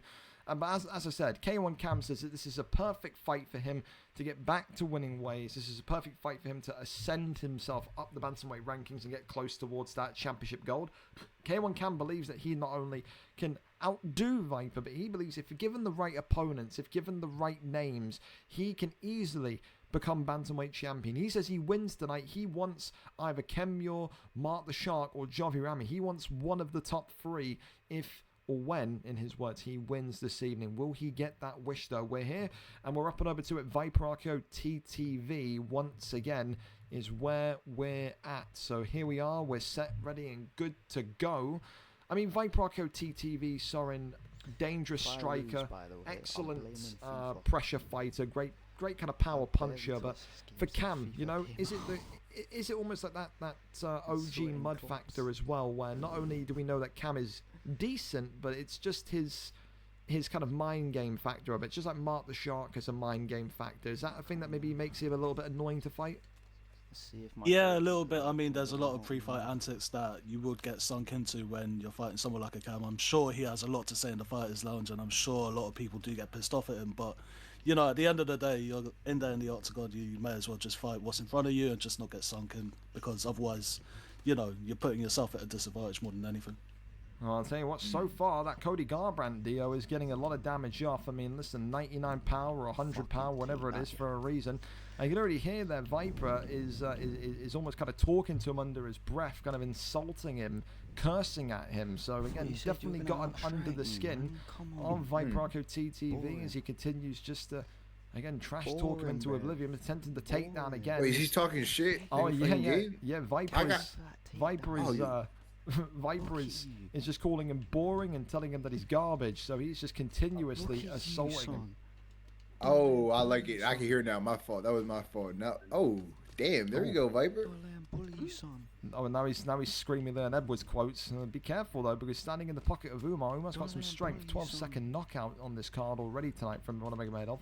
As big shots come on in. The head health though of K1 Cam's Umar Nurmagomedov is starting to come down in quick fashion. Again, he said tonight he would walk through Viper Arco TTV in quite an easy circumstance. However, right now it's not looking the case. Gets the takedown, but avoids that one. Great takedown defense from Viper Arco TTV. I mean, Soren, is it a case where Cam here not having his best round one because he just can't find a way to get Viper down? Seems like he's struggling in the takedown department. Yeah, he's not having the best of rounds. I mean, Viper's the one that is like stepping forward and putting on the pressure at the moment, but you've always got a round 2 and a round 3 to recuperate. Oh my god. Not if he knocks you out, though. And the taunts are coming. There's the takedown and gets the land. How much he needed that one, but sweet mother of God, the damage that has been accrued onto Cam's Umar Nurmagomedov is quite vicious. A minute and 16. Yeah, he's this is the, I can't lie to you, it's cringing me out, this trash talk, because he's the most white kid ever talking in such a black accent. It's really making me talk. It is. I like the whispering. It's like an ASMR match we're watching. He's whisper talking. He's whisper shit talking. It's ASMR shit talk. Unbelievable. How creative. Oh shit! Takes the back here and flattens him out. Viper Arco TTV with back flat could be in trouble here. Oh come on, man! You're disappointing me. This is disappointing. And he's calling him a disappointment. I don't know what's... I have more fun playing beginner squad battles. He's got more fun playing... Wow, that is an insult. He's got more fun playing... He's got, yeah, so squad battles is a mode an ultimate team deal where you play like the AI to get like really shit rewards. He's got more... Oh, Jesus. Yeah, it's like solo challenges in Madden. Yeah, there you go. Exactly that. So that's the level of insult that Viper's given him there. Says that he's had more fun times on squad battles than he has there. Well, listen, Cam's going to be liking that. Cam had a very difficult start to the round, recovered well, and then he ended that one with a great period of back flat there. But as well as this, as well as that, he's getting under the skin of Viper Arco TTV. He's continuing to irritate him. And again, Viper nearly gets the knockout there, but it's a great takedown, great shot selection from K1 Cam. Come on. Yeah, I mean, right now, if like Viper continues with this trash talk, and if he finds himself a way to lose this fight as well, imagine. That's gonna be so embarrassing. I'm just saying. So you better keep your words soft and sweet, man, because you never know when you're gonna eat him. Fucking Dawser. Continues to go forward though. K1 Cam happy to sit there and just strike more and more damage coming forward. There's the takedown. Turning takedown is stopped, and he gets it in the end. Viper not able to get the defense fully there. Right back up. He kind of sounds like the UFC gambling addicts guy I watched too. You and Soren, bro. Him, both of you guys. Jay said it in the chat. You sound just like him. I was cracking up earlier, but Gaethje almost got knocked out, so I didn't want to ruin it. You sound just like him. It's crazy. He's about to get dusted.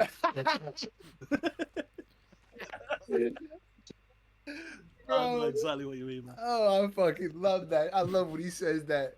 That's when I throw my money on somebody.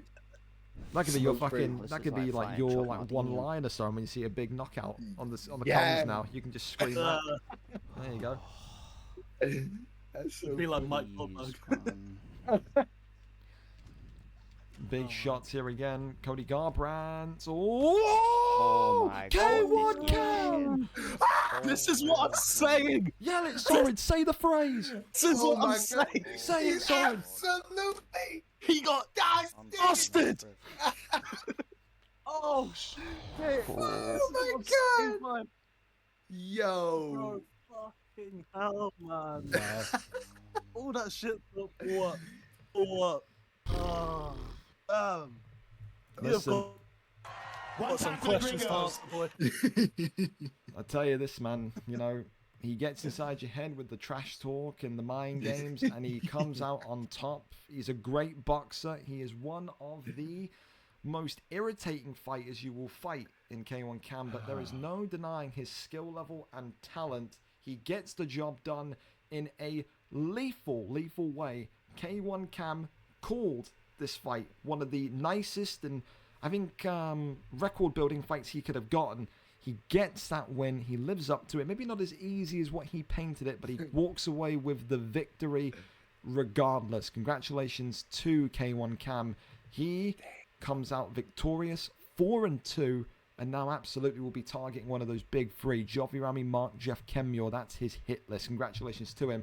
He gets it done in a vicious way with that knockout. Great stuff.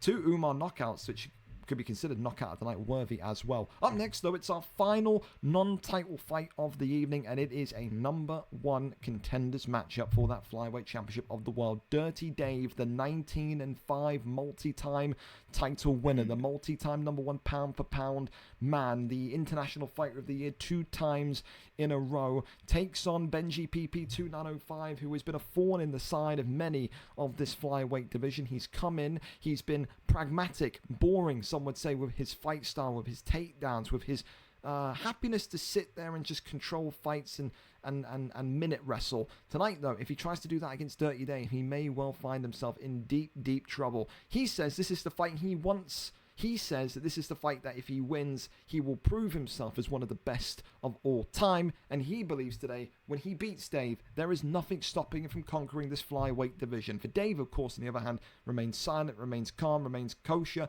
in terms of his approach. And he believes today that it will be this 20th win in this bantamweight flyweight division. Of course, don't forget, Dirty Dave is closing on a huge milestone for UFC 5 in VFL. He is at 92 wins. He is clear of Viper by 40 wins. He is 7 away if he wins tonight from the big 100. He was the only man to do it in UFC 4. 103-20 in UFC 4. He is 92-15 so far on UFC 5. Will Benji PP produce one of the biggest upsets in this league's history, or will we see Dirty Dave remind us all once again how great he truly is? There's the link for you both. We are here and ready to go for this one.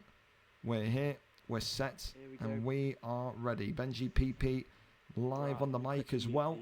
Let's see if Dirty Dave takes him to score or not. So one of the kind of new beginners of this division, Soren. Fresh in this division, 3-0 for a reason. It's an irritating fight style, but he showed he can box as well against Chub Nardino.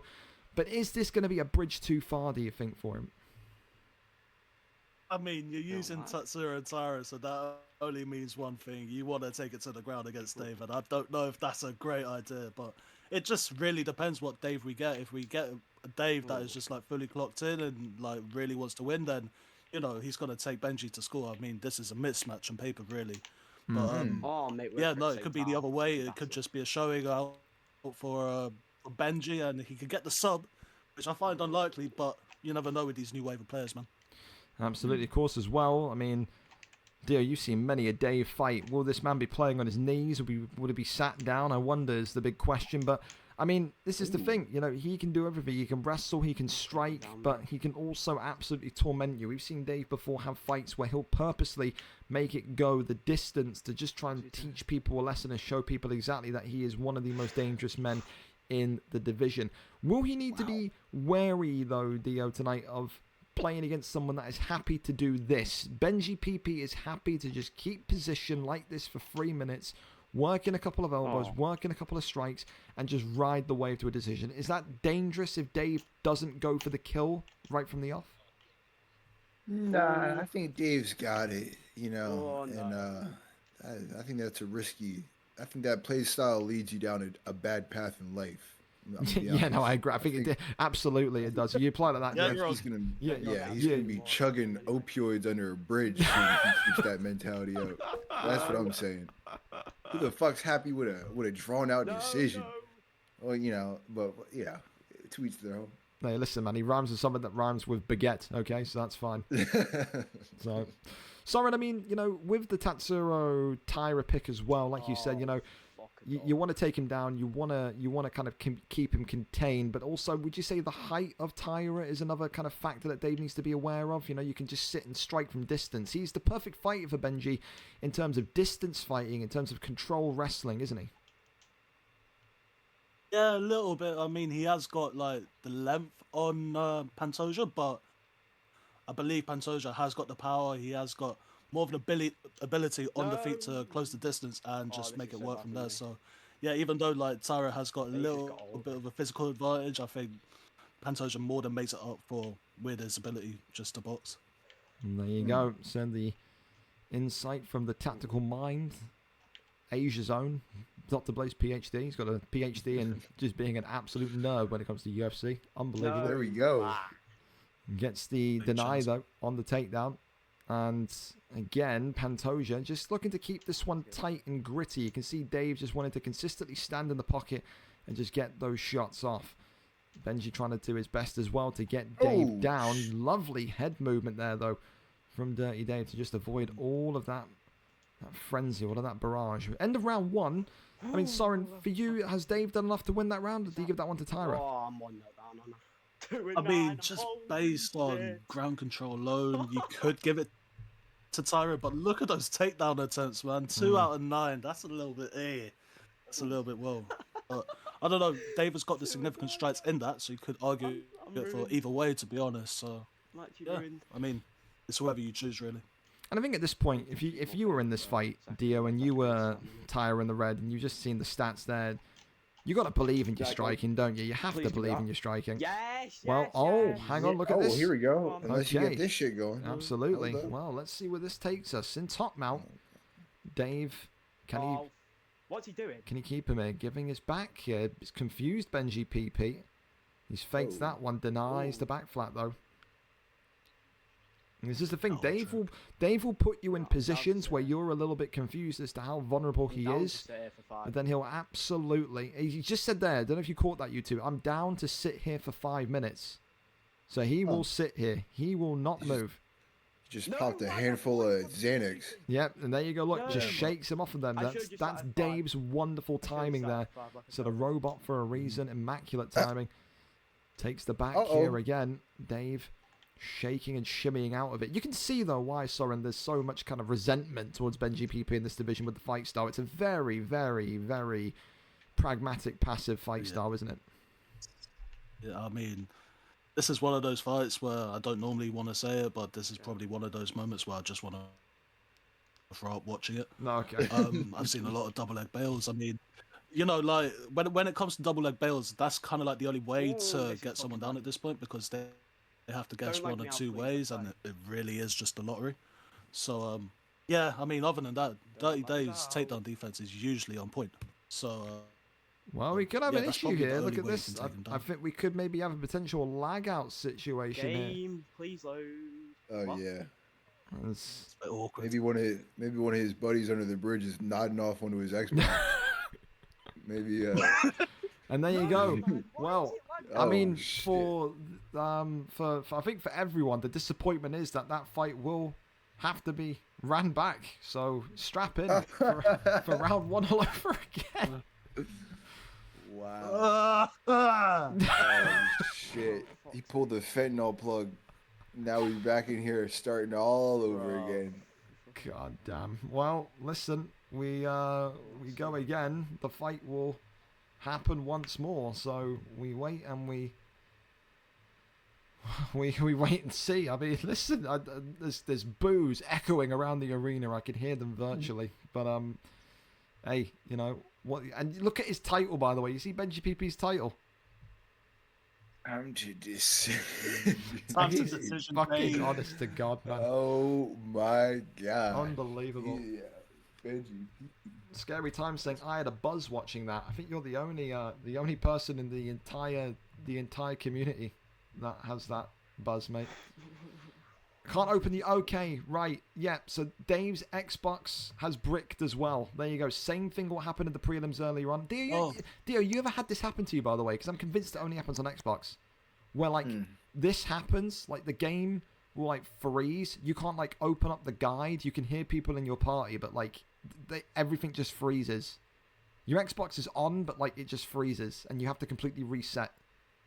That only happens, I think, on Xbox, but. I never, not to me, but if I were him, I would just hold the fucking button down. It doesn't even work. Trust me. I've had it happen to me. Nothing works. It completely bricks. You have to. I have to almost unplug my Xbox when it happens because it completely fucks up.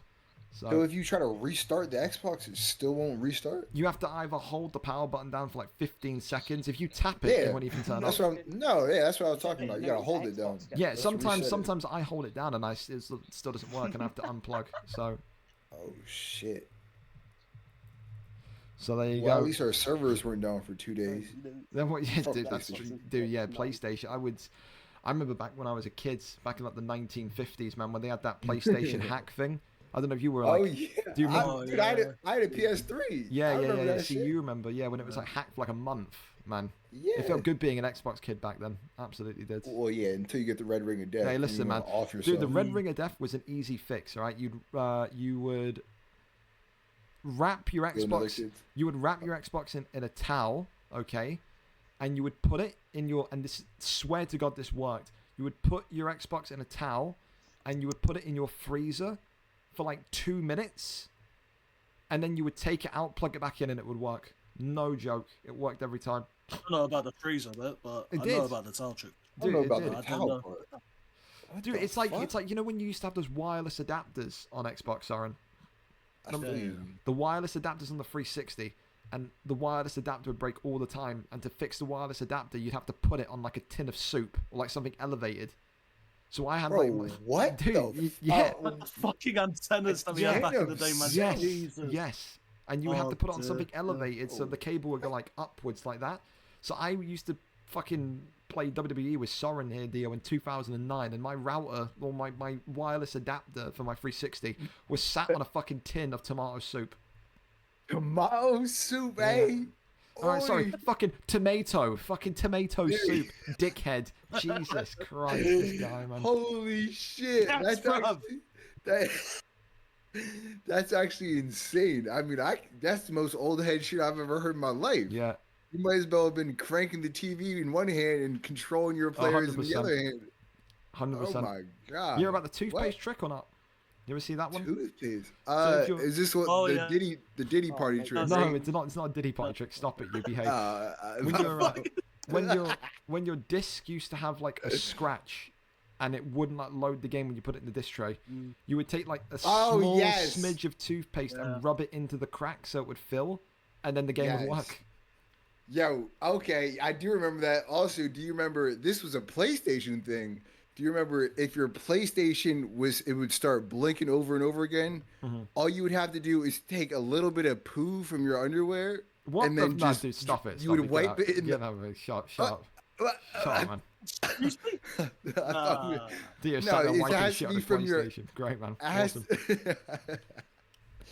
These specific ass fucking ways to fix shit is crazy. So then you get your stepbrother to kneel on your Xbox, and then the power would come back. Great, on. man. Awesome. Brilliant. Fantastic. That's to be your stepbrother, not stepsister. Yeah, yeah. You need to wait. You need to wait. Stepsister's got to be watching. Legs up. Bass Inferno wants to know how stoned are you, Dio? How stoned? Yeah. Not stoned enough, bro. I need to take another bong rip, and we got a Danish horde tonight, so I'm gonna be taking some soju shots every time somebody dies. Smoking out that fucking lamp again. Oh yeah, I might take shit. I might do one right now just for you, Dude, just for you and that tomato. Dude, he's got like a fucking lamp that he smokes fucking weed out of. It's incredible. No, he didn't put records on. It's called a Zenko. If anybody wants it, it's called a Zenko. $150. Very good product. Maybe $250. I don't know. Depends. There you go. But you know, Everyone's favorite nice. weed salesman, Dio the Demon. Everyone, wow, incredible. There you go. Come Gotta to my get a merch. disco. Dude, you gotta get a merch store for your fucking Twitch and just sell weed-related products. That'd be incredible. There you go. Yeah, the government's at my address, Will be there. and I'm in a fucking you know. Well, listen, you know what we will be there for? This fight again. Here we go. Once again, round one, right back into the fun of things. Dirty Dave again with Pantoja. Benji PP in the red with Tatsuro Taira. Again, Benji very much verbally, visibly, in his fight style, in his speech, happy to take Dave to a decision if it gets the job done. I mean, who do you think, Soren, that the restart benefits more, Dave or Benji? I think it would benefit Dave a little bit more because considering how Benji got Dave to the grounds and Dave was able to pick up on maybe a few patterns here and there, I think that'll be in benefit to Dave and he'll be able to combat him a little bit more efficiently than he was last time. So yeah, it'll benefit Dave. There you go. I mean, listen, you know, you can look at it both ways. Dave will learn from the patterns. Benji will also learn from what maybe Dave isn't, you know, too privy towards. Will Benji maybe try and alternate his pattern now and strike a little bit more? I don't think he will. He definitely wants to go for those takedowns and wants to use that length of Tyra. But again, like you said, Soren, when you pick Tyra, you're only opting to go with one method of fighting, and that is not going to be a kickboxing style. As you can hear there, he's absolutely. loses composure. Big shots though from Tyra there. Here we go. Chunk of head health Box down him there. up. I can hear him spamming the controllers. Sounds like he's got little fingers. Yeah. He's like reaching for the triggers. I'll strike you, bro. Come. And now listen, he's talking, he's trash talking Dave like a little bit there. Soren said, telling Dave to come towards him, walk towards him. So a little bit of feisty trash talk there. Lack of disrespect for the greatest of all time in Dave, isn't it? Yeah, that's what I'm saying though, man. But unbelievable. No. Respect your fucking elders, Benji. Son. Unbelievable. That's crazy. Yes. Well, listen, right here with shots to the midsection. Goes over into the triangle choke position, which you'd imagine. Wow, it can't get it locked in though. Maybe that's the nerves, the anxiety of the fight. Again, nope. Now he's gonna go left. Left hand side is denied. What part of the UK is he from? Oh no, wouldn't you say that accent is for Benji is, Soren? What do you think? It's like Birmingham. No, it's not Birmingham. Don't know. I kept on minimum volume because I don't really want to hear him, but is it, I don't know, more like Leicester, sort of Leicester. Come on. Leicester City. I feel like maybe. I feel like Viper last fight, the guy that was whisper talking was Leicester. Trying to kick off it, but This isn't raw. This is raw. posture up is there, raining down a couple of the strikes. Might be Newcastle, you know. No, it's not a Newcastle accent. You would know. They all sound like squeaky and jolly. How are you, man? That's what they sound like. Nah, way.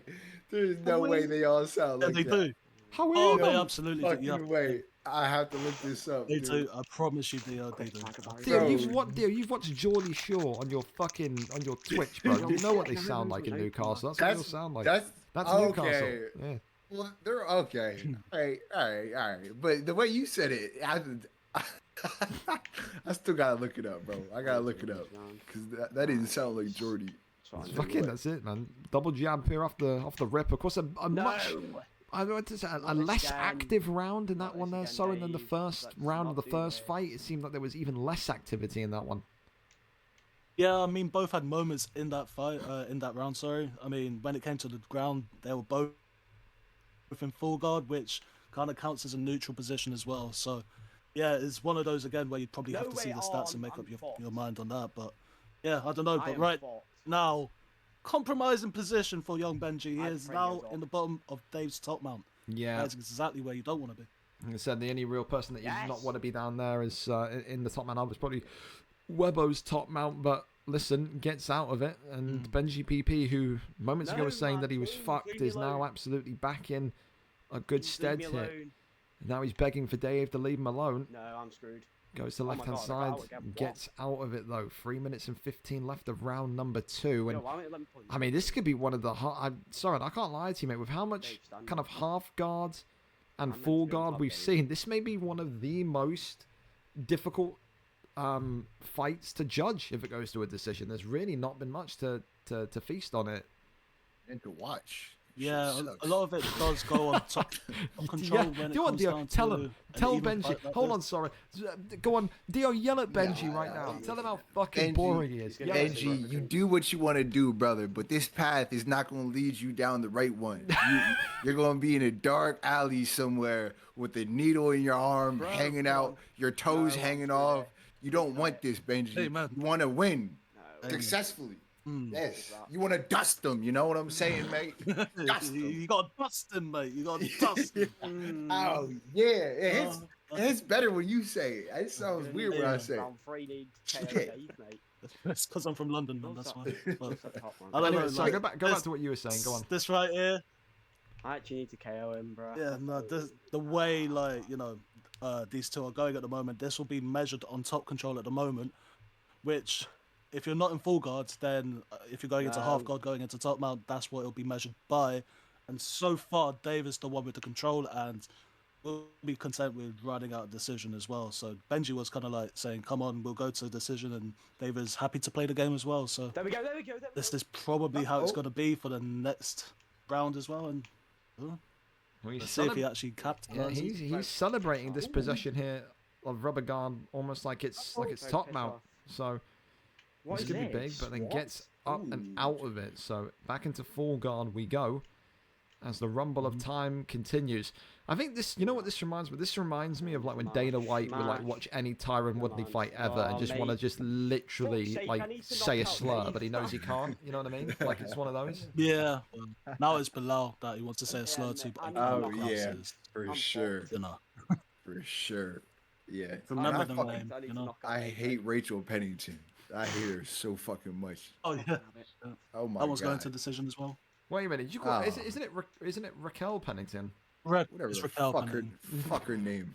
Fuck her as a fighter. Fuck her wife. Tisha Torres changed her name. Fuck all of them. God well, damn. Listen, we've got some. Whoa, hang on, boys. We've got some striking here, and Dave's in trouble. Look at that. Can work with that.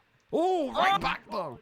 Oh, and drops him. Oh. What am I doing? Oh! Benji PP asking himself, what is he doing? He's removed the needle out of his arm. He's put the Oxycontin down Dio, and he's ready to fight now. Unbelievable. The Oxycontin. Oh, left hand comes in. Dave going for the finish. Drops him. Oh my god. He knows what I'm going to do, he says. Oh my days. Come on, Dave. Tells Dave to come on. Little mistake, Dave. Call him Uncle Dave, the way he's fucking him up right now. Yes. Come on. Oh. And again, just one more. Since just one more, he's asking for a mistake here. He's telling Dave he's gonna make a mistake. I don't think Dave will. I think he's too much of a robot at this point. Flying knee. That's where you need to throw the flying knee. They never expect it. They never expect I can't do nothing. 3 minutes, and you can see Benji now starting to into that stage of self-defeat. Says he can't do anything. He's starting to. Yeah. Wait, flying that's knee. not good. Yeah! Oh shit! That almost worked, Benji. It almost fucking worked. Oh, that was clips him with the right hand. Spins you're him down. fucked now. All right, here I'll pop a Percocet for you, Benji. I got you. Amen, amen, brother. Yeah, it's fine. 2.5 minutes to go here in round number 3, and I mean, You listen, almost had it. I think this is the thing, you know, he says, you know, respect that from Benji, he said Dirty Dev is too good. And you know what, I think Benji would sit here and probably be happy with himself if he lost by decision to Dave. I think he would take that as a credible, as a credible moral victory, but give me full mount, please. Goes into full mount, no, stat guard, that's even worse. Oh, this is not good. 20%. Collapses back down. Triangle choke there is Locking us off. denied. Wait. Sub Oh. Dave. Project sub Dave. It's flustered, you can now tell. he's going to go up. Wait, I'm locked. Oh, you got him. Locked. It's He's not locked sub in. Dave. He's locked in. He's locked in. Well, That's not Okay, gonna work either, son. Oh, he's- fuck. Used to hidden fentanyl jutsu. raining down the my God. strikes here, ground and pound. Yeah. And Benji's That would be almost awful. begging Dave to just let it go to decision. He doesn't want to get knocked out by Dave. He's taking this as a badge of honor. Drops him Oh, all right. You gotta get the flying against knee. the cage. And Get up this and one- fly knee. Get out of here and fly knee, brother. You gotta fly. No, fly knee. You don't want the needle in your arm anymore, man. Fly knee, bro. The fuck? Say no more. Say no more. Yes. Say no more. Yes. Set him up with punches. Oh, it almost landed. Oh, he almost did it. Oh, come on. Yeah. Let me knock you out with it, Dave. Let me knock you out with Yes. it. What's going on? Yo, good way right. Yeah, that's how you end the round right there, Well. man. That's what I'm talking about right there, brother. Look at that. Look at that. You see that? The people are with you. The people, they like you now. This It's is just what I'm I've been talking about. scammed. I won that. Incredible. Well, listen, at least everyone's in good spirits. Dave, though, had to match a pragmatic fight style and does so, gets the victory. He will be next for Black Panda for that flyweight championship of the world. Dave can't be blamed for that fight. You have to match the way that your opponent fights, and tonight Dave had to match that pragmatic style. I mean, will Benji learn anything from that fight there, Soren? Do you think he's taken any lessons from that fight, or no? I'd like to think so, but I don't know with how brash like the new where the players are. I don't know if he will.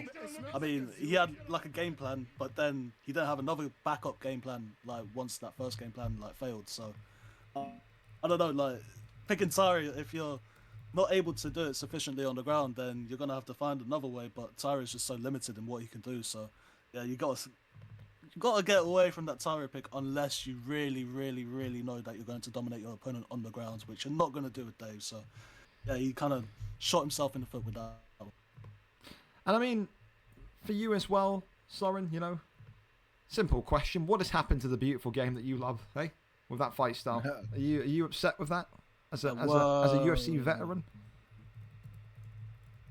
This is why I retired. No, right, okay, fair enough. I'd say it's more than fair. Well, listen, we're here now, though, for our title fights tonight. Of course, the main event, Bully of MMA against the Irishman, MarkJeff. But 4 title fights before that. Tonight, though, we start with the Light Heavyweight Championship of the World. Samson taking on Green Dot, Red Dot, Jack R1907, whatever his name is. You know him as one of the hardest-hitting light heavyweights of the division. Tonight, Samson comes in with an 8-7 resume, 3 wins in his last 5, 3 wins in a row. Red Dot, of course, 6-5, 4 wins in his last fight on a 2-fight win streak. Tonight, only one of them can leave the octagon as the new light heavyweight champion of the world. Samson, impeccable takedown defense and buzzer beater knockouts, but Red Dot, relentless, tenacious, and ferocious in all of his approaches and kickboxing combinations. What are the picks going to be? 5-star picks, of course, are legal. You may well see Poatan Pereira come to the surface once again. It would surprise me if it didn't. We are here, we are set, and we are ready. 5 rounds for the vacant light heavyweight championship of the world. We're here and we're set. Adesanya, Alex Pereira. Thank you so much as well to Shamsi and to Kai Sunex for the subs also. Appreciate you. Oh, yeah. Massively. Hype train is incoming as well. I mean, Soren, talk to us about this one though. Israel Adesanya and Pereira. I mean, this is the classic matchup, isn't it? I mean, how though do you need to use Adesanya to outlast Pereira? Because that punch power is going to be scary. Yeah, I mean, this is a fight as like old as time, really. I mean, like you got Poatan, who has got heavy hands, but you got you also got Izzy as well, who is very tactical, you know, takes a few more pot shots than Alex Pereira would, you know, kind of fights at a distance, kind of fights more tactically. So, you know, I mean, you've got that very, like, kickboxing style, and you just have to stay away from the hands of Poatan, you know, just kick at distance and work from there, to be honest with you. But, yeah, you may as well not even call this an MMA fight. This may as well just be a kickboxing fight, because there's going to be zero takedowns. There you go. I mean, Dio, if you were in Adesanya's shoes as well, would you do what he's doing right now? Start aggressive. He's walking towards Pereira. He's not afraid of the power. He's just trying to establish a base and get connectivity nice and early. Is that a wise move or a dangerous move? I like the move. I like the move. We'll see how it plays out. Honestly, I was gonna ask you guys, who do you guys got for this? Ooh. Oh, fuck this. Never mind. We almost got the head kick. Oh my god! You should have gone for the hook. You should have gone for the hook. Oh my god! What a body hook is that, Yeah, man? fuck whatever I was saying. Let's go back to this fight, man. Jesus Christ. Well, look at that. The eye health of Pereira, who has 99 power in black and gold, don't forget, is already orange. That there is not a good look if you're Samson. You have to be aware that the doctor at some point will come in if that becomes a little bit more darker in color, in shade, in red. So far, though, Red Dot, Jack R, the former UFC 4 lightweight contender who has taken a tumble into this light heavyweight division, eats a big uppercut. And here comes Pereira. Swinging for the fences. Head kick. He's setting up a head kick. Big pressured up against the cage. Oh, there's the head kick. Dio called it. Drops him. Oh, fuck. Knees inside the clinch. He switched stances and ate a nasty uppercut right there. Oh. Oh my god, flying knee. The Dio classic right there. That's what Unreal. I'm talking about. I love seeing the flying knee. We've seen more action in this 4 minutes that we saw in like the entire last fight, and I'm all here for it, man. Incredible. Oh, let's go. Tries to go for that overhand though. Samson's got to be careful. These two just said pocket protect. Dude, that damage to the eye though is ridiculous. You have got to be really, really careful of your Pereira. So far, love how Red Dot Jack R is using those teeps and using that distance of Adesanya so far. Continues just to butt away at the dome of Samson. Tries to go low to the body. I don't know why he's wanting to throw so many body hooks. That's really confusing me. I would rather see him throw more of those Poatan Pereira leg kicks. Try and kind of take that away from Adesanya. But look at the head health of Adesanya as well. That is not looking great. Both of them in a real rough way. What a round though. Dio, you're the master of violence here. Who's won that round? Sorry, I was hitting the Zenko. Sorry, I wasn't even paying attention. Who won the round? Israel Adesanya. There you go. Okay. Flying knee. Whoever threw the fucking flying knee. Yeah, it was Adesanya. There you go. Yes. I remember that part. Oh my good God. Head kick again. Oh, clips him right back. Shit. Pereira's gonna win. No, he's not.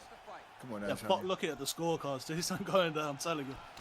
This goes to round 5. Look at the got way. the cut. Oh my yeah. God. Right. It's over. It's over. It's over.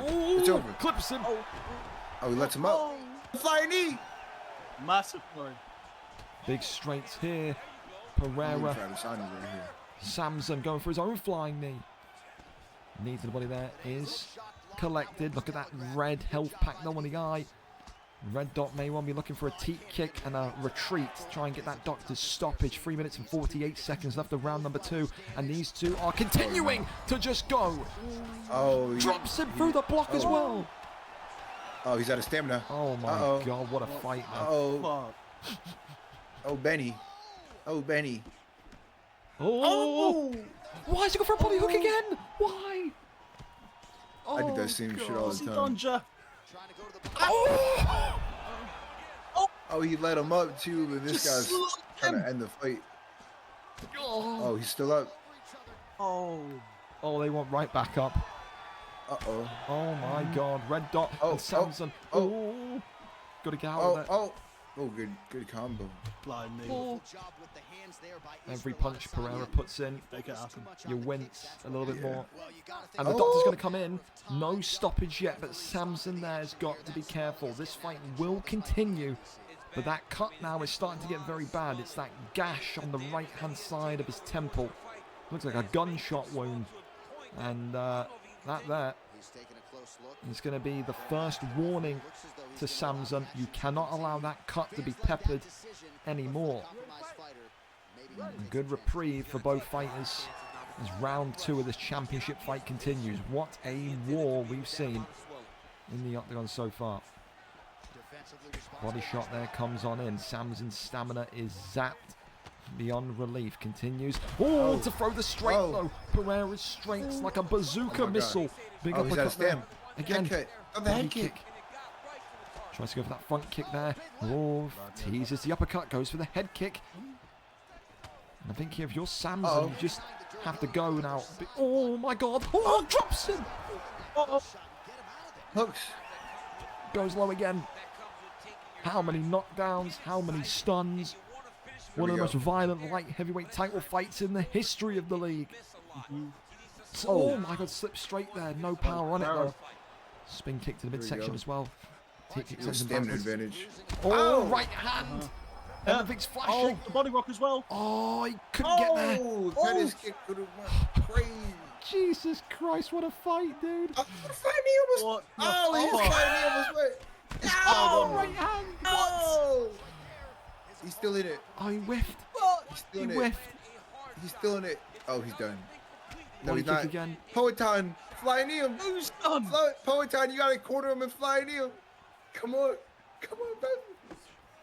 Is this one maybe going to go into round 3? Who knows? It's been an absolute incredible fight. Double elbow. Oh my good God. Knee right to the cup. Jesus. Well, Guys, what's going on? I tell you this much. Round 2. What a fight this is so far. It's the stamina of Pereira against the head health of Adesanya. It is still anyone's to win here, but I'll tell you this much. Whoever wins this fight here tonight is going to be feeling like $1 million because this has been phenomenal. A complete contrast to the last fight we just saw, and it's definitely fitting of maybe one of those fight of the night guarantees so far. Who walks away with the gold? Big body shot comes on in again. Right hand avoids that one. Pereira using that head movement. He's got to stay tight, Pereira. He can't walk backwards, so the doctor's going to come in. Off the jab, ducks underneath. Samson still looking for that slip straight. Goes for that right hook. Does Red Dot. Red Dot still. Big left hand uppercut there. Goes low. Now Red Dot just looking for that signature strike. Oh, there's the elbow! The knee landed too. Do not blink, you will miss it. Teeps him backwards. Adesanya is almost kind of froze here. He doesn't want to throw too much here. He's very aware of that two-piece that Pereira packs. Uppercut into the lead. Hook again. Blocks well. Oh my God. Uppercuts there. Samson. Oh my God. Ducks underneath. Great head movement. Oh my goodness me, man. What a fight. Teeps him backwards. Oh shit. Leg kicks. 1-2 leg kicks. Incredible. Left hand again. Don't back up, bro. Don't back up too much. He's got to stay tight. Samson, he can't walk backwards. Oh. They both know what's that on the hook. Oh. That hook. Catches like spinning back elbow. Oh, double elbows there from Samson. Shit. Oh. Uppercut there into the left hand side. The hook there is vicious. Leg kicks again coming off. More and more uppercuts and hooks. Spinning back fist or spinning back elbow, then misses for Adesanya. Oh my days. Both of these two out of gas. Head. Oh! Oh! Upset. Oh my days. She don't got the stamina. Like a sniper. She don't got the stamina.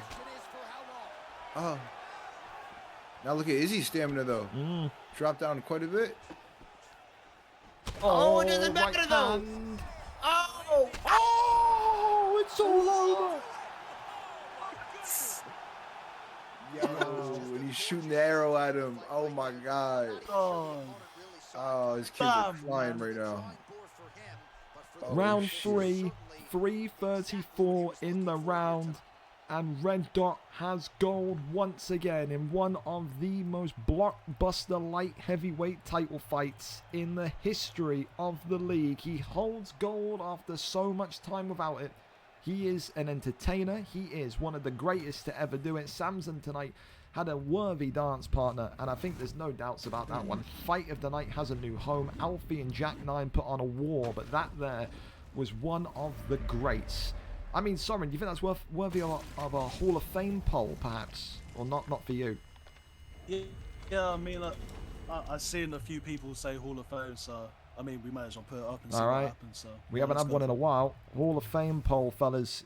Was that a Hall of Fame light heavyweight fight, or was it not? You've got 60 seconds to vote in the Twitch poll. Go nuts. Regardless whether it is or not, though, Red Dot tonight will be celebrating crazily. That there, one of the greatest and most satisfying wins he will take. One of the most satisfying title wins he will feel. For Samson, you feel for him a little bit because of how close it was, but that had everything. It had the drama, the tension, it had the excitement. And that there is exactly what you want from a light heavyweight title fight, absolutely positively. What a fight. What a win for Red Dot. Congratulations to both of them for putting on one of the great fights of the light heavyweight division so far. Incredible, incredible, incredible. The Hall of Fame poll is ending. Get your vote in quickly. You haven't already so far. 13 votes to 5. And I think that there will confirm it. 14 votes to 5. That will confirm it. Red Dot, Jack R, and WV Samson, 15 votes to 5. You have entered the fight wing of the Hall of Fame. Deservedly so. One of the greatest heavyweight fights that light heavyweight fights I've ever seen in my life. Poetan. There you go. I'll put that there for later. Listen, I mean, how do you live up to that fight? I don't know, because there's so much more action to come, and we move on next then to our middleweight title fight of the evening. It is the American Razor Riley going up against the Brit T. Stocky for the vacant middleweight championship of the world. Razor Riley comes in tonight with a record of 8-7, 4 wins in his last 5, a 2-fight win streak for him as well. His opponent on the other side, though, T. Stocky, 4-5. It may sound weird that he's in the title fight, but listen, this guy has been on a streak, 2-fight win streak, impressive wins as well. And this middleweight division is one of those where anyone can beat anyone. Outside of these two guys, Smumlinger, before he won his unstreamed fight this week, only had a 1-fight win streak. It is impossible in the current landscape of the middleweight division to get more than 2 fights, 2 wins in a row, should I say. Tonight, Stocky has that. He has that criteria. It qualifies him for a title shot. And he will be hoping to do the unthinkable and upset the American Razor Riley. Riley is absolutely undoubtedly the favourite for some of the toughest and I think some of the most up-and-coming fighters that have gone to lightweight, welterweight, and so on and so on. He's been up there against some of the very, very best. He believes tonight it's his time to bring gold back to the United States. Who wins? The number 2 ranked Razor Riley or the number 8 ranked T. Stocky? We go up and over to it. Let's go over and see what the picks are set to be. Razor Riley is here, live and ready to go. One time for the gringos. Thank you so much as well for the follows as well to Magic's Val, Keeps and Go, and also Quality XFN. Appreciate you massively. Here we go then. Dricus du Plessis is looking like the pick for Razor Riley, and it's going to end up being Brendan Allen in the middleweight title fight here tonight. I mean, Dio, we'll go to you. I mean, I know you're not a big fan of Dricus, but do you like this Brendan Allen pick? If he plans on possibly going to the ground, maybe just dominating the fight there, I'm not sure the strategy either of these fighters usually go with. Well, I think Riley is a bit more balanced. I think he has the ability to wrestle, but he's recently kind of become a part of a camp that does focus on submissions. That's the man with Dricus du Plessis in the black and gold. For T. Stocky, listen, he's got knockouts, but again, he's comfortable on the ground. I don't know which one is going to initiate the ground game. I think T. Stocky may well like his chances down there. But again, I don't know. I don't know if he might have picked him just based off him switching to that camp where they get more submissions now. Maybe, you know. True. He thinks he might be thrown. An anti-wrestling approach. Exactly. Yeah, that could well be the case. Soren, what do you think here? Brendan Allen, what's his biggest strengths against Dricus, and then vice versa? Yeah, for Brendan Allen, there's obviously got to be the wrestling, the jiu-jitsu on the ground as well. I mean, he's got varied submissions in his arsenal as well. He is one of the people that has submitted Paul Craig as well. With Dricus, he has got a very unorthodox style in real life. It doesn't translate into the game, but his kickboxing is very good. His top game is also very good as well, so if he just wants to blanket wrestle, he can absolutely do that. Just watch out for the submissions and hopefully Bob's your uncle. There you go. I think as well, you know, the thing to emphasize as well is that these two both have deficiencies, not just in their fight styles, but in their mental game as well. We've seen Razor Riley before be so harsh on himself in terms of losing fights. And again, we talk about confidence fighters. He is absolutely one of them. He needs to have a good round 1 to then have a good round 2. He needs to be on a win streak to feel good. He needs to be... Everything needs to be flowing correctly for Razor Riley for him to be at his optimum. Whereas T. Stocky, he can rebound. We've seen him lose rounds and come back and win fights in round 3. I think the biggest mental deficiency for Stocky is just his naivety. I think, again, that shows with the Brendan Allen pick. If he goes today and tries to take down Razor Riley, I think he may be a little bit surprised as to what is there, what is waiting for him. If he's picked him as an anti-pick, an anti-wrestling pick, I like it. If T. Stocky looks to initiate the wrestling, he may well look at himself and go, what have I done here? Because I don't think it's going to be as easy as what he potentially thinks. And as well, the power of Drickus as well. People forget this, you know, he's got some excellent power in his hands. You can already see that in the deterioration of the head health that T. Stocky in the white trunks has got. First takedown, though, as we probably would have expected. Brendan Allen, T. Stocky gets the takedown, secures it. 45 seconds left of the round for him to secure a submission or some ground and pound. Goes over into sprawl, and Razor Riley getting right back up. No need to panic, no need to rush. Clinch is there, and T. Stocky whips him into tie clinch, gets one knee off there. And now looking to standing guillotine in 4 seconds. They're not going to be enough for me, and that's going to be the end of round number 1. I mean, Soren, Drickus' round for you, or not so much? Give it to Brendan Allen more than anything. I mean, he got the takedown in what was an even round. And that, you know, it's again, it's just a feel it out rounds. But I feel like that guillotine has opened up an avenue for Brendan Allen here to, you know, kind of explore options in ways of like trying to take him down. So he can get into the guillotine and then flip him into mount if he wants now. He knows that Razor Riley isn't too proficient when it comes to defending that. So, you know, it's just opening up options, just see what the reads are and just going from there, really. There you go. So round 1 being given to Brendan Allen. Razor Riley, though, will feel good about that round. Hasn't taken too much damage. As Soren puts so eloquently, it's a very tight round and not a round that anyone or either of these two will be feeling too poorly about so far. 5 rounds for a reason. These title fights, you have to kind of be a little bit pragmatic at times and maybe read your opponent. Make sure you understand exactly what they're going to go with. Already, though, you can just see T. Stocky starting the round a little bit more aggressively, using those teeps, using that forward movement to get that hook onto the kind of waving and bobbling head there of Razor Riley. Razor Riley has to believe himself a little bit more, has to believe in the power of Drickus du Plessis a little bit more as well, because we've seen so many people say they don't know what Drickus is good at, or he's too balanced, he isn't good in any one area. The one area he absolutely can win you fights is his boxing. I stand by that. I think as well, especially if Riley shoots the takedown, gets Brendan Allen into top mount.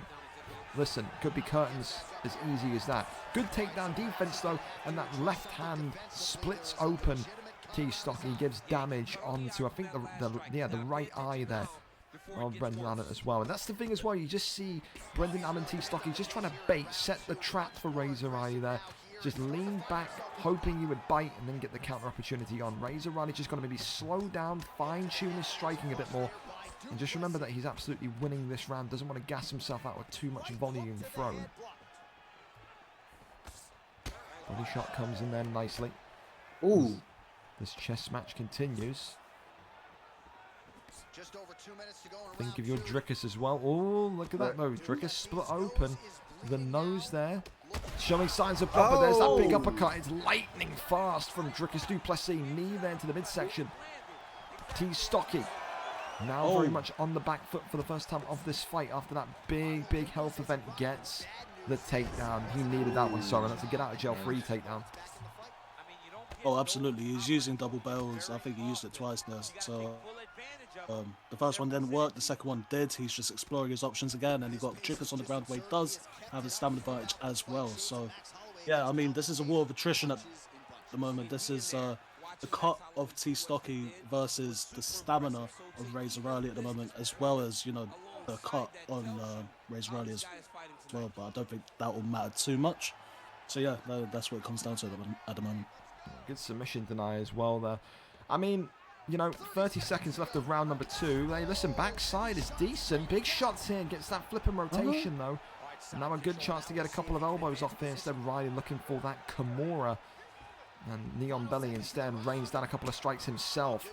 Brendan Allen eating just one singular strike there. Round 2 in the books. Soren, did Drickus do enough for you to get that round back? Is it 1-1 going into the third? Yeah, I can see that. I mean, both have put on damage on each other. I mean, obviously the eye of Brendan Allen is gonna show throughout the whole fight as well. I mean, that's only gonna grow. But the stamina, like I've alluded to, of Drickus is also one to be wary of. So even though he has won the round, you know, there is a glaring weakness that Brendan Allen can now target. There you go.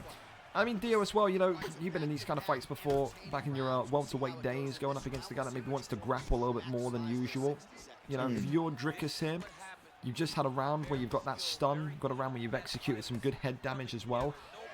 Is it just a case now being a little bit more patient? Big front kick instead. Yeah, I don't think he's being patient. Trying to take that boy's head off. Yeah, nah, I try to keep my range. Oh, fuck that range. There's an elbow, dickhead. Oh my God. Jesus. Well, Razor Riley showing his intentions very early into round number 3. It's a front for kick. The range would help. Oh, and he did. Followed by the elbow. And look at that great takedown defense as well. Fantastic. Great job. 3 minutes and 30 seconds left of the round. Razor Riley in the ascendancy after a difficult round 1. Now Stocky is very much seeing the power of Drickus. He's kind of backing up a little bit more, trying to strike from the outside. He does not want to get in the pocket there with the South African. Left hand there, followed by the right straight. Jab straight, still coming forward here. The block, clips him with the left hand. T. Stocky did not expect that one. Lean to the left, and there's another takedown, and it's another big deny. Razor Riley, his takedown defense all the way up. Continues just to work the 1-2s. I don't know about you, Simon, I think Stocky's starting to look a little bit lost here. I think he's definitely starting to be a little bit scared of that power, and I think he's starting to look a little bit kind of like a fish out of water because he can't find a way to get Riley down. As I say that, look what happens. Yeah, I was about to curse. No, it did seem that way. I mean, like, it just seemed like he was running out of ideas, like you said. I mean, it seemed like he couldn't get out gear 1 almost, and Razor Riley was hitting into another gear and was just like getting stun after stun. So he noticed that the head health of Allen is slowly chipping away, and he's slowly putting on damage, and that's just the power of Drickus coming into play. So yeah, I mean, if Brendan Allen, if T. Stocky is able to utilize what he was doing before with the takedowns, using the double leg bails, you know, taking up against the cage and going from there, I mean, he can also gain rounds as well. I mean, this is far from over, but that head health, you really have to wonder how long he's got left. Absolutely.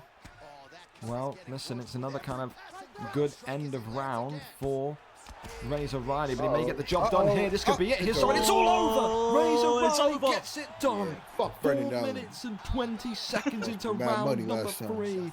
And the American finally holds middleweight gold. Razor Riley brings it back to the United States. And it is a Drickus du Plessis performance that gets it done. A really nice and composed performance after that first round as well, Soren, no? Yeah, absolutely. Composure came into that 100%. I mean, as the rounds went on, it was just a matter of who was going to inflict more damage, and Drickus was just pulling away with it. I mean, you saw stun after stun.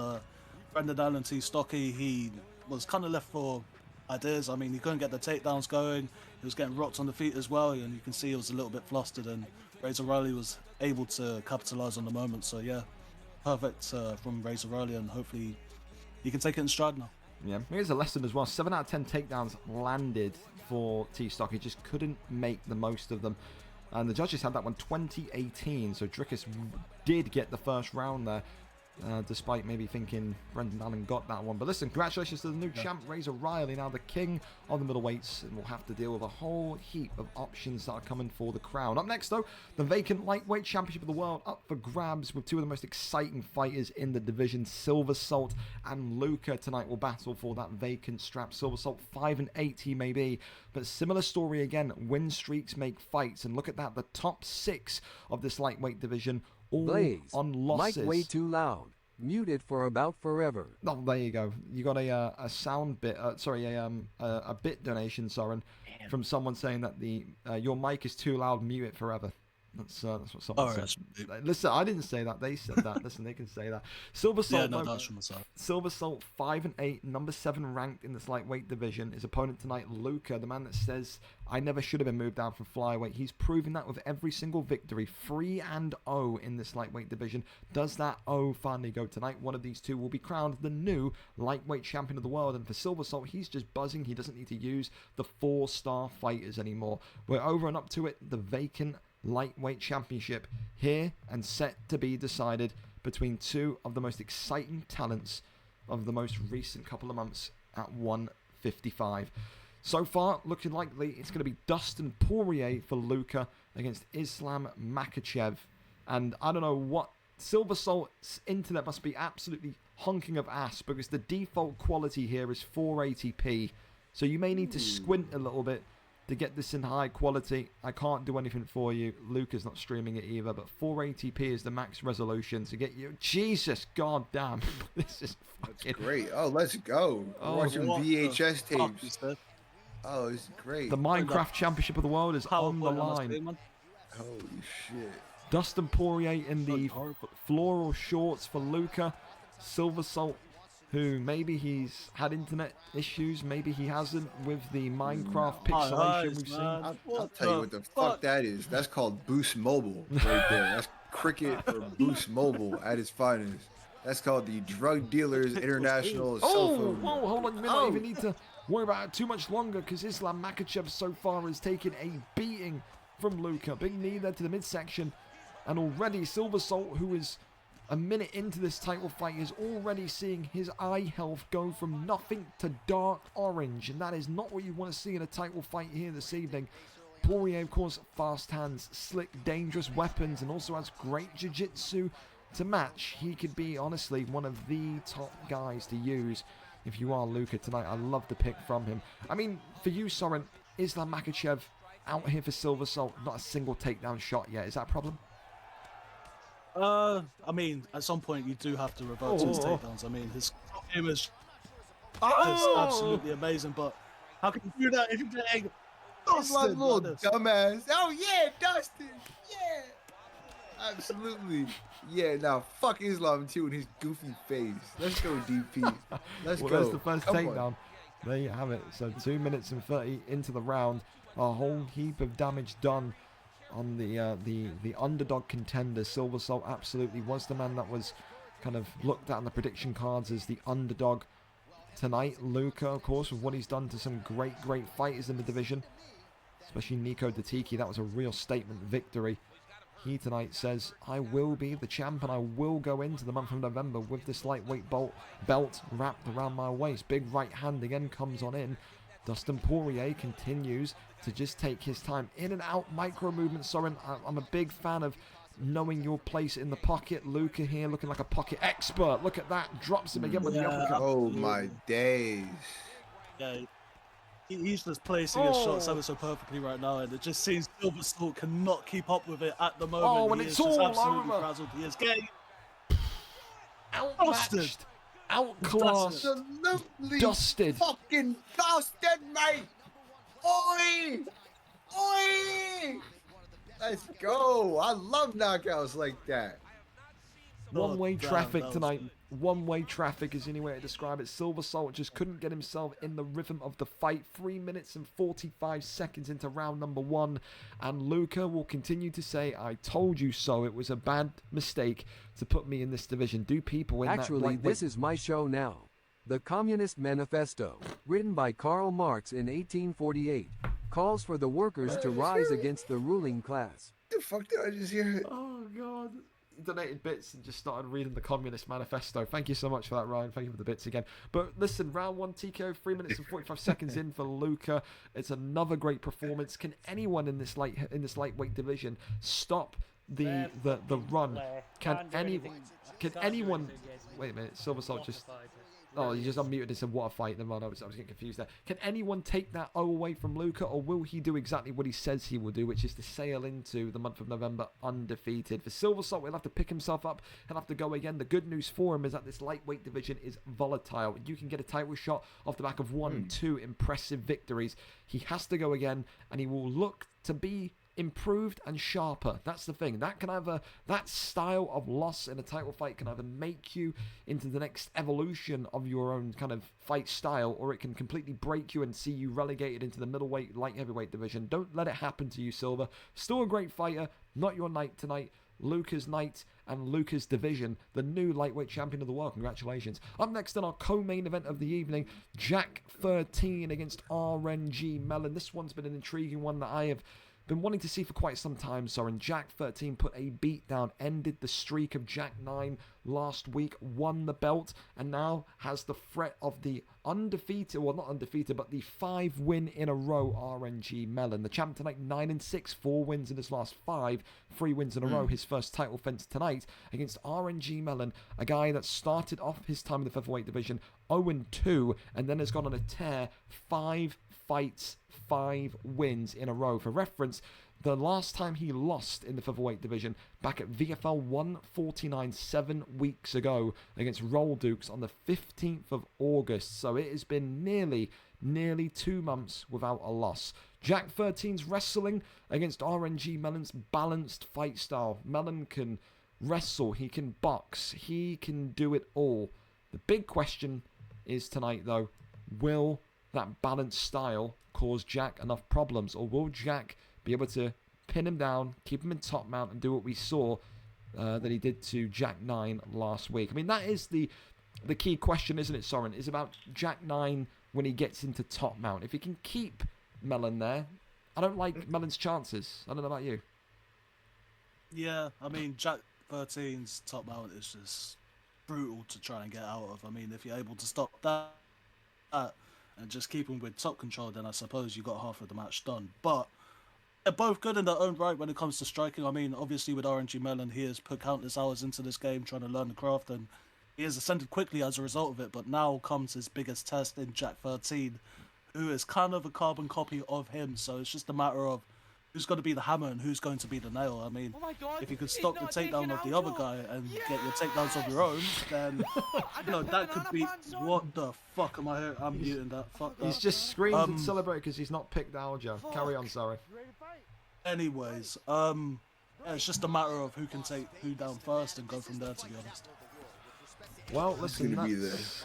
Go on, dear, sorry, cut you off. Nah, something it's gonna be the diddler, who's gonna be Meek Bill, who's just gonna be Yeah, you're probably right. You're not wrong. I mean, you ever heard anyone ever have that reaction to being able to pick Aljamain Sterling before? I don't think I have. Actually, I actually gotta turn his stream on real quick. That'd help. Sure.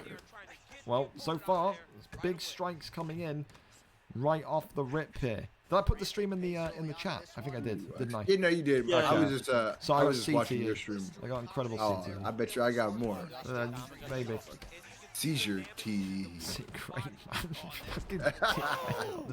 Oh, this guy's screaming. Yeah, he's absolutely loving it, man. He let out the biggest scream when he got to pick Aljamain Sterling. However, denied though. Jack 13 not going to be too upset with this position, Soren. He loves it down here. He's a swamp dweller. He's a sewer rafter, isn't he? He absolutely loves being on the ground. This guy was the original kind of takedown bailer back in UFC, kind of the beginning of UFC 5. He was the biggest, I don't know, the biggest wrestler, the biggest kind of cheesy guy to play in UFC 4.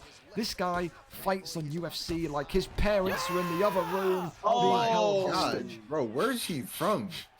RNG Mellon's from Iowa? RNG Mellon's from Scotland. Big shots there though. Uppercut ducks underneath. Jesus Christ, what a start to the fight. Holy hell. Energy and passion. Uppercuts again. Oh, the elbow there comes off. Lefts and rights here. RNG Mellon feeling that boxing of Ilya Taporia. Is he Spanish? Is he German? Is he Georgian? No one knows. Is he Chinese? He could be. He's a bit of everything, really. Continues just to work the strikes in. 40 underneath Oh! there. Good shot again, though. Great head movement equally from RNG Melon. I mean, this is the most striking we've seen Jack 13 do ever, Soren. Yeah, I mean, this is kind of like the Bilal Brady. Drops it! Oh! Stack guard there is denied, though. And then drags him back down over into half guard. Denies that one. Good one as well. RNG Melon eats a couple of light taps there. Goes over Let's go. into... Show me this mount, motherfucker. He's putting on an accent. Oh, okay. no. Well, Jack 13, though, not able to capitalize. Oh. 29 seconds remaining. I think literally, you know, both of them are taking so much damage that is so... I don't know who's going to be more upset with the round. Sorry, I mean, they're both not going to be happy that they conceded that much health or that much durability on the head, but... Oh, listen, that could have been dangerous. If he didn't block that, he could have got head kick flash there, but wow. I mean, who wins that round? Sorry, who do you give that one to? Again, I don't know, because like in the beginning of that round, you had Jack 13 who was going away with the striking, but then he got rocked at the end of it. So like, Jack 13, you'd have to give it to RNG Melon just based on the rock itself if you want to look at significance. But again, you can argue both ways, and I'll like say it could be Jack 13 as well. But again, it's just going to be one of those rounds that don't matter because someone is going to get finished. Well, listen, I think a lot of the title fights tonight have been incredibly interesting to watch. I think Jack 13 having his striking tested was always going to be an intriguing factor. I bet Jack 9's looking at this tonight and wishing, you know, saying to himself, I wish he did this against me. Big elbow there, though, from Rubber Guard, but into stack he goes, and that's not where you want to be with damage accrued on Aljamain Sterling. Goes for, though, that leg lock. Look at that, trying to break the ankle here, perhaps. Oh, the old scissors, we call this. I don't think he called them the scissors, dear. Scissors? I don't know. He's sucking smoke up that lamp again, isn't he? You fucking lamp sucking, aren't you? Lamp sucking. Yeah. Lamp sucking. I'm not a sheep shagger. I'm not a lamb sucker. Hey. I'm from Wales, though. No, you're not. Stop it. Shut up. I got people over no, there. No, you ain't got people over there. Stop it. Over there and over in Birmingham. Great, man. Oh, yeah. Two shittest places in the world you just named. Unbelievable. You could have named fucking Chicago and Baghdad and they would have been better than the two places you named, bro, honestly. Well, goes round to the right-hand side, flips him. Rains down strikes to the midsection. Baghdad. Yeah, mate, downtown fucking Palestine, current fucking situation is better than Birmingham, bro, honestly. Darce choke here is locked in. Is Aljamain Sterling looking to maybe try and choke out Jack 13 here. And he's locked him in. Jack 13's in trouble. And the first submission is in. Jack 13 loses a large chunk, 70% plus gone. RNG Melon knows that his championship reign is one submission away. The belt could be coming back to Scotland here tonight in a real convincing fashion. Difficulty is, though, Aljamain's cut is still dangerous. If Jack can get to his feet, there is a chance that he can absolutely put him into the casket. But look at this, though. Rains up the strikes, and this is exactly what we've seen Taporio do to so many people. Big LB dropped in, and now look at this going into the armbar. And Jack 13 could be done for here. Game, set, Ray and Longo's direct. Oh my 4 God. minutes and 18 seconds into round number 2. And the featherweight division has a new champion, RNG Melon, his 6th win in a row. A world-class performance tonight, sorry. Yeah, hard to disagree with that. I mean, like, obviously, you know, coming from the Rock in the first round and just able to dominate Jack in the second round with the wrestling, I mean, he just gave him no breathing space and he got the first submission off. And I don't know, I felt like Jack 13 was a little bit of a step behind when it came to the grappling. I mean, yeah. RNG Melon, he was always just a step ahead, and just, you know, the submission to cap it off, I mean, that just kind of exemplifies that. So yeah, that was great work from RNG Melon for sure. Well, listen, whole heap of customers in that featherweight division that want a piece of that belt, but I mean, he looks good, man. I think with the way that he wrestled and the way that he struck, I mean, does he look like he's getting towards that bantamweight, flyweight level for you? Do you think he's approaching that, Soren? Yeah, I think it's definitely possible. I mean, goddamn, it's hard to see where his ceiling could be held at the moment. So yeah, another one like Koros, man. Yeah, no. You know, just a couple of months ago, this guy was in like the heavier weights. He's committed that time, that kind of passion to learn in the ground game, and it's paid dividends. One of the most dominant performances that he'll say he'll have. And listen, the list of names is big. You've got grapple masters like George, who will feel like he's due a shot. Chaz will feel like he's due a shot. Evo Panda, if he can win another contendership matchup after being moved down from bantamweight flyweight, if he even signs up, he could be done for all I know. He could be up there. What a match that would have been, Evo Panda and RNG Melon. But listen, for now, take nothing away from the champion. Let's look at tonight rather than the future. RNG Melon defeats Jack 13. A great matchup, a great contest, but tonight just a world apart, I'd say. Definitely the most impressive performance I've seen RNG Melon have, and for me, it's going to give him performance of the night as well. Love that in terms of the different attributes and the kind of just the patience of the ground game, the confidence in the striking. It had everything, that one. So yeah, happy with that. Happy enough to give him the performance of the night bonus. Congratulations to you, Mr. Melon. Up next then, it's our main event of the evening, Bully of MMA against Mark the Shark. I mean, listen, Soren, you tell me. I mean, this is an opportunity of a lifetime for Mark, isn't it? Right place, right time, with how the division is, again, so volatile. Anyone can beat anyone. Streaks don't really exist. He's there. He's on a bit. He's had an impressive performance recently, and he gets that chance to face Bully of MMA, which again, so many people are still disrespecting. People feel like Bully of MMA isn't a dominant champion. Mark the Shark said it best himself. He saw Bully of MMA panic wrestle with Sugar Sean O'Malley. He believes he can take him tonight. Do you believe that? Do you believe what Mark's saying, or do you think Bully of MMA is credible in your mind? What do you think? I mean, Bully of MMA, he's got to the position where he is for a reason. I mean, obviously, he is very good in his own right. But, I mean, in terms of Mark, I mean, he's been an old dog that has been around for yonkers, to be honest with you. And when it comes to stepping up to the plate, I mean, who better than Mark? I mean, he eats pressure for lunch, to be honest with you. So, yeah, no, it's going to be interesting to see how Mark deals with this. And obviously, if he feels like he has the upper hand against Bully of MMA, then, you know, we all know that this is a confidence game, and if he has that confidence running into this fight, then, you know, it can pay off dividends. So, yeah, I mean, it's going to be an interesting fight in any way that you see it. Obviously, the Achilles heel when it comes down to this is Mark's wrestling. Yes, he has improved, but we all know he wants to stand up and he wants to, like, force you into a corner where you can't get out. So that's going to be the question that he's going to propose, and it's going to be for Bully to answer in that respect. So I'm yeah, it's going intrigued to be by interesting to see. I think as well, the intriguing part of it, Soren, is, you know, the way that Bully has started his last two fights against, I think, Kemyor and I think it was Jovi or someone else, but it's the last two fights he's been in the most trouble he's been in the first round. Kemyor nearly won the belt against him inside the first 2 minutes. We saw a big couple of stuns for Bully in the first round of his last fight.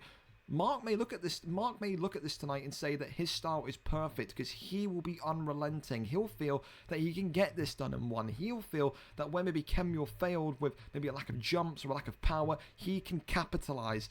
If this fight goes longer, rounds 2, 3, 4, 5, I think it favors Bully of MMA. I think Bully of MMA just needs to focus on surviving the first round because of how dangerous Mark's stand-up is. However, listen, styles make fights, and maybe Mark the Shark has got something special lined up for us. Tonight, though, the main event, tail of the tape, is as follows. Bully of MMA 6-0 as a champion, the only man that has given Kiss George a competitive loss in this league. He says his quest to become not only a double champ but a triple champion is well and firmly underway. He wants the flyweight belt, he wants the PlayStation belt, he wants every single belt possible. If he beats Mark the Shark tonight, he has another veteran, another legend on his agenda, on his resume, should I say. And then it would open up the door of the question of who is legitimately next, because there's not many people left for him to take out. Mark the Shark, though the contender, a fan favourite, 8-8. If there was ever a way for Mark the Shark to prove that he is a Hall of Fame level fighter, it'd be tonight, getting the title, turning his record positive and doing it in a classic Shark way. Who wins? The champion, BullyOfMMA, 6-0, or the number 2 ranked Irishman, MarkJeff, 8-8. America takes on Ireland. Only one can walk away with the Bantamweight Championship of the world. We're here, we're set, and ready for the final time. A big one here this evening. Corey Sandhagen for BullyOfMMA against Cody No Love Garbrandt for MarkJeff. Do you like those picks, Soren? Yeah, absolutely. I mean, I was kind of surprised that MarkJeff wouldn't go with the Sean O'Malley, because that chin of Cody Garbrandt is always going to be a little bit of a, you know, I mean, yes, he has got the power. He has got some wrestling as well, believe it or not, but I don't think he'll ever go to that, to be honest with you. But if he needs it, then it will be there. But that chin is always going to be worrisome, and, you know, with Corey Sandhagen as well, he can just snipe you at range, and he can eventually find the target for that chin. So, yeah, it's going to be tough for Mark, but again, when it comes to pressure boxing, Cody Garbrandt, he is one of the finer fighters to, you know, select in this division. So yeah, it's going to be interesting. There you go. Well, of course, the champion tonight in the gold gloves and the lighter of the blue trunks for BullyOfMMA, representing the United States. The Irishman tonight, Mark the Shark, in the darker of the blue trunks with black gloves with Cody Garbrandt. And I mean, this is the kind of fight that maybe, you know, someone like a Dio, I think, could relate to more. You know, you've got a pressure striker against more of a balanced fighter. I feel like Mark the Shark just needs to push the envelope, push the button tonight. You've never really used this Cody Garbrandt, Dio, but I mean, you're aware of the power. 99 power. I think this guy's... I got him. Oh, okay, you got him. Okay. Well, tell us about him. What do you like about him? Is it his pressure? Is it his power? What do you like? I like his dance moves. That's for, hey, listen, other people do. Other people do. Other people love them as well. Yeah. They do. I love that. Best taunts in the game. I love when he crashes out every time somebody makes fun of him. That's my other favorite part about him. Besides the glass chin, the shitty tattoos, he's got real good knockout power, and he's quick. The fastest weight boy in the game. There you go. There you go. The Christian McCaffrey of the Octagon. Wow. Hello. Goes over into that side control, though, and this is where maybe the night becomes a little bit longer and a little bit more darker for Mark the Shark. As Soren said, he's got some decent anti-wrestling in him, but it's about that consistency of his anti-wrestling. However, passes his test here, Soren gets right back to his feet. Yep. Yeah, absolutely. I mean, MarkJeff, he doesn't want to like stand around when it comes to the ground. I mean, like, he doesn't want to waste any time. His whole like ethos when it comes to the ground is just to get back up as soon as you can. He's not going to try for any sweeps. It's going to be a purely get up game. So yeah, I mean, if you're privy to that as well and you're able to stop Mark doing that, then it can work in your favor. But so far, top march from Mark. Absolutely. Said 1:30, and look at this, more heavy hitting strikes coming on in. And fair credit, though, to the champion BullyOfMMA. Looked a lot better in this round one than the previous 2 round ones, where he took some serious damage and nearly took the loss in the fight. So he is also improving and adapting and learning as well. So put some respect on the champion's name, is what I'd say. Big shots again from Mark the Shark. Pokes towards the body as well. I mean, is that going to be a key factor as well tonight, Soren? Which one of these two can get those body shots off in a more consistent manner? Drain the gas tank, do you think? Yeah, absolutely. If you're setting up for a longer fight, those body shots are definitely going to work in your favor. I mean, so far for BullyOfMMA, he is kind of playing the counter striker, but you know, you can see like the stamina of MarkJeff is slowly like going away. Like, it's not significant enough to be like, whoa, what the fuck? But yeah, I mean, it is kind of telling. So yeah, we'll see how that plays out. Well, listen, a very, very close and tight round number one. You're putting a gun to my head. I do feel like Cody Garbrandt had the more significant strikes, but I just feel like the round may go to Mark, but the strategy, I think, again, BullyOfMMA will be very, very happy with. I don't think Bully was ever coming into this fight thinking about a round 1 victory or a round 2 victory. I think he was looking at rounds 3, 4, and 5. Again, as I said, the longer this fight goes, the more I like Bully. But give credit to Mark so far. A really good first round. And a good base camp set up here, if you want to call it that. Of course, for Bully, he's got to use that length just a little bit more, I think. I feel like he hasn't really utilised Sandhagen's length enough in that first round. Would you agree with that, Soren? Somewhat. Ooh, I mean, he is playing on the outside. Oh, Mark the Shark against the cage here. Drops him. No. Mark the Shark. Oh, no knockout yet. Oh, Oh my goodness me, it could have been it. It could have been the one. That's a great start from the Irishman. You just know he's going to pour under pressure as well. I mean, this is what Mark does. He will smell that first bit of blood and he will just be very unrelenting when it comes to the pressure as well. So don't expect him to take a back step now. So Mark the Shark as well, one of the veterans, was here in the beginning of VFL, VFL 1. I think he made his debut, if not VFL 2, very, very early days. Never won that coveted bantamweight or flyweight strap. Won the featherweight belt against GW years ago. But look at this, he could well win the belt here tonight. Big shots again. Shoots for the takedown. Head movement. Mark the Shark, they're just stuffing the takedown. That's big. Now needs to find a way out of here. Huge though. He's got the champion in a little bit of panic and a little bit of distress. Gets up and right back to his feet. But he knows he does not want to be down there. Spin body kick. Right back though. Body shot. Again. Left hand from Cody Garbrandt. The Sandhagen eats a couple more shots for good measure. Mark continuing to pressure and forcing Bully behind those black lines. Big left hands into the uppercut here. And look at that head health for Bully of MMA now. That is not looking great. Continues just to mow him down. Move towards him. Blocks that body shot. Uppercuts there. Teep kick from Bully. How will he be feeling about this round 2? How will he be feeling about his chances of getting the victory? Of maintaining that undefeated streak and becoming the greatest of all time? Much similar to what Kemure saw and what veteran Grizz saw. There are weaknesses in Bully. And it's about if you can absolutely exploit those weaknesses on a consistent basis. 60 seconds left in round number 2. Mark the Shark.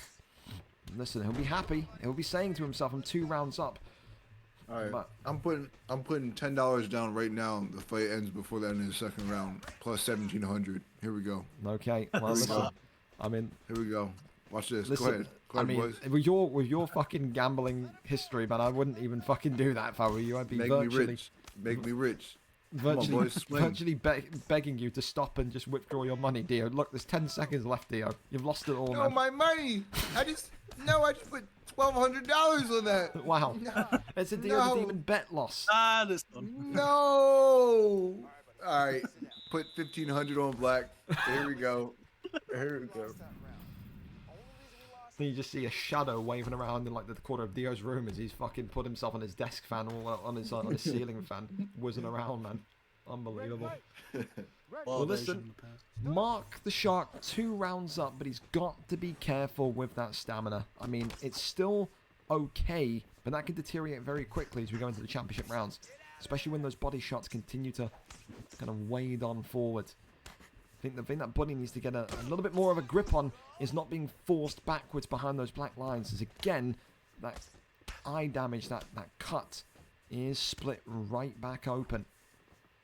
Mark continuing to walk forward, left hand onto the block. Teep kick comes in again. Does Mark need to do a better job here, Soren, of blocking up those body shots? It seems that that's going to be the slow burning kind of issue here in this fight. I think if he starts to overthink, like blocking the body, that might stifle his pressure boxing a little bit because he's focusing a little bit more on defense. So I think he's just said to big hell straight. with that. This could be I'm it. just gonna Mark go the Shark. forward. Oh no.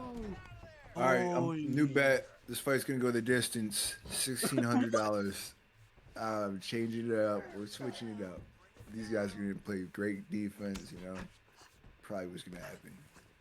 Please tell me you've never put a fucking 1,600 bet on, Dio. Please tell me. You disgust me, dude. Yeah, you fucking degenerate. You, I can't believe you. Wow. Let's just say it wasn't black. Never be me. Let's just say it wasn't a good day that night. And under that. Big shots. Mark the Shark. Oh my God, the Pressures. block as Oh, well. but his stamina Look at the went. block. His block's completely gone, but he ran out of stamina, ran out of juice. The Irishman absolutely on the cusp here of becoming bantamweight champion of the world and giving this man his first loss.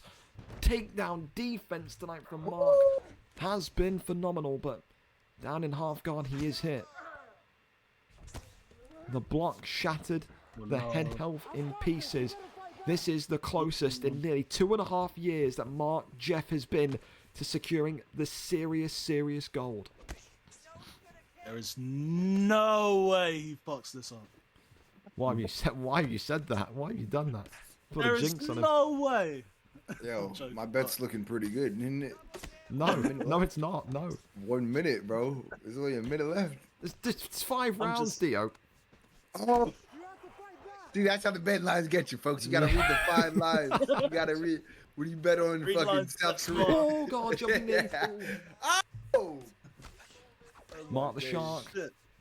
Still pressuring, still putting the clamps on Bully of MMA. Another spin kick to the way. Look at that stamina. It's what's going to break first. Sorry, block and head health of Sandhagen. Or the stamina. Hang on a minute. Oh. Mark the Shark. Needing one good bit here. Drops him against the cage. Oh my God, he's up still. What?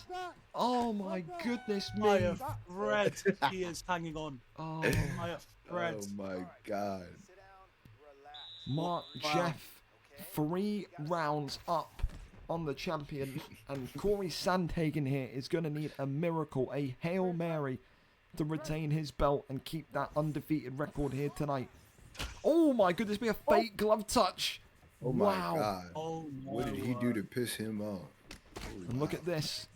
Now we've got a serious bit of bad blood in the Cody's octagon. about to crash out. You know what time it is now.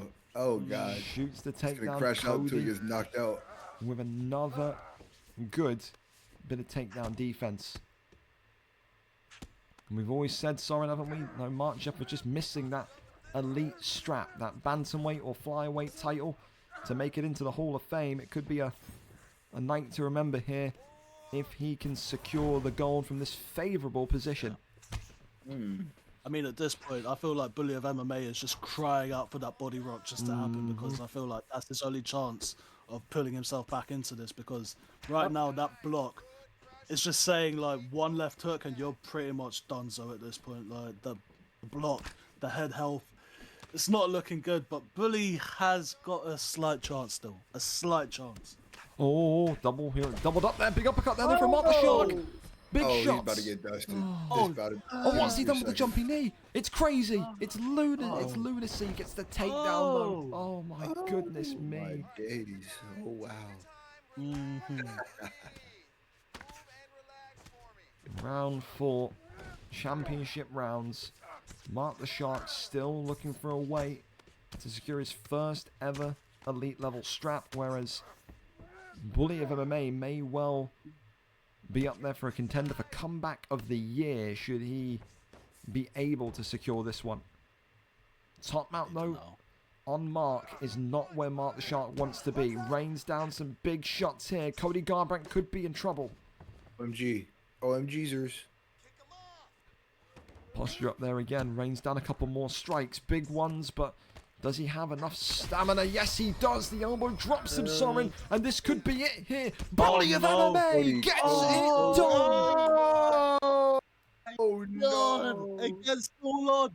3 minutes and 24 seconds in round number 4. And he keeps his belt. He keeps his undefeated streak. And he qualifies for a comeback of the year performance. That is heartbreak for all Mark the Shark fans, Soren. But what a comeback and what resilience from the champion tonight. I was just thinking, as soon as he got him into top mount with that much of time left, I mean, he had 2 minutes to work from top mount. I mean, that's a lot of time to be in top mount, man. Yeah, I mean, Mark had it all but done. I feel like just one more rock, one more stun, one more knockdown, that would have been over, to be honest with you. The way the block and the head health was compromised there, it wasn't looking good for Bully MMA, but he kept his composure, he kept his resolve, and he just managed to fight through all adversity in that point and just take him down and just make it work. And that's exactly what he did. So, absolutely. Yeah, crazy from Bully MMA. It's the mental strength, isn't it? It's the mental strength, because how many people do we both know would have absolutely collapsed after the first round, let alone the first 2 rounds? I mean, for Bully of MMA, it's a huge statement in this bantamweight division. He keeps his record. He keeps the belt. for Mark the Shark, he's going to be furious. He knows that he can beat that man, but he doesn't do it tonight. He is going to be itching for another shot there. I mean, dear, what do you make of that fight? It was an insane fight. What a great comeback. You don't want to be a small animal or object near Mark right now, I'll tell you that much. Yeah, you know what I'm saying. I absolutely agree.